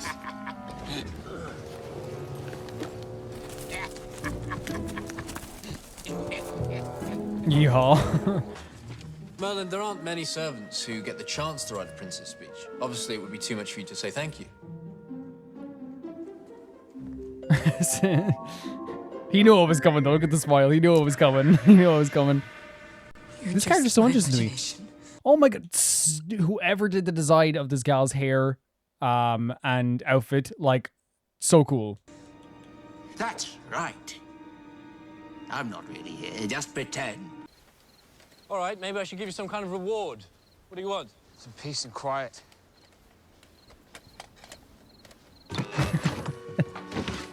I love his, like, Arthur's expression afterwards, just like, okay, fine.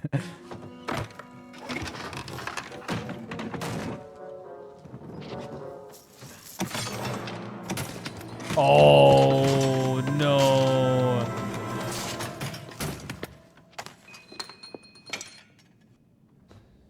Word of advice, Merlin. In the future, He's so stick to stunning. what you do best. Nothing! Why, what? That was like actually like I felt a lot colder in that. I guess it's supposed to be like maybe like no, it's supposed to be funny because like I imagine it is funnier, but like I thought they were like having an argument there. Yeah, but the guy who plays Arthur is like a stunning actor, like legitimately. You're meant to be dying. Sorry.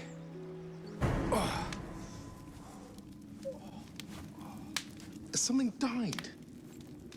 Why am I always the butt? Can't think. Oh, the smell of the... Pick on Percival. Why me? He washes. And he doesn't set fire to his socks. Oh, no. If I don't know where we're going, how do I know what to pack? Will it be hot? Will it be cold? Will it be wet? Will it be dry? Don't be such a girl, Merlin. We're not going on holiday. Holiday? What's a holiday? Again, sometimes they act like, maybe I'm wrong, but like they're like a married couple sometimes. You know what I mean? They legitimately are.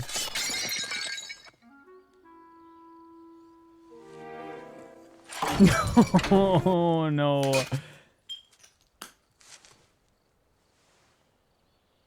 I broke a pot. You always were a clumsy fool. Excuse me?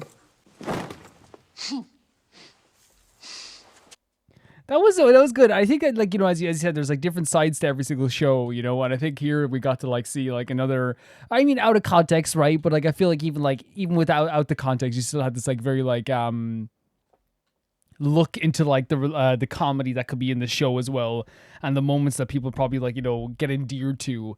And that's what I was feeling here when I was watching like the Merlin stuff out of context. It was like, whilst like there was like a lot of, like, you know, funny moments that I obviously I don't understand the surrounding story. They still have such good comedic timing and so many moments where you're like just like uncontrollably chuckling. The facial expressions are so good. The like timing of the slapstick stuff is so good, like the slapping of the head or the knocking down of the pots we just saw there as well, or even like the facial expressions from like Arthur whenever Merlin will say something like a little bit off to him or something like that. It's always like it feels like again, we said married couple vibes, but I feel like also at the same time like that Arthur always has like this energy of like, what do I do? What do you mean? Or sometimes he like kind of expects it to be a little bit rude, or not rude, but you know what I mean, like it's like playfully rude, so he has that smile on his face at the same time too. But like I found this to be like incredibly charming, and it shows that like, again, which shows like this, like the reason why they do get like such longevity is not just because of how do I say, I want to see, when was this like uploaded, by the way? 4 years, so like still very like to me that's recent when it comes to a show that's been out for so long, you know. But one of the things that like, yeah, that really like is awesome about seeing out of context stuff like that as well is that, yeah, like as we said, we won't understand the surrounding stuff, but we still get a very funny feel for like the comedy in the show. There's a lot of slapstick stuff. There's a lot of like very fun timing stuff.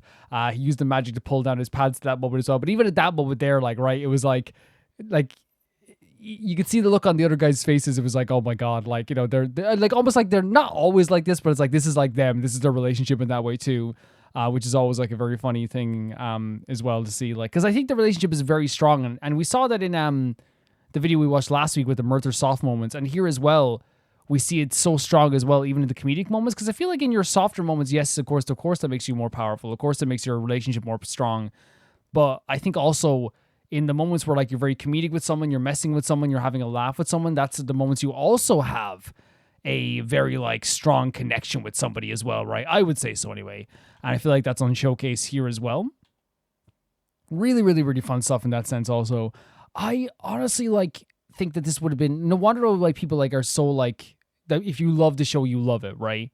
And we saw that like with even the reactions of the soldiers, the comebacks that they had to each other, the like very subtle looks they would give each other, the moments where they have to like, you know, they're like calling each other out, the moments where like they're like, you know, insulting each other, quote unquote. But again, it's one of those things, if you're close enough to somebody, you know somebody well enough, it's never like something that like, you know, you take to heart all the time, you know what I mean?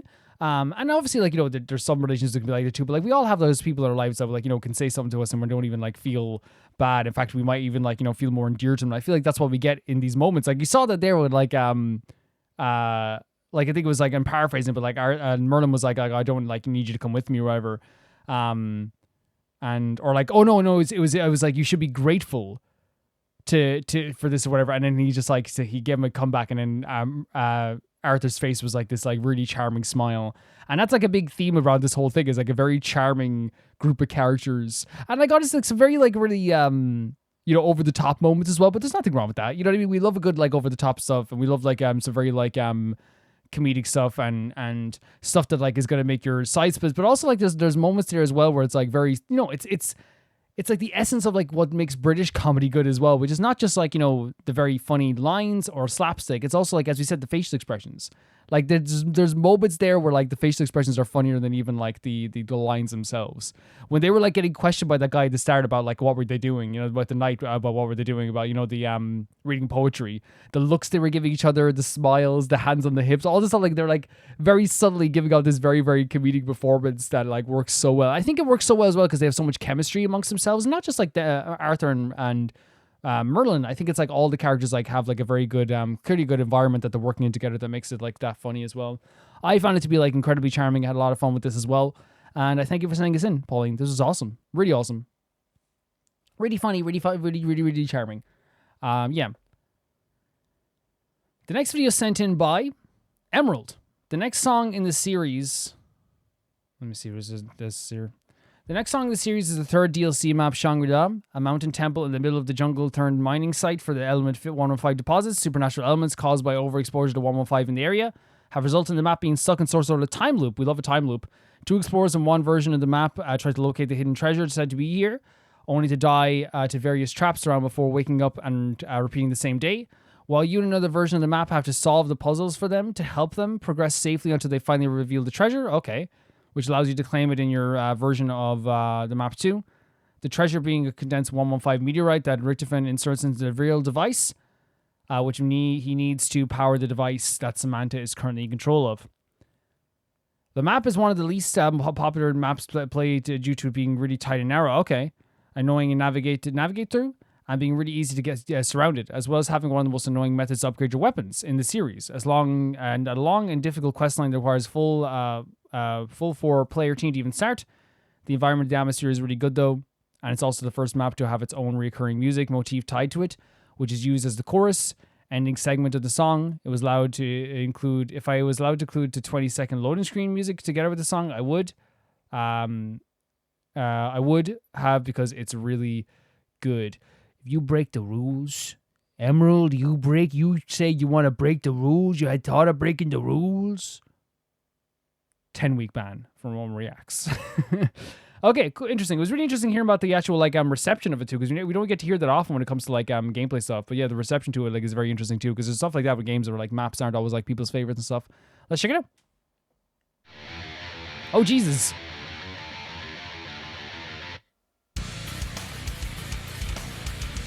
What a freaking, this is like a Korn style riff, like new metal style riff.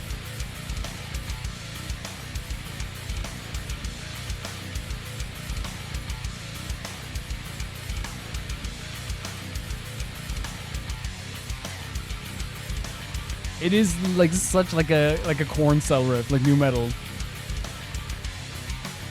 I like it.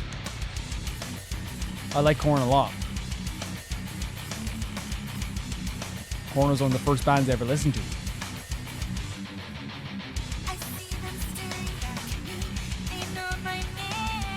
But the lyrics are different, right?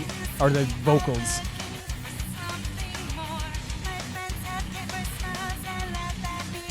Paper smiles, that means it's like obviously fickle. Like they can be disintegrated at any moment. They're fake, you know? Paper champion, for example, is a term used for someone then when they're a champion, but they didn't actually earn it, right? So the smile would obviously be something that they don't actually have.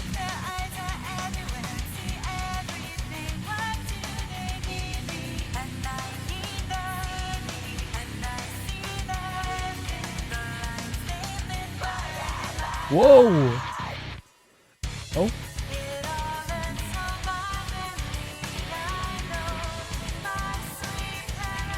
Bopping my head to this, by the way.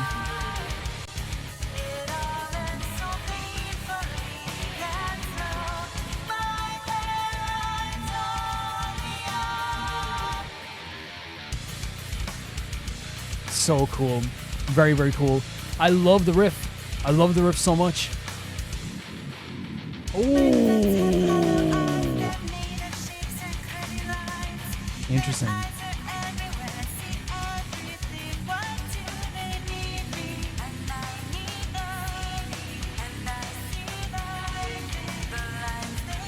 So this is interesting that they need me and I need them. Within the lines, they burned into mine. So it's like it's like a necessary like thing where it's like, oh, like we have to like survive for each other, I guess, or we help each other survive. Oh, and it fits in the idea with the map, right?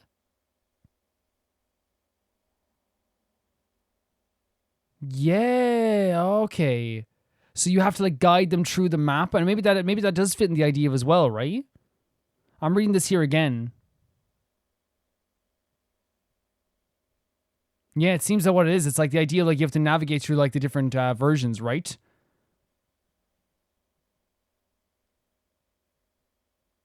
Yeah, so that makes sense. It's like we need each other in that sense too. And what we see, we kind of like transition to what like it's like a necessary thing. We need each other. That's what it's starting to say. Yeah, because one person solves the puzzles and the other one is going through the actual map itself. Yeah, okay. Interesting. Very interesting.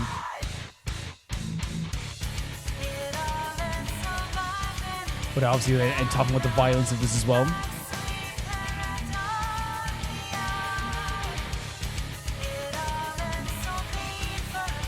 We're still talking about how this is going to be painful in the end.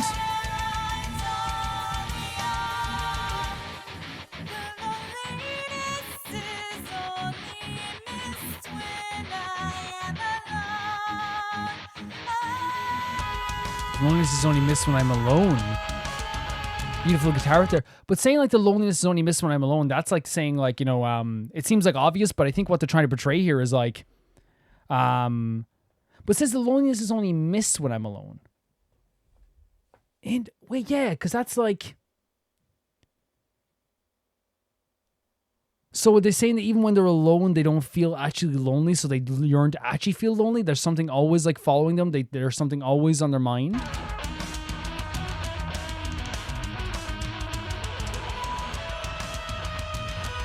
Yeah, the riffs are very cool. They're very good.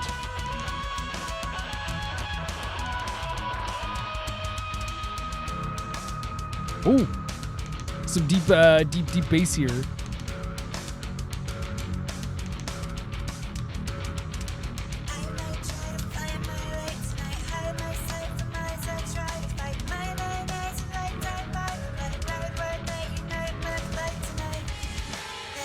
Interesting part of the song as well here, right? And it says it's the most replayed.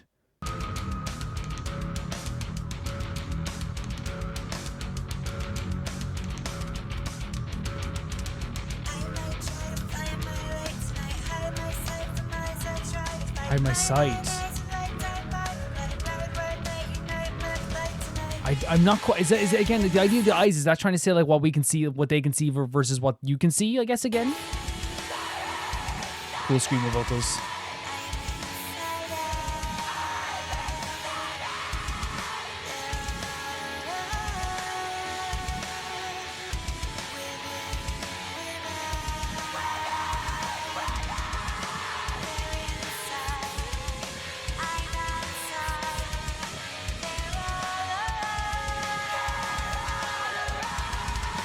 And it seems like there's like they're inside me, but it seems like it is like a paranoia thing as well, where it feels like you're never truly alone. So maybe that's why they're missing the loneliness. And I'm inside out, which means like there's nothing you can hide at that point, right? If you're inside out.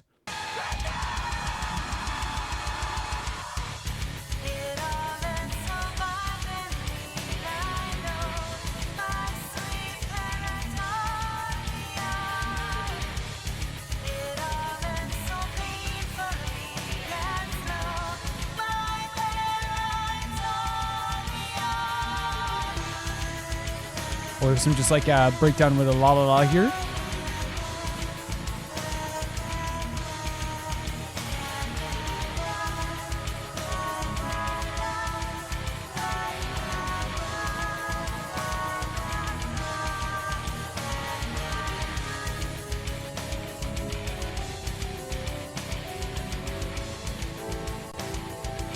Very like softer like piano here.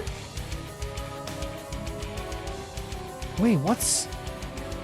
It sounds like it's fading off here so early?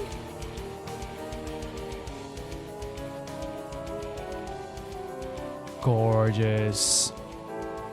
What a contrast as well, right? Very cool contrast.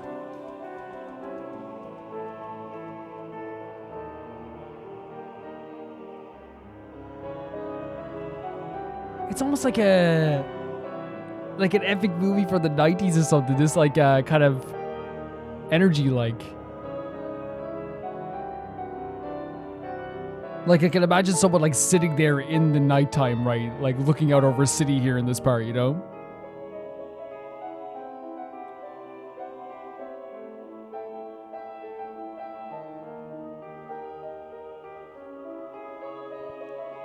Really stunning stuff.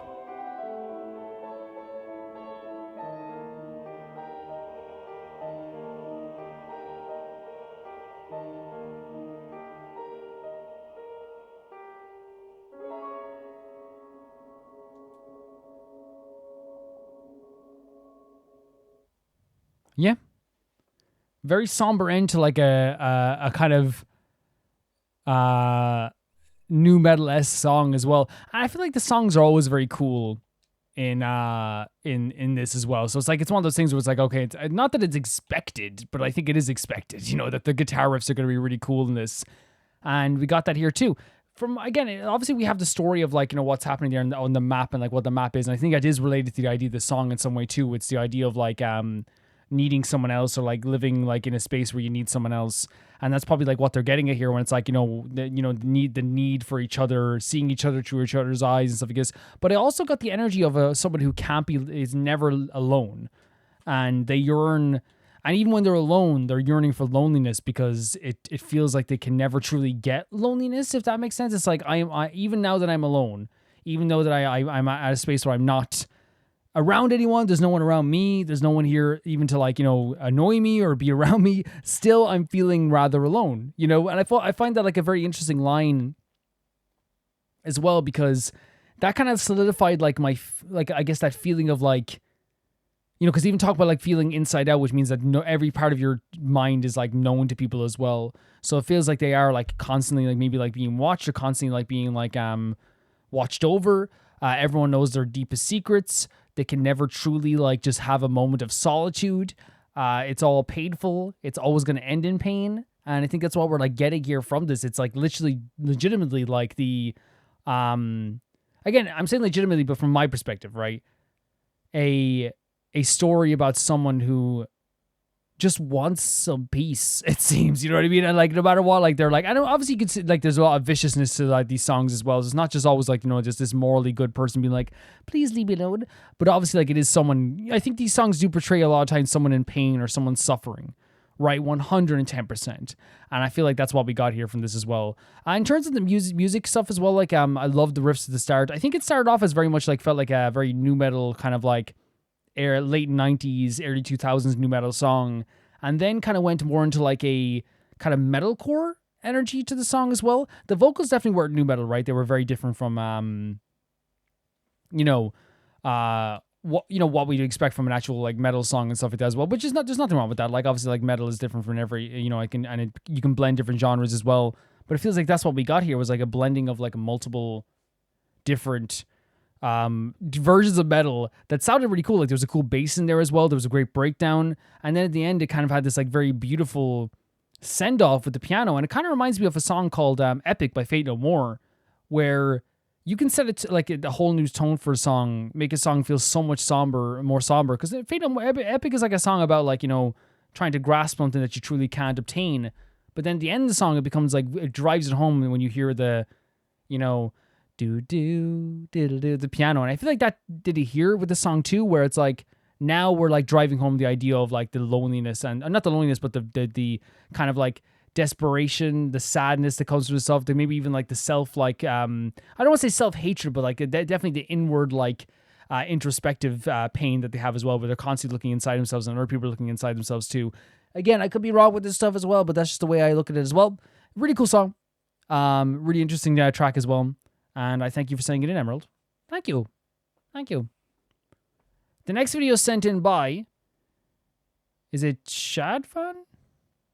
Let's see. If it's not Shadfan, no, it's no. Wait.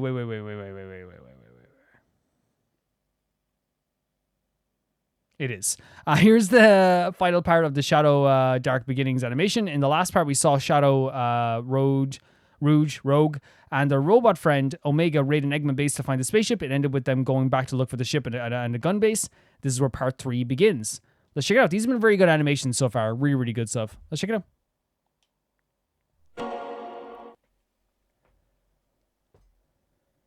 Flashing light warning, guys, just to let you guys know. I'll leave you here for a second. Because you never know if people's internet gets a bit shaky. But yeah. Always very good, these animations, though, right? Really, really good stuff.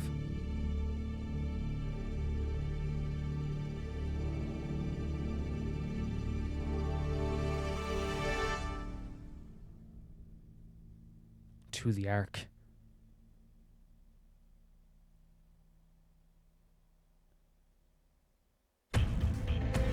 Man, setting a tone already, right? Oh my god.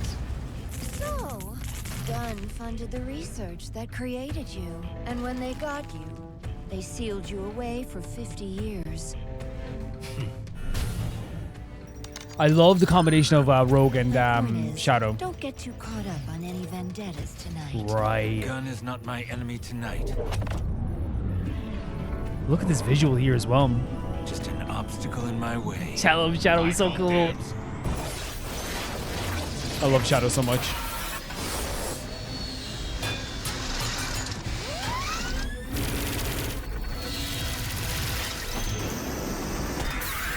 Oh my god, the catching of the freaking missile. Yeah, yes, yes, yes. The right expression to have, 100%. Yes. The perfect expression to have. Oh my god. I'm sorry, but like, that is one of the coolest things. And it was catching a missile, redirecting it, bringing it back up to the area that you're gonna blow up, and then just blowing it up. Insane. Well, not blowing it up, but you know what I mean, like redirecting it.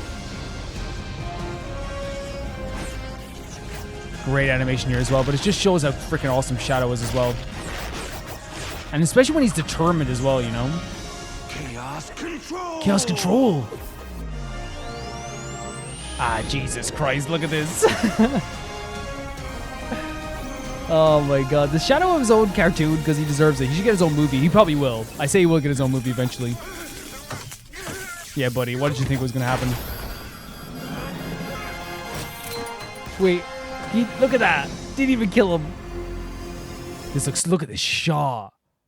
But of course, I know he's not a bad, he's not going to kill someone, right? Potentially. Right? I mean, he probably has, in fairness, with all the damage that they do here as well, you know?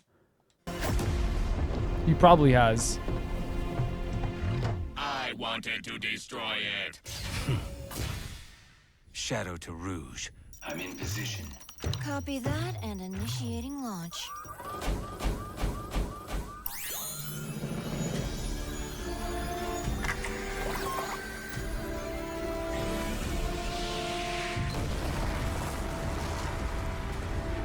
Really good. The music is so epic here as well, right? I love the work they put into these Sonic animations, whether it's on like a very fun level, a very comedic level, or it's just like something like this, which is like so epic in a lot of ways too.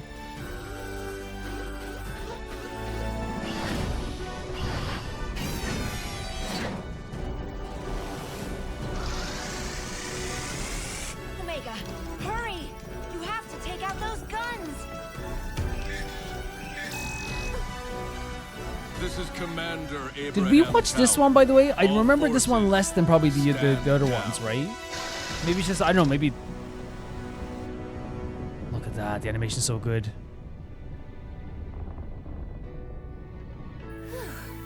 Abe! I brought that intel you requested. This music as well. And aided in the destruction of millions in gun assets. Sorry, but Shadow needed some help saving Oh the my god, world. Rogue. That means so much. That's the case. Despite all that's passed between us, he saved the world from Black Doom. He should have known I would have supported him if he asked. When has Shadow ever asked? Yeah, for honestly. Talked him down, Rouge. There's only one person. Oh, I think I have seen this, right? We have seen this one before. I remember that line, I think. She was lost to us a long time ago. Brutal. We've definitely seen. Oh my god, they love getting emotional with this. Oh my god, stop. Does Shadow just have the best story of any Sonic character? Legitimately.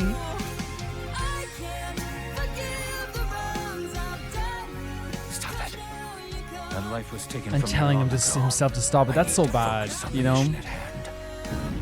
That's very sad to have to tell yourself to stop it, you know?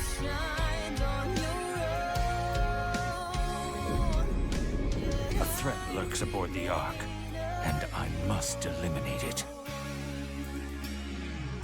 Very beautiful song to have here as well. And honestly, like, you know, it's, oh, the freaking moon as well.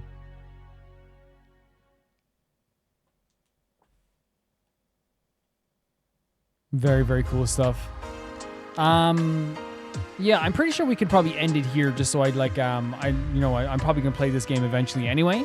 So I might just end it here. If that's okay with you, like, let me know if you guys want me to watch these credits as well. Because I probably will play, you know, Sonic X Shadow Generation at some point too. So we'll see all this stuff anyway. Yeah, like that line at the end there was where he says like, stop it. You know what I mean? Like trying to stop himself from thinking about this stuff. I think it's always so heartbreaking to me to hear stuff like that because like any person should be able to like think about the happy times they've had in their lives, right? But from Shadow's perspective, like it's like this is something that still probably breaks his heart. What does break his heart? It's something that's impacted his whole life. We saw it in Sonic Adventure 2 when Amy gives him that compassion. We talk about this all the time. The compassion that she gave Shadow changed his like whole perspective on what was going on around everywhere, because he actually, like, you know, it was almost like a call to action. He related that compassion that was given to him from Amy as the same that was given to him from Maria. I really like in terms of like how emotionally impactful Shadow's stories, you see like all the action, right? The action's great, the animation is fantastic, like the choreo of all the animation is so cool. You see like these explosions, these fight scenes, it's so freaking neat. But on top of all that, it's not just like those choreo and those fight scenes, all that's amazing about this stuff. It's also like the emotional impact that they love injecting into every single aspect of this freaking story of Shadow. He is a character who like legitimately like breaks my heart all the time. He's just like such a character that like I feel deserves the world, but like would never say it about himself. And I even love what Rogue said at the end, which is like, you know, basically, like, do you think he would ever ask permission to do any of this stuff? Do you think we'd be able to talk him down? Do you think we'd be able to do this? Rogue had to help Shadow by basically, like, I guess, like, you know, not, you know, like, she's not going to ask him if he needs help because Shadow will say no. It's the same thing with anything, you know? We saw that in the comic books as well when, like, Shadow would, like, run away at points too, or when Shadow would go off by himself, and Rogue's just like, yeah, that's Shadow. You know what I mean? And she'd like follow him around helping him out because I genuinely love the relationship. And you saw that here too, like how much she like appreciates him in a way too. And how much people appreciate him in general. But it is one of those things where it's like very Shadow. It's very Shadow for Shadow to be like want to be a lone wolf, but honestly, like, you know, people are helping him from the shadows, quote unquote shadows, pardon the pun. But like it's always like important for him to like not see it that way, if that makes, I know it sounds kind of childish, but I think it's actually very beautiful. You know, is that people want to help Shadow, but they don't obviously have to make sure that he doesn't know that he's getting help, if that makes sense. It's like almost like, hey, you're getting help, but we want to do this for ourselves. You know what I mean? And even though like Rogue obviously does it for like her own gain as well, she's also like very caring of Shadow. I think the relationship is so fantastic the way too. Yeah, the moment at the end there where he was thinking about Maria, just to me it just shows like he's just one of the best characters in Sonic, legitimately. And it's so hard not to just like care about him in on such a big, deep level, I find as well. Yeah, just fantastic animation, fantastic music at the end there as well. Great fight choreo. Shadow is one of the most like craziest but like most interesting characters in Sonic. Really liked it. The next video sent in by is a Hypernova? Hypernova. This is basically a continuation of the RPG song I sent a while back, but a different genre this time. Vibes and flow are similar too. Hope you enjoy. Let's check it out. FPS. Sora Mafu Urasaka featuring Knives Out. Let's go. It was cool last time, right?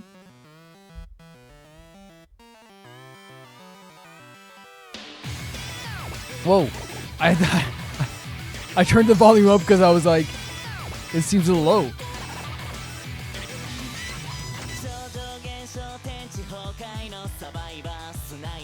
Survivor Sniper?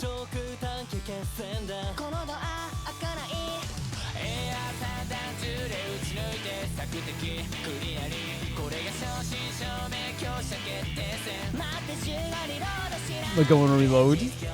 Again, it's a cool, like it's same like last time. It's a cool style, but it's also like, you know, describing some stuff that is happening in like video games as well. You know what I mean? Some stuff you would go through in a video game. Whereas the last time it was like a lot of stuff with team games and like staying up all night and stuff, I guess. So it's always very fun seeing this type of stuff. Oh my god, you see him playing on the phone? Oh my god! This is like a hero shot. You know? This is like this could be like an OP for like an anime, and I'd be like, yeah, that makes sense. Like this is a pure hero shot, legitimately. Look at this.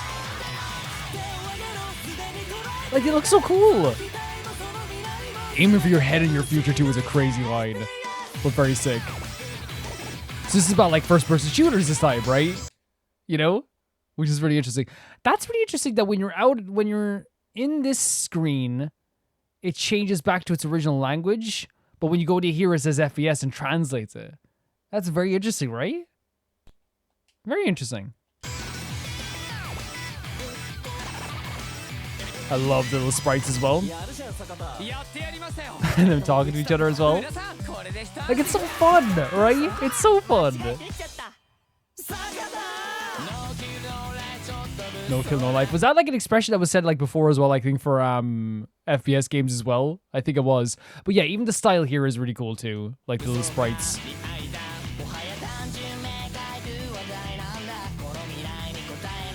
future holds no answers. Look at them being a little nervous as well. So like a battle royale. These are like hero shots. They can be characters in a show themselves. Really cool stuff. Oh, just the whistling?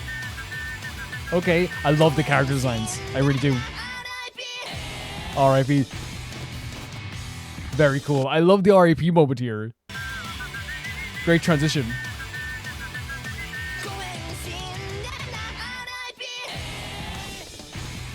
Into a breakdown. So is their character gone now? Battle in progress. Love the vibrant colors as well. Forgive me.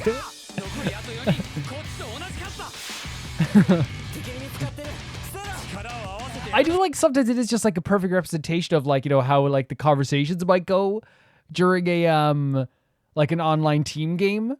But like obviously like you don't like see it as like something as like serious, you know what I mean? Like so they're portraying it like a very fun time between friends, but like within like this like animated battlefield, I suppose, as well.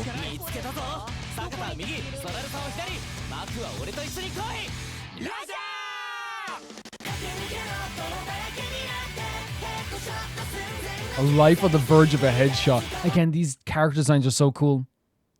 Like, I love how they're, like, very stylized. They have a lot of personality in them as well. Every character feels like a true individual, you know what I mean? From their designs. Like, this character's great. With the sniper. Don't die on us again. I love the sweetheart who died. Really cool ending there as well. Oh my god. I'm saying ending because it's almost over, but look at this style. The style is so cool. Yeah, very neat. Love the hero shots. Love the designs. Yeah, so the thing is like with this, and it's the same with the last one as well, like what I really like about this is like the art style first of all. And it's very hard to keep up with sometimes, but like, you know, when we pause a few times we got to see it. But there's some really good designs, some really great colors. The vibrancy of this is always so beautiful as well. From what we saw last time as well, like gorgeous stuff. And it's really hard to like not like just like that be so into like what we're looking at here, right? Because it's stunning. It is stunning in terms of like its visuals. And whoever animates this is like does such a fantastic job with this too. I think as well, it's like it's just like such fun, right? It's not meant to be like this big serious thing. It's not meant to be like, you know, this big unbelievably emotional thing. It is a story about people playing an online FPS game with each other. And even there, to talk about it being like 4v4, to talk about Battle Royale rules, there's 100 people online. I don't know who they are. But But also, like, you know, those like that energy of like taking it seriously, right? But also at the same time, you're not taking it too seriously. I played FPS games before with people online, and like they will talk to you sometimes like you were on a battlefield. They will. It's happened to me several times where, like, I remember I was playing Destiny, and I remember I was just playing around, like, I just having fun, and like, and then I had people being like, you know, hey, on your right, you know, check your 40. And I'm like, what are you talking about? Check my 40. I'm only 20. But like, it was like that really funny how like they would like get into it like that as well, which, you know, like it's kind of charming in a way too. I know it sounds like that sounds kind of demeaning sometimes when you're like, oh, that's so charming that you get into it this way. But it is in a way, like it's very charming in that way. But like, again, these really great character designs that like, you know, give each character personality. And like, I feel like if you like watch a show about this, you could probably get into like the characters in that way too, you know? Like, it's not just like this thing where it's like you'd, you know, they just drop these in this, this music video. And like, I really feel like they could like make a full show about these characters. And maybe there's like a lot more stuff with this too. In fact, I probably could like check out the channel here and see if there are more stuff with this as well. But like, that's the reason why I just genuinely like this stuff. And love this stuff is because it scratches like an itch of like, wow, this is a great design. This is really fun as well. It's not like something obviously I'm going to listen to. But like personally, this is not a song I would have it on the background, you know, in my own spare time personally. But that's not what it's about though for me. It's also like I like looking at this stuff. Oh, there's some really pretty thumbnails here. Some really pretty thumbnails. They have a great art style. Oh, they have like a video on, hold on. Is this the people who animate it? Is this them? In the video too? Because there's one with white hair. Do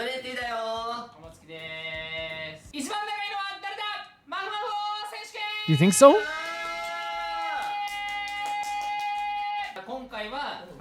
Love the white hair. Really beautiful. Yeah. So like there obviously is like potential to have like a like something more with that too. But I think that like what they're going for is just like a really fun song, really energetic, beautiful colors, beautiful animation. And it's something that like I feel like, you know, you could be like, you know, that if I animated this, I'd look back at this over and over again being like, holy crap, this looks great. Because again, like I know like it sounds like I'm over saying like how good the colors are, but they're so good. They look so good. They really pop off the screen, and it makes everything like so like enjoyable to watch because it is like a its own style and its own specific like thing, but also like they do color coding so well at the same time too. The song is so fun, just talking about like all the stuff that you'd be doing like if you're playing an FPS game with your friend. The characters themselves looked so distinctive. They had some really cool hero shots, and again, that's probably how some people feel when they're playing an FPS game as well. Which I'm not going to fault anyone for that either, but like a really really cool stuff as well. I really think this is always like just really really creative, and there's like so much talent behind it. And I think that's always like the most important thing to like always like acknowledge is that like the creation here is it. I feel like you can always showcase, especially with animations, how much work and talent was behind the work, right? And it's not always like and you can sound like it goes without saying, but sometimes it's not. You know, sometimes it's not it doesn't go without saying. Sometimes it's not like just a given. But I feel like it is here. You know, they work so hard on this stuff. They really do. Thank you for saying it's in Hypernova. This was really fun. Really, really fun. The next video is sent in by Katsith, and they say, so in DBZ voice, last time in Rome Reacts, we saw that Chinese film and the TV was inherited as a bit of a tradition of cross-gender acting in Chinese traditional opera. So I think this week I ought to talk about a bit of Chinese opera and also show you a bit as well, since it does extend into many forms of modern Chinese media, and as we can see with Yujin of Genshin Impact, and also many of the earlier generations of Chinese film and TV stars, such as Bruce Lee and Jackie Chan, have had their origin stories in Chinese opera troops. In our current era of consuming media through the screens and speakers, it is often lost on us how many quirks of traditional opera were developed in an age when everything was performed live and often outdoors, with help from mics and cameras. The heavy makeup and the colorful costumes, the high exaggerated symbolic gestures, and the peculiar vocal styles of singing all serve the purpose of conveying the characters and stories, projecting voice and emotions to audience that might be standing some distance away from the stage. For Chinese opera, that also means that the physical appearance of the actors themselves don't need to carry the full weight of the convincing audience as well the role of playing. You don't need to cast only young men and women to play in roles, nor order women to play old women roles. What informs the audience of the roles are the role-specific makeup, costumes, gestures, and vocal styles. In Chinese opera, performers usually specialize in one or two specific roles for the entirety of their careers. because of how much training is required to perform each role on stage. There's a Chinese saying behind 10 minutes on stage is 10 years of training off stage. Eugene of the Genshin, for example, is a model after the Wu Dan role, where Wu means martial and Dan means female character. In traditional opera, it basically means that it's a female role that is expected to perform martial arts and acrobatics fight scenes. So here's a video of the fight scene of showcase of 2 Wu Dan performers. 2 ladies, one white and the other in green and blue. Not much of a singing is shown here, but it does show the typical physical performance expected of the role. Other roles showcased here also include Wu Sheng, martial male characters, the Jing, male characters, elaborate painted faces, and show comical characters, the face painted centered around their noses. In other words, a jester. Watch from 410 to the end. Okay, cool. Let's get to 410 then.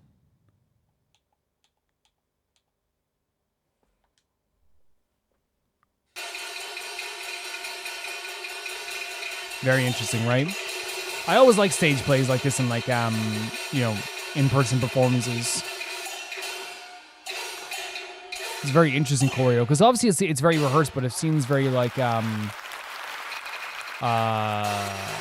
do I say it, like it feels like it's very choreographed with like some beautiful movements here, but at the same time it does like it's like a dance as well, right?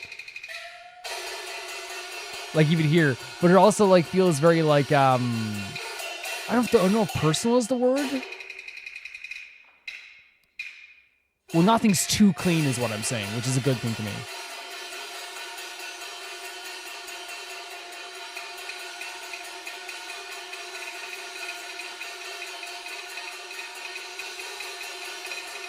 And that's a good thing to me. Like, I don't want things to be like, you want them to have some personality in them, in my opinion. Look at that. Holy hell. Wait, what? I thought she was putting the spear. It was already incredible. I thought she was putting the spear in between his body as he was doing this. The core strength and like agility this takes to be able to do this is insane. Love the kind of fish scales on the outfit there.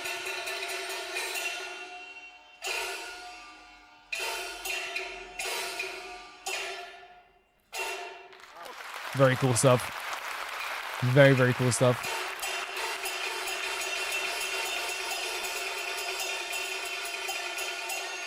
Like, it's just beautiful, right? It's really, really beautiful. And as I said, it has so much personality, so much energy to it.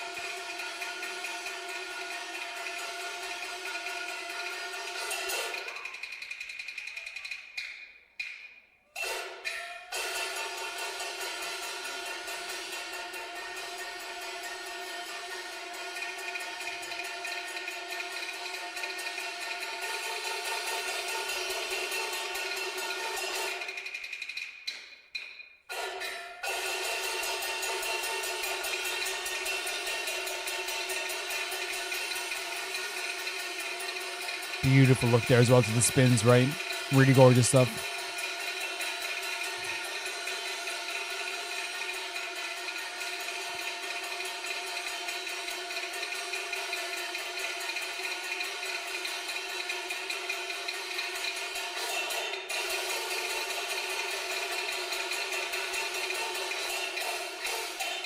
Oh, really cool.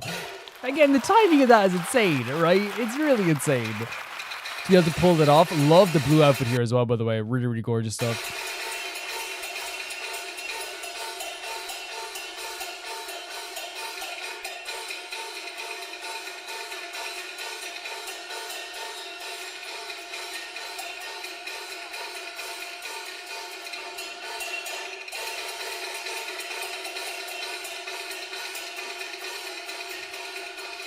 And it's like showing like an interesting like combat, but again, like as I said, it feels very magical, very like beautiful, right?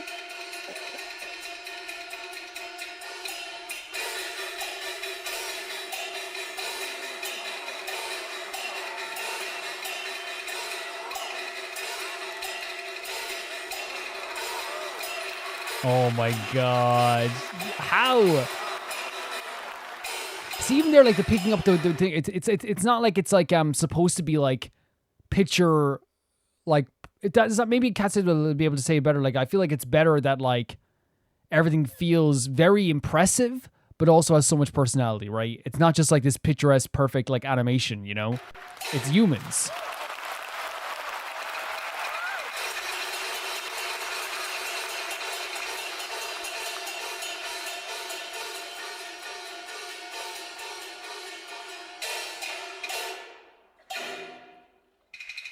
So cool. Even like this, right? This formation makes me feel like I know, like what, like just like I know it's like only like a formation. I know it's only like a positioning gear, but it still looks really cool, you know?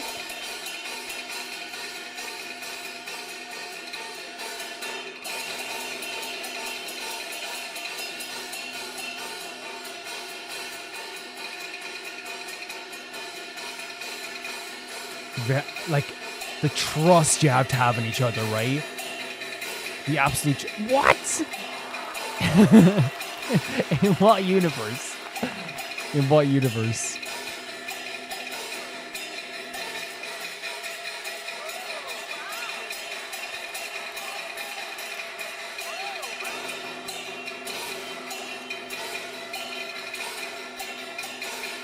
So cool. Like this, the timing of this, right? This lady is insane. I know, like, they're insane for you to catch it too, but like, you know, the receiving aspect of this is very, has to be difficult. Stop. How? Explain. The answer is it's impossible. What? What is even happening there? What was even happening? I didn't even know what was happening in front of me. At all. Like, I couldn't even visualize it, even though it was in front of me.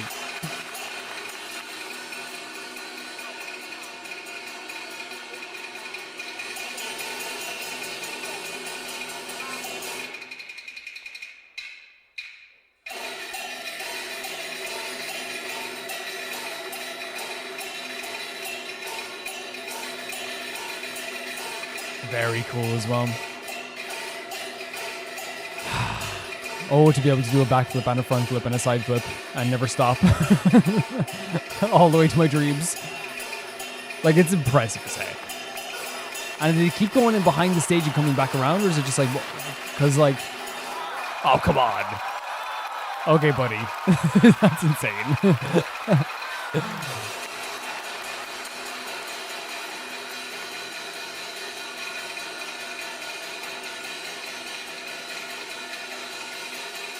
Actually, like, way too impressive for, like, you know, my eyes. I feel like I'm not even, I think my eyes aren't able to keep up.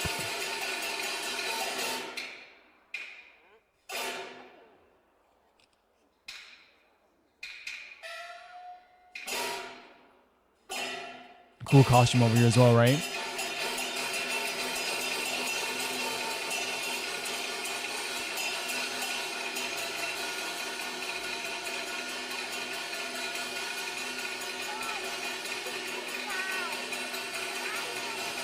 Oh, some new additions here as well. All transitioning in and out as well. Wait, what's this?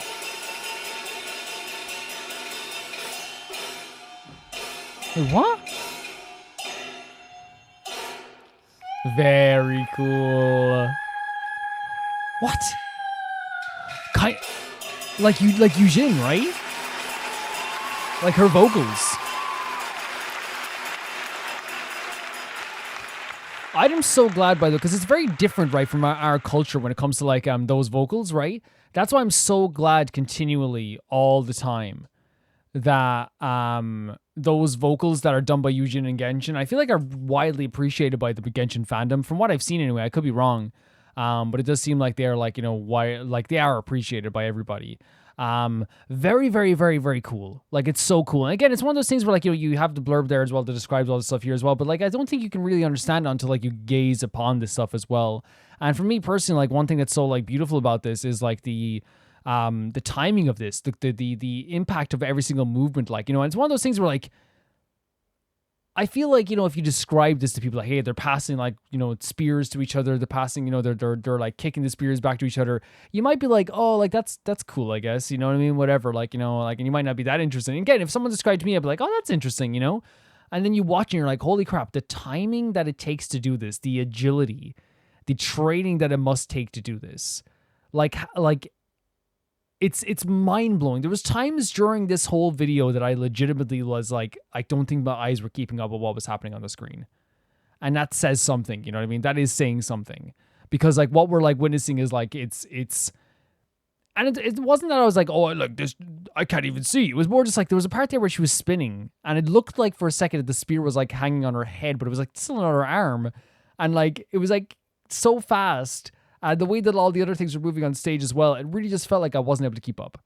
And not in a bad way. It was like that. I think that's what's so impressive about it too. Like the passing of the spears in between each other, the movement in between each other, the surrounding of each other, even the stuff at the end with like the fabrics and stuff like that. All that stuff is like so cool. Like how they're able to all do this stuff as well. And again, it's one of those things where like I only know of this stuff obviously from Yujin in Genshin. And it's so funny like you had those vocals at the end, like instantly I was like, oh my god, that's it. But it's still such a beautiful thing to see other people's culture and see other people's history like this as well. Because like obviously for me, like, you know, I think that's probably like, you know, when people come over and they see river dance and stuff like that as well, and Irish dancing, a lot of people go like, oh, this is incredible. Like, but to me, obviously I've seen them my whole life, so I'm just like, oh yeah, I guess. And I don't know if it's the same. Is it like in Chinese culture? I wonder if it is like a thing, and maybe Katsis can answer this as well. Is it a thing where it's like, oh,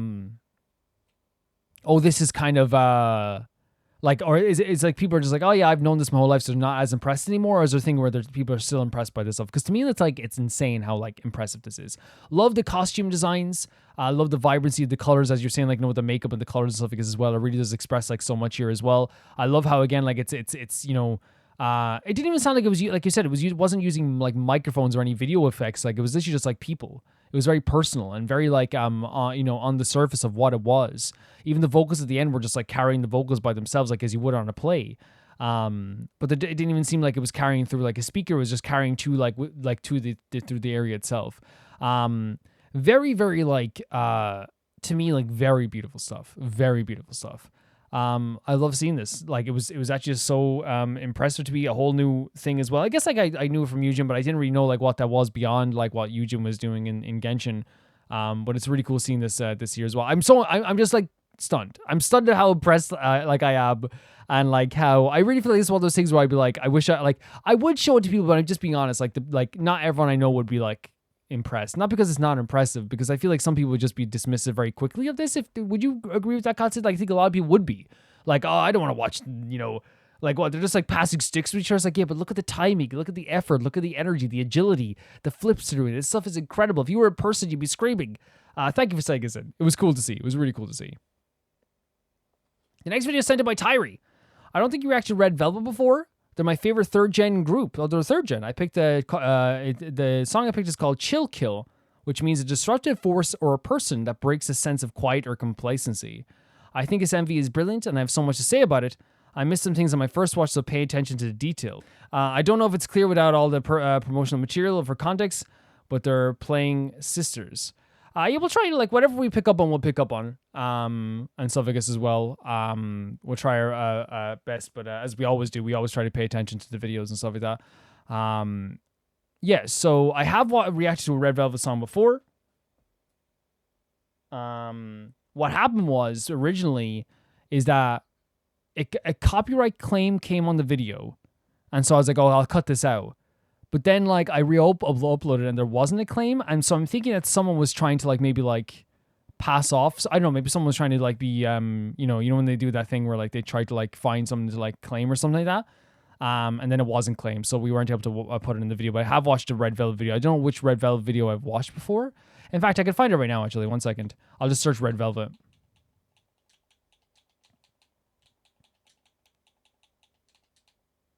It was Cosmic. Was it not Cosmic, was it? That's the first one that comes up, so maybe it wasn't that. What was it? It was the one where...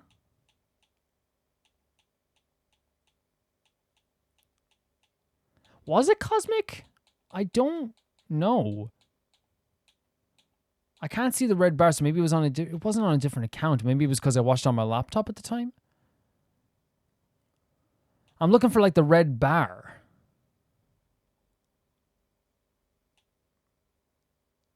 Can I say, like, legitimately, I hate the way YouTube does this. I hate the way they do this. I searched Red Velvet and again, I'm happy to see them, but like Idol is here, Espa is here. I searched Red Velvet.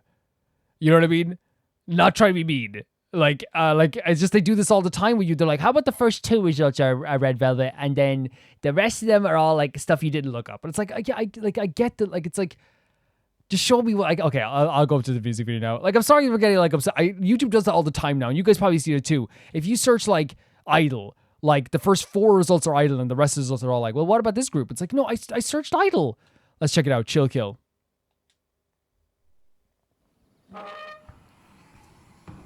Our subtitles on, now they are.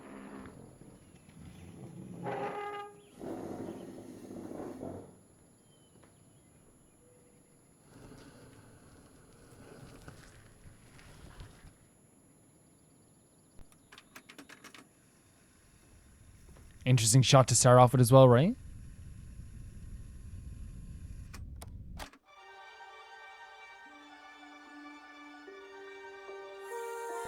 Oh? So, if they're betraying sisters, they're cutting off another family member's head here, like maybe father or something, I guess, as well, possibly? Possibly? It's a cool location, honestly.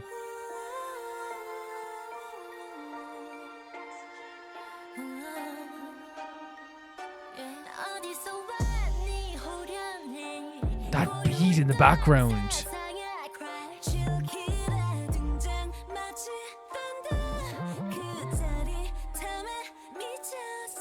They're like almost like fear in their eyes. Oh, okay. There's someone coming here as well. That beat to start off with, though.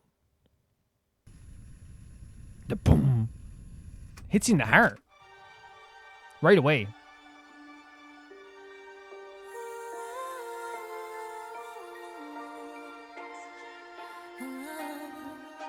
And I guess that fits the idea of a chill kill, right? Do you hear that? They're having fun.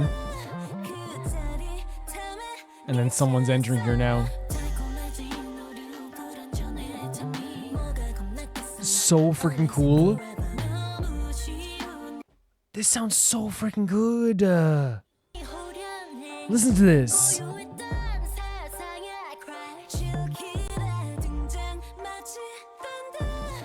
This part coming up here sounds so freaking good. Gorgeous. Could anything scare me? Love the harmonies here we hear in the background too. But I want to see you again. Oh? Some acting skills. Oh my god. What? That's such a like a...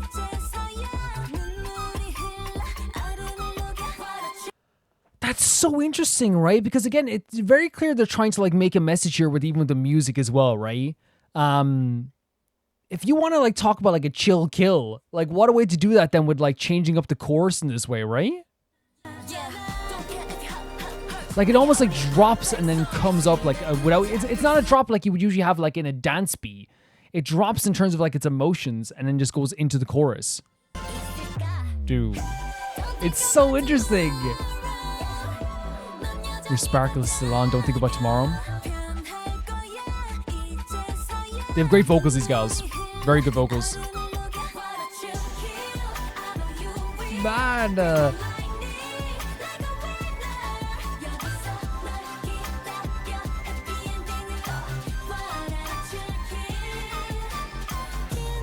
that was really, really cool. Great chorus. They have great vocals. They really have great vocals. But then again, like, I know Red Velvet are massive, right? And again, I don't remember the Red Velvet song I watched before, so like, I'm sorry that I'm not like, you know, remembering all that stuff. But like, very, very beautiful vocals they have here as well. But then again, it goes without saying, because like, I know like they're gigantic. You know, you don't get that big, I guess. Well, you can get big without being, you know, probably good. But, you know, I don't know. You know what I'm saying. But you have a lot of fans, a lot of people that love them as well.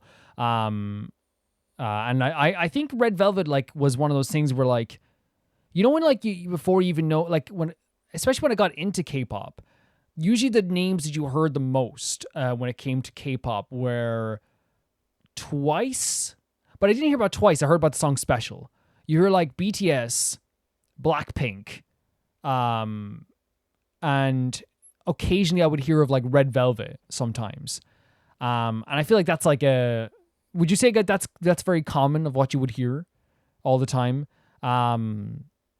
Yeah. So like obviously you would, but yeah, like a really, really beautiful chorus. I actually like really love the obviously like it's very unnerving this part here, the drop into this.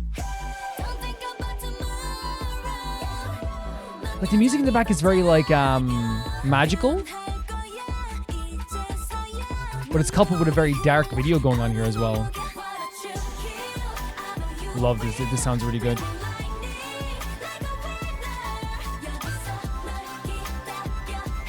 They all look really cool. The one with the green shirt on the top of the shirt looks awesome. Really cool outfit.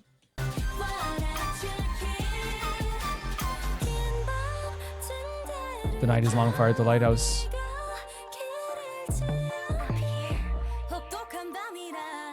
Another gorgeous vocal performance here. Choreo is really cool too. Yeah, like it's very dark vibes, right? Very dark vibes to this as well, honestly. And it seems like as well, like I don't know if like they're cleaning up the wine here off the ground as well. It seems like, but like obviously like it could be a metaphor for blood as well. But they're doing it desperately so, and then hiding the mat away as well. So like whoever's going to see this is obviously not a good. It's not a good thing if they do see this as well. You know. He's talking about being together, right? The world being hushed. You tamed me badly.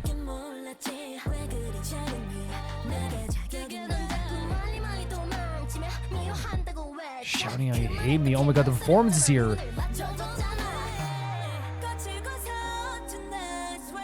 Calling a night clumsy.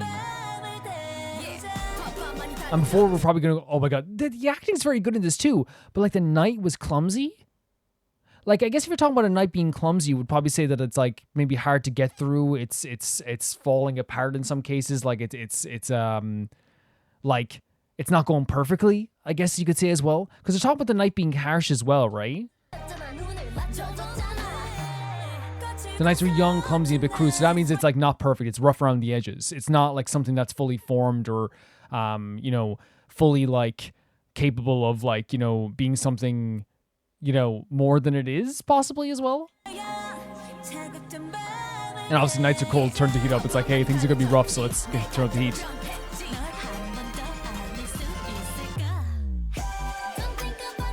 This is such an interesting change, right? And there's smiles as well. I kind of like, I'm happy to see their smiles for a bit here. Melting that ice. This is a great choreo.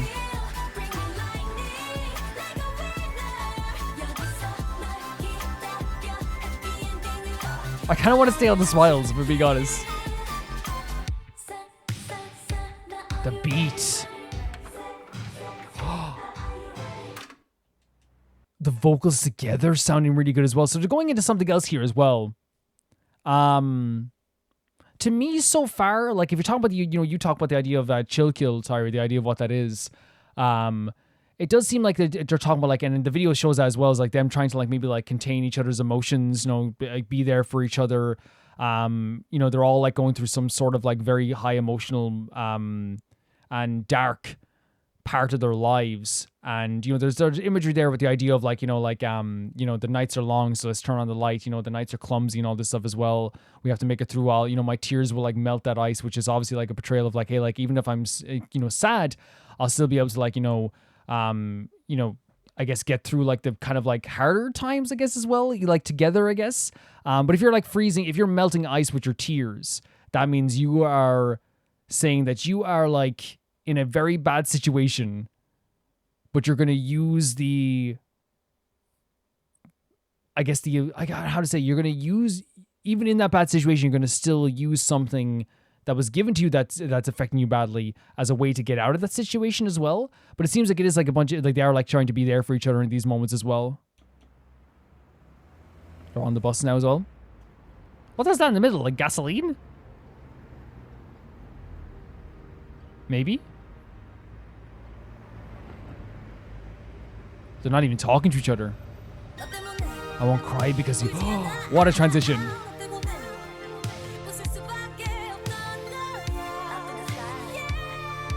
It's love. Oh my god, the outfits here. What are they filming? They're setting fire to stuff here. Yeah, that's what they're doing. Okay, so this house obviously has a lot of bad memories here. Love the eye patch. They look so awesome. Are you kidding me? The suit and the veil for some reason like is such a great styling. It's so cool.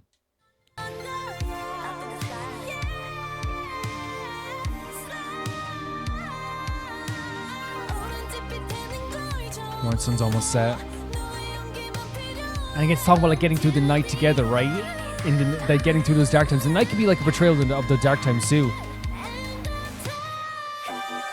Beautiful vocals. Beautiful. I love that scene. Oh my god, this is such a good scene. Is that the police? No, let them go. Let them go right now. Dropping all the stuff. Oh my god, they're just dancing. Oh my god. Did they just do a choreo? Gonna change myself at long last. Do you think now that I'm looking at the blood and stuff because the blood on the wings, and obviously the wine on the wings and stuff as well. This is like a family video. They film each other. Could we look back to when the wine was spilled for a second? First of all, dancing your choreo in front of the police car is actually absolutely so cool. So there's like the shush about this. When they're about to...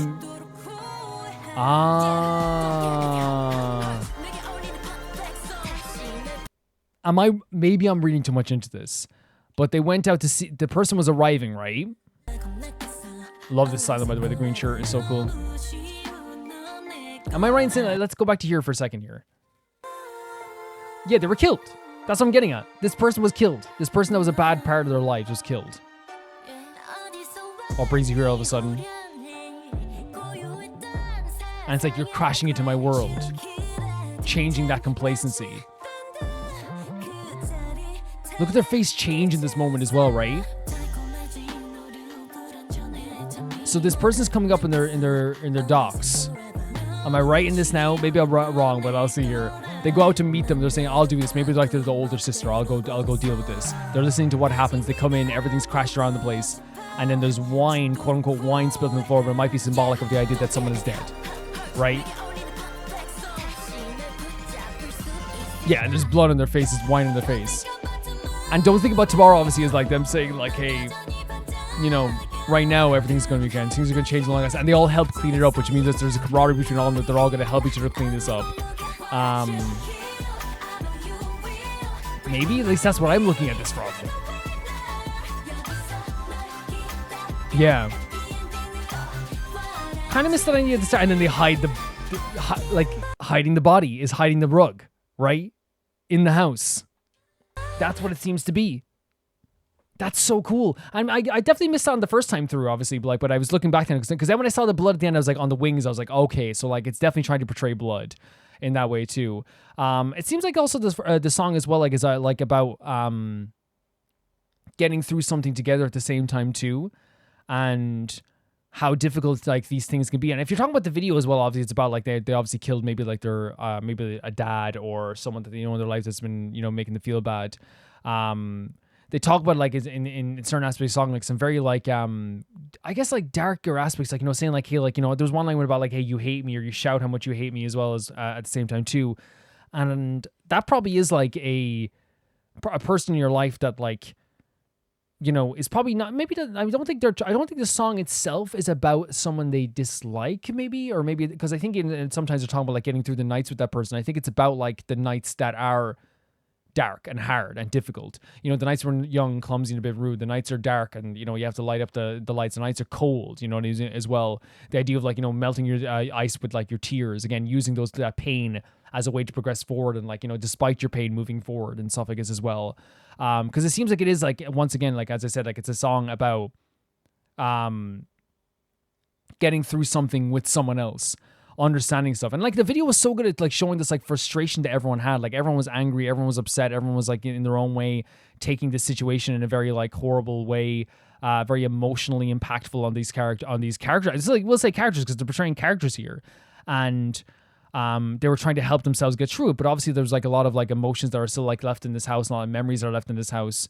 But it was still like a very beautiful and sad way to portray this as well, because it's very clear they were having fun at the start of this MV, and then whatever invaded their space changed that happiness. And even at one point they were looking out there was like a calendar, but also like a light through the window when they looked at the calendar. And I wonder if like looking at the calendar was like, hey, at this time we're going to leave this place. Remember, at this time we're going to burn this place down, right? And that was, you know, the night is cold, you know, light up the fire. And it could be symbolic of that as well. Let's light the fire of this building that we used to live in, which this person that we killed in as well. The night's cold. To get us through this is going to get us through this. And after that, they smiled. They laughed. They frolicked together. You know, there was that too. And I'd have to say that probably is like one of the what they're trying to show here, right? Is that like it's the idea of like symbolically, you know, lighting up the fire is that probably maybe similarly to like when they were last time they were happy as well, which is the MV when they lit the candle on the birthday cake as well. We're happy here when we lit up this fire around us, and like and we all celebrated around this fire. And then they lit fire to the house. They were all together holding hands, and then once again they were smiling together, almost like that was a candle amongst itself. And it was on a specific date as well, just like a birthday would be as well on the calendar. They marked the date when they were going to burn down the house and leave the place. The light was shining through the window, showing a new beginning, a new, you know, embrace here as well. I've really got into the like the I guess the lore of this as well. It's very like interesting, like the symbolism that goes along here as well. And honestly, like if we talk about like, you know, we talk about the emotions of the song and stuff and the symbolism, let's also talk about like the song itself. I found it to be very erratic, but in a good way. I think that sometimes there's times for songs to be like very within their own. And we talked about it earlier with Anteam, right? I think Anteam, like what they do very well is that like the chorus never catches you off guard. But I think that if you're telling a story, a chorus catching you off guard sometimes can be a good thing. And I think what they did here was really interesting. They had this like drop of emotions before the chorus, and then like it did like this little pre-chorus, and then like had this very cheerful, upbeat, like beautifully sung chorus as well. Great harmonies. And like I think like what Red Velvet is doing here, and they did such a good job with this, is like it's a beautiful sounding song, and it's really beautiful to listen to, and the gals are so well dressed, and the costume design is so fantastic. But I don't think it's like ultimately trying to like, you know, make me sit here and be like, what a bop, you know what I mean? Even though it is like a bop, and like it does sound really good, you know, don't think about tomorrow. Like it sounds really good. I think it's also like very much like telling a story, you know what I mean? And just like songs do, but I feel like here, like with mixed with the video and stuff, it wants to like grab your attention and make you feel a lot, maybe like a certain way about this stuff too. But yeah, like it's one of those things, like it's like, I don't think that the chorus catches you off guard, by the way. I think what it does is like it plays with your emotions in a very subtle way, where like there's so much stuff happening in the video. And if you're watching this with the video, it's even more impactful, I imagine, than just listening to the song itself. But yeah, there's a drop. It goes back up again. Because you're feeling anxiety during the verse. It's like, what's happening here? What's happening here? You're like, oh my god, like this is like such a different emotion. And like, you know, the song, then in the end, you feel the togetherness amongst themselves, but also the frustration they have with this place. It feels like this place itself and the person that they got rid of is obviously like very like a hurtful person as well. All this stuff that goes into it also at the same time too. Sorry that I got so erratic thinking about this, but I actually think it's a really well directed video. And just like we got into like, you know, the thinking about like the symbolism of like, we do like with K-pop videos a lot, with like the same thing with like Anteam earlier as well. Like there's a lot of symbolism there too. And I think obviously, like, you know, I like music videos like that tend to like try and do that sometimes too. Like Loona, like, you know, we watch Loona as well, who love doing symbolism as well. Very interesting stuff. Thank you so much for sending this in, Tyree. The next video sent in by Connor Dunseith, and it is the Sonic XDC comic dub. And they say, in the last part of the Justice League and Team Sonic couldn't defeat Darkseid, so the League sent Team Sonic to the world, saying they were putting their faith in them. With Team Sonic now in the world of DC, let's find out what happened. What will happen next? Now we're gonna have to cut this one in half, as it's over 10 minutes. This time, this is one of the only times we have to do this, and it'll be the last time, or else. I'm joking. Watch this video until 7:03. No problem. No problem. No problem, I say.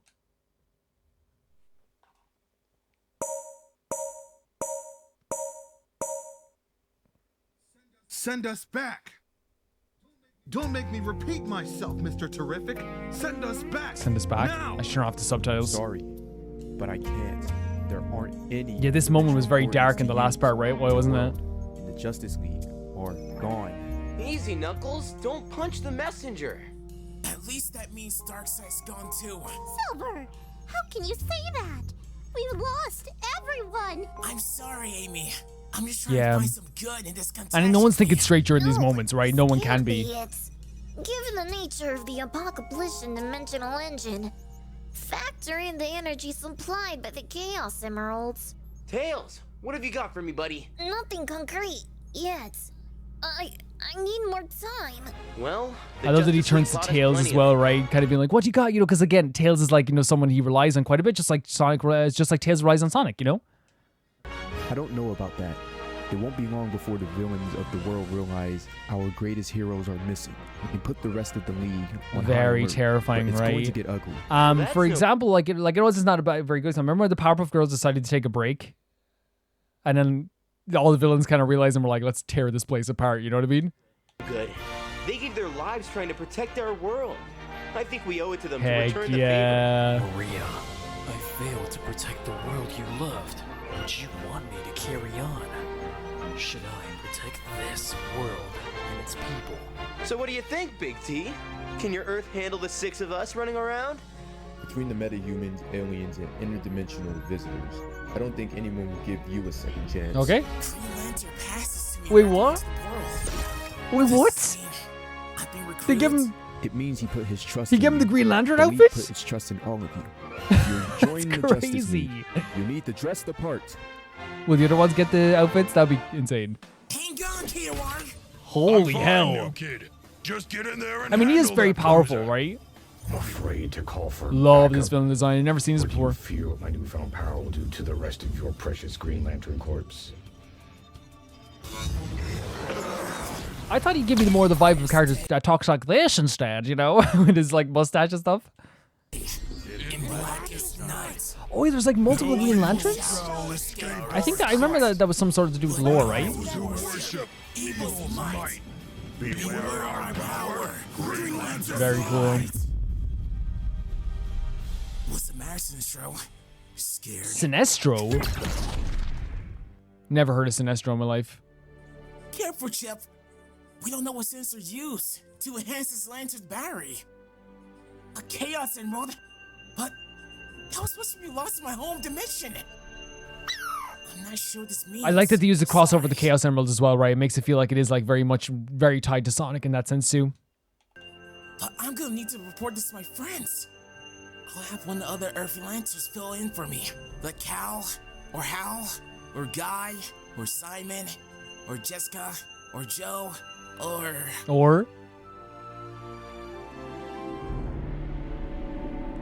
Look how cool this looks. Look how swiftly these would-be defenders succumb. So is this just all the people like the villains are being more active now? Like legitimately, that's what's happening. Is they're being more active?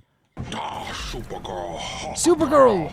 The battle is over before it's begun. Kneel before your doom. Leave him alone. Gorilla Grodd. I genuinely think Supergirl, by the way, and Hawkgirl like have such a cool look. I think, especially like in the new movie, I've seen only clips of it, but they look so cool. I feel it inside my own. How? My own psychic prowess has been strengthened tenfold by a mysterious new power. A power only I have the will to Jesus, dude. You should feel honored. You'll be the first two to join my conquest of this How about no? nation. You think a tactical genius like you would know Yeah, it's Hawkgirl. I think Hawkgirl and Supergirl are so cool. So cool. Get him. What? Wonder Woman Amy? She's just one hedgehog. And she's worth the Oh, 100 Supergirl of looks so you. cool. On your feet, hot girl. Oh my I need God. you on the battlefield. It's an honor that for Wonder Woman that Amy wears this, by the way. An honor for her. mind control device. Wait, that's a Chaos Emerald. You recognize this mystic The Mystic Gemstone. It's from my home. Hawkgirl looks so sick Everything there too. was gone. But if this found its way to your world, then maybe... Slapping herself. First things first. We need to drive out these invaders. On the one hand, this ain't so bad. It's a big city, but not nearly as big as my island. He's wearing a suit. I just read he's wearing a Superman outfit. Oh my god. It's a big city. So many layers, so bright and noisy. It can be challenging to keep track. I'm not being like I think I just like I always expect Knuckles to have more of like a deeper voice. But Superman did it and looked after the whole world too. I'm gonna have to work extra hard to be as good a guardian. You're better as than him. Superbad. Hey, Miss Lane, hear anything from Star Labs? No, and the League has been kind enough to keep me in the loop. This is but Lois there's still Lane, no right? progress in finding Superman or the others. Tails is looking into it with the Teen Titans too. Until then, I've got things covered. Yeah, about that. Lex called me saying he Lex wants to Luthor. speak to you. Luthor? Why? One, he knows I'm one of the only people you're talking to outside of the League. Two, he wants something. If you told me 2 months ago, like when I started, like not 2 months ago, months ago when I started playing Sonic, that I would be looking at Knuckles talking to Lois Lane, I would have told you. Honestly, yeah, maybe. I'd tell him to shove it, but if it's about Clark and the others... Yeah, I get it. I'll look into it. Be careful. He's more dangerous than he seems. All these bald evil geniuses are the Eggman. same. He's talking about Eggman. But honestly, though, like I think Knuckles will be able to be prepared for him, honestly. Love the Luthor design. Slower than a speeding bullet and as subtle as a locomotive. I got your message, Luthor. What do you want? Peace, believe it or not. I've been watching you for quite some time now. Unlike your predecessor, you don't flaunt godly powers. Okay. You're certainly more capable than most humans, but you still have very mortal limits. And yet you take on the burden of protecting everyone and everything to the best of your natural talents. I respect that. I am a man of considerable means. I can support you in ways the Justice League cannot and will not. I don't think Knuckles will fall for this, right? But then Knuckles has Knuckles falls for stuff sometimes, but like I feel like he has to know, right? We could be quite the influential duo, you and I. What do you say? I say I've heard this Yeah, shtick before. yeah. You've been watching me, then you better know I'll be watching Exactly. you. He's not A dumb. pity. You share the Kryptonian's moral failings. No, he's just like an honorable dude, I Luthor. wonder, do you share his weaknesses too? Hey, you found a chaos. Oh, wait, he thought it was Finally kryptonite? did something right. He thought it was Luthor. kryptonite? Chaos Emerald? Take it as a token Oh of my sincerity. god. Think hard Now about he's like, what hey, more it's we a can do gift. Together. Is he turning around? Were you trying to poison me thinking this Yeah. was kryptonite? So that's the end there as well. This again, like it's really fun, and like seeing them all in different costumes this time around was also like a really fun idea too. Honestly, I always think like the art style of these DC comic stuff is so good too, and I think like they're bringing they bring the DC style to a really cool level here as well, because obviously like DC, I think while I don't read comic books, I've always like really like been enamored with the comic book style, like the the very, it's almost like realistic faces, but with like, how do I say, like realistic faces, but like they're very cartoony at the same time. Does that make sense? But they have like a very distinctive style, like they always do have a very distinctive style, and I feel like that's like that comes with like a lot of my sorry about this, guys. That comes with a lot of, I have to change my freaking, this is not poor Connor's fault. My fan is going crazy. 1 second.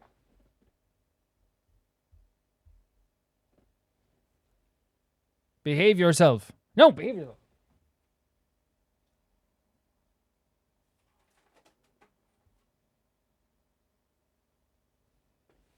I made a weird sound when I tried to fix it. I'm very worried. But no, I love the combination of styles then, because you still have like very beautiful colors of like the Sonic cast, but then also like mixed with like the very like kind of like almost realistic style of the DC world. So you get like this really cool combination that works really well together. But this time we got to see all the characters kind of dress up as the costumes. And I don't think this was like, I think like, again, me coming from like being more of a Sonic fan than a DC fan, like I don't think this was them being like, yeah, the superheroes are better than us. It's a way to honor them. It's a way to be like, look, they did something for us and we're going to like, take some of their like their abilities, their powers, or at least like, the energy of them. Because even like, Amy was just being Amy, but like taking that Wonder Woman style with her as well. You know, there's some good things you can take from those characters also. I love the interactions between Hawkgirl and Supergirl and Amy. I adored like Silver, like really like, you know, embracing that new style of the Green Lantern stuff. But I really adore as well Knuckles' interaction with Luthor and how like Knuckles is not like, again, Knuckles isn't dumb. He's just like very like airheaded sometimes. He's not going to just fly away. And I get it. At first I was like, is he flying away? But then no, he didn't fly away. He turned back around and knocked the hell out of Lex Luthor. Such a very creative thing to do, by the way, to have Lex Luthor think this green emerald was kryptonite. And in that moment try to like, you know, pretend that he wasn't going to do something to Knuckles in that moment too. But yeah, this is always like very, very fun. Some really good like art style, as we said, as always. But this time it feels like it's a build up to something as well. Obviously there's like some darker stuff going on, but I just love seeing all the cast like really working together and doing this stuff together.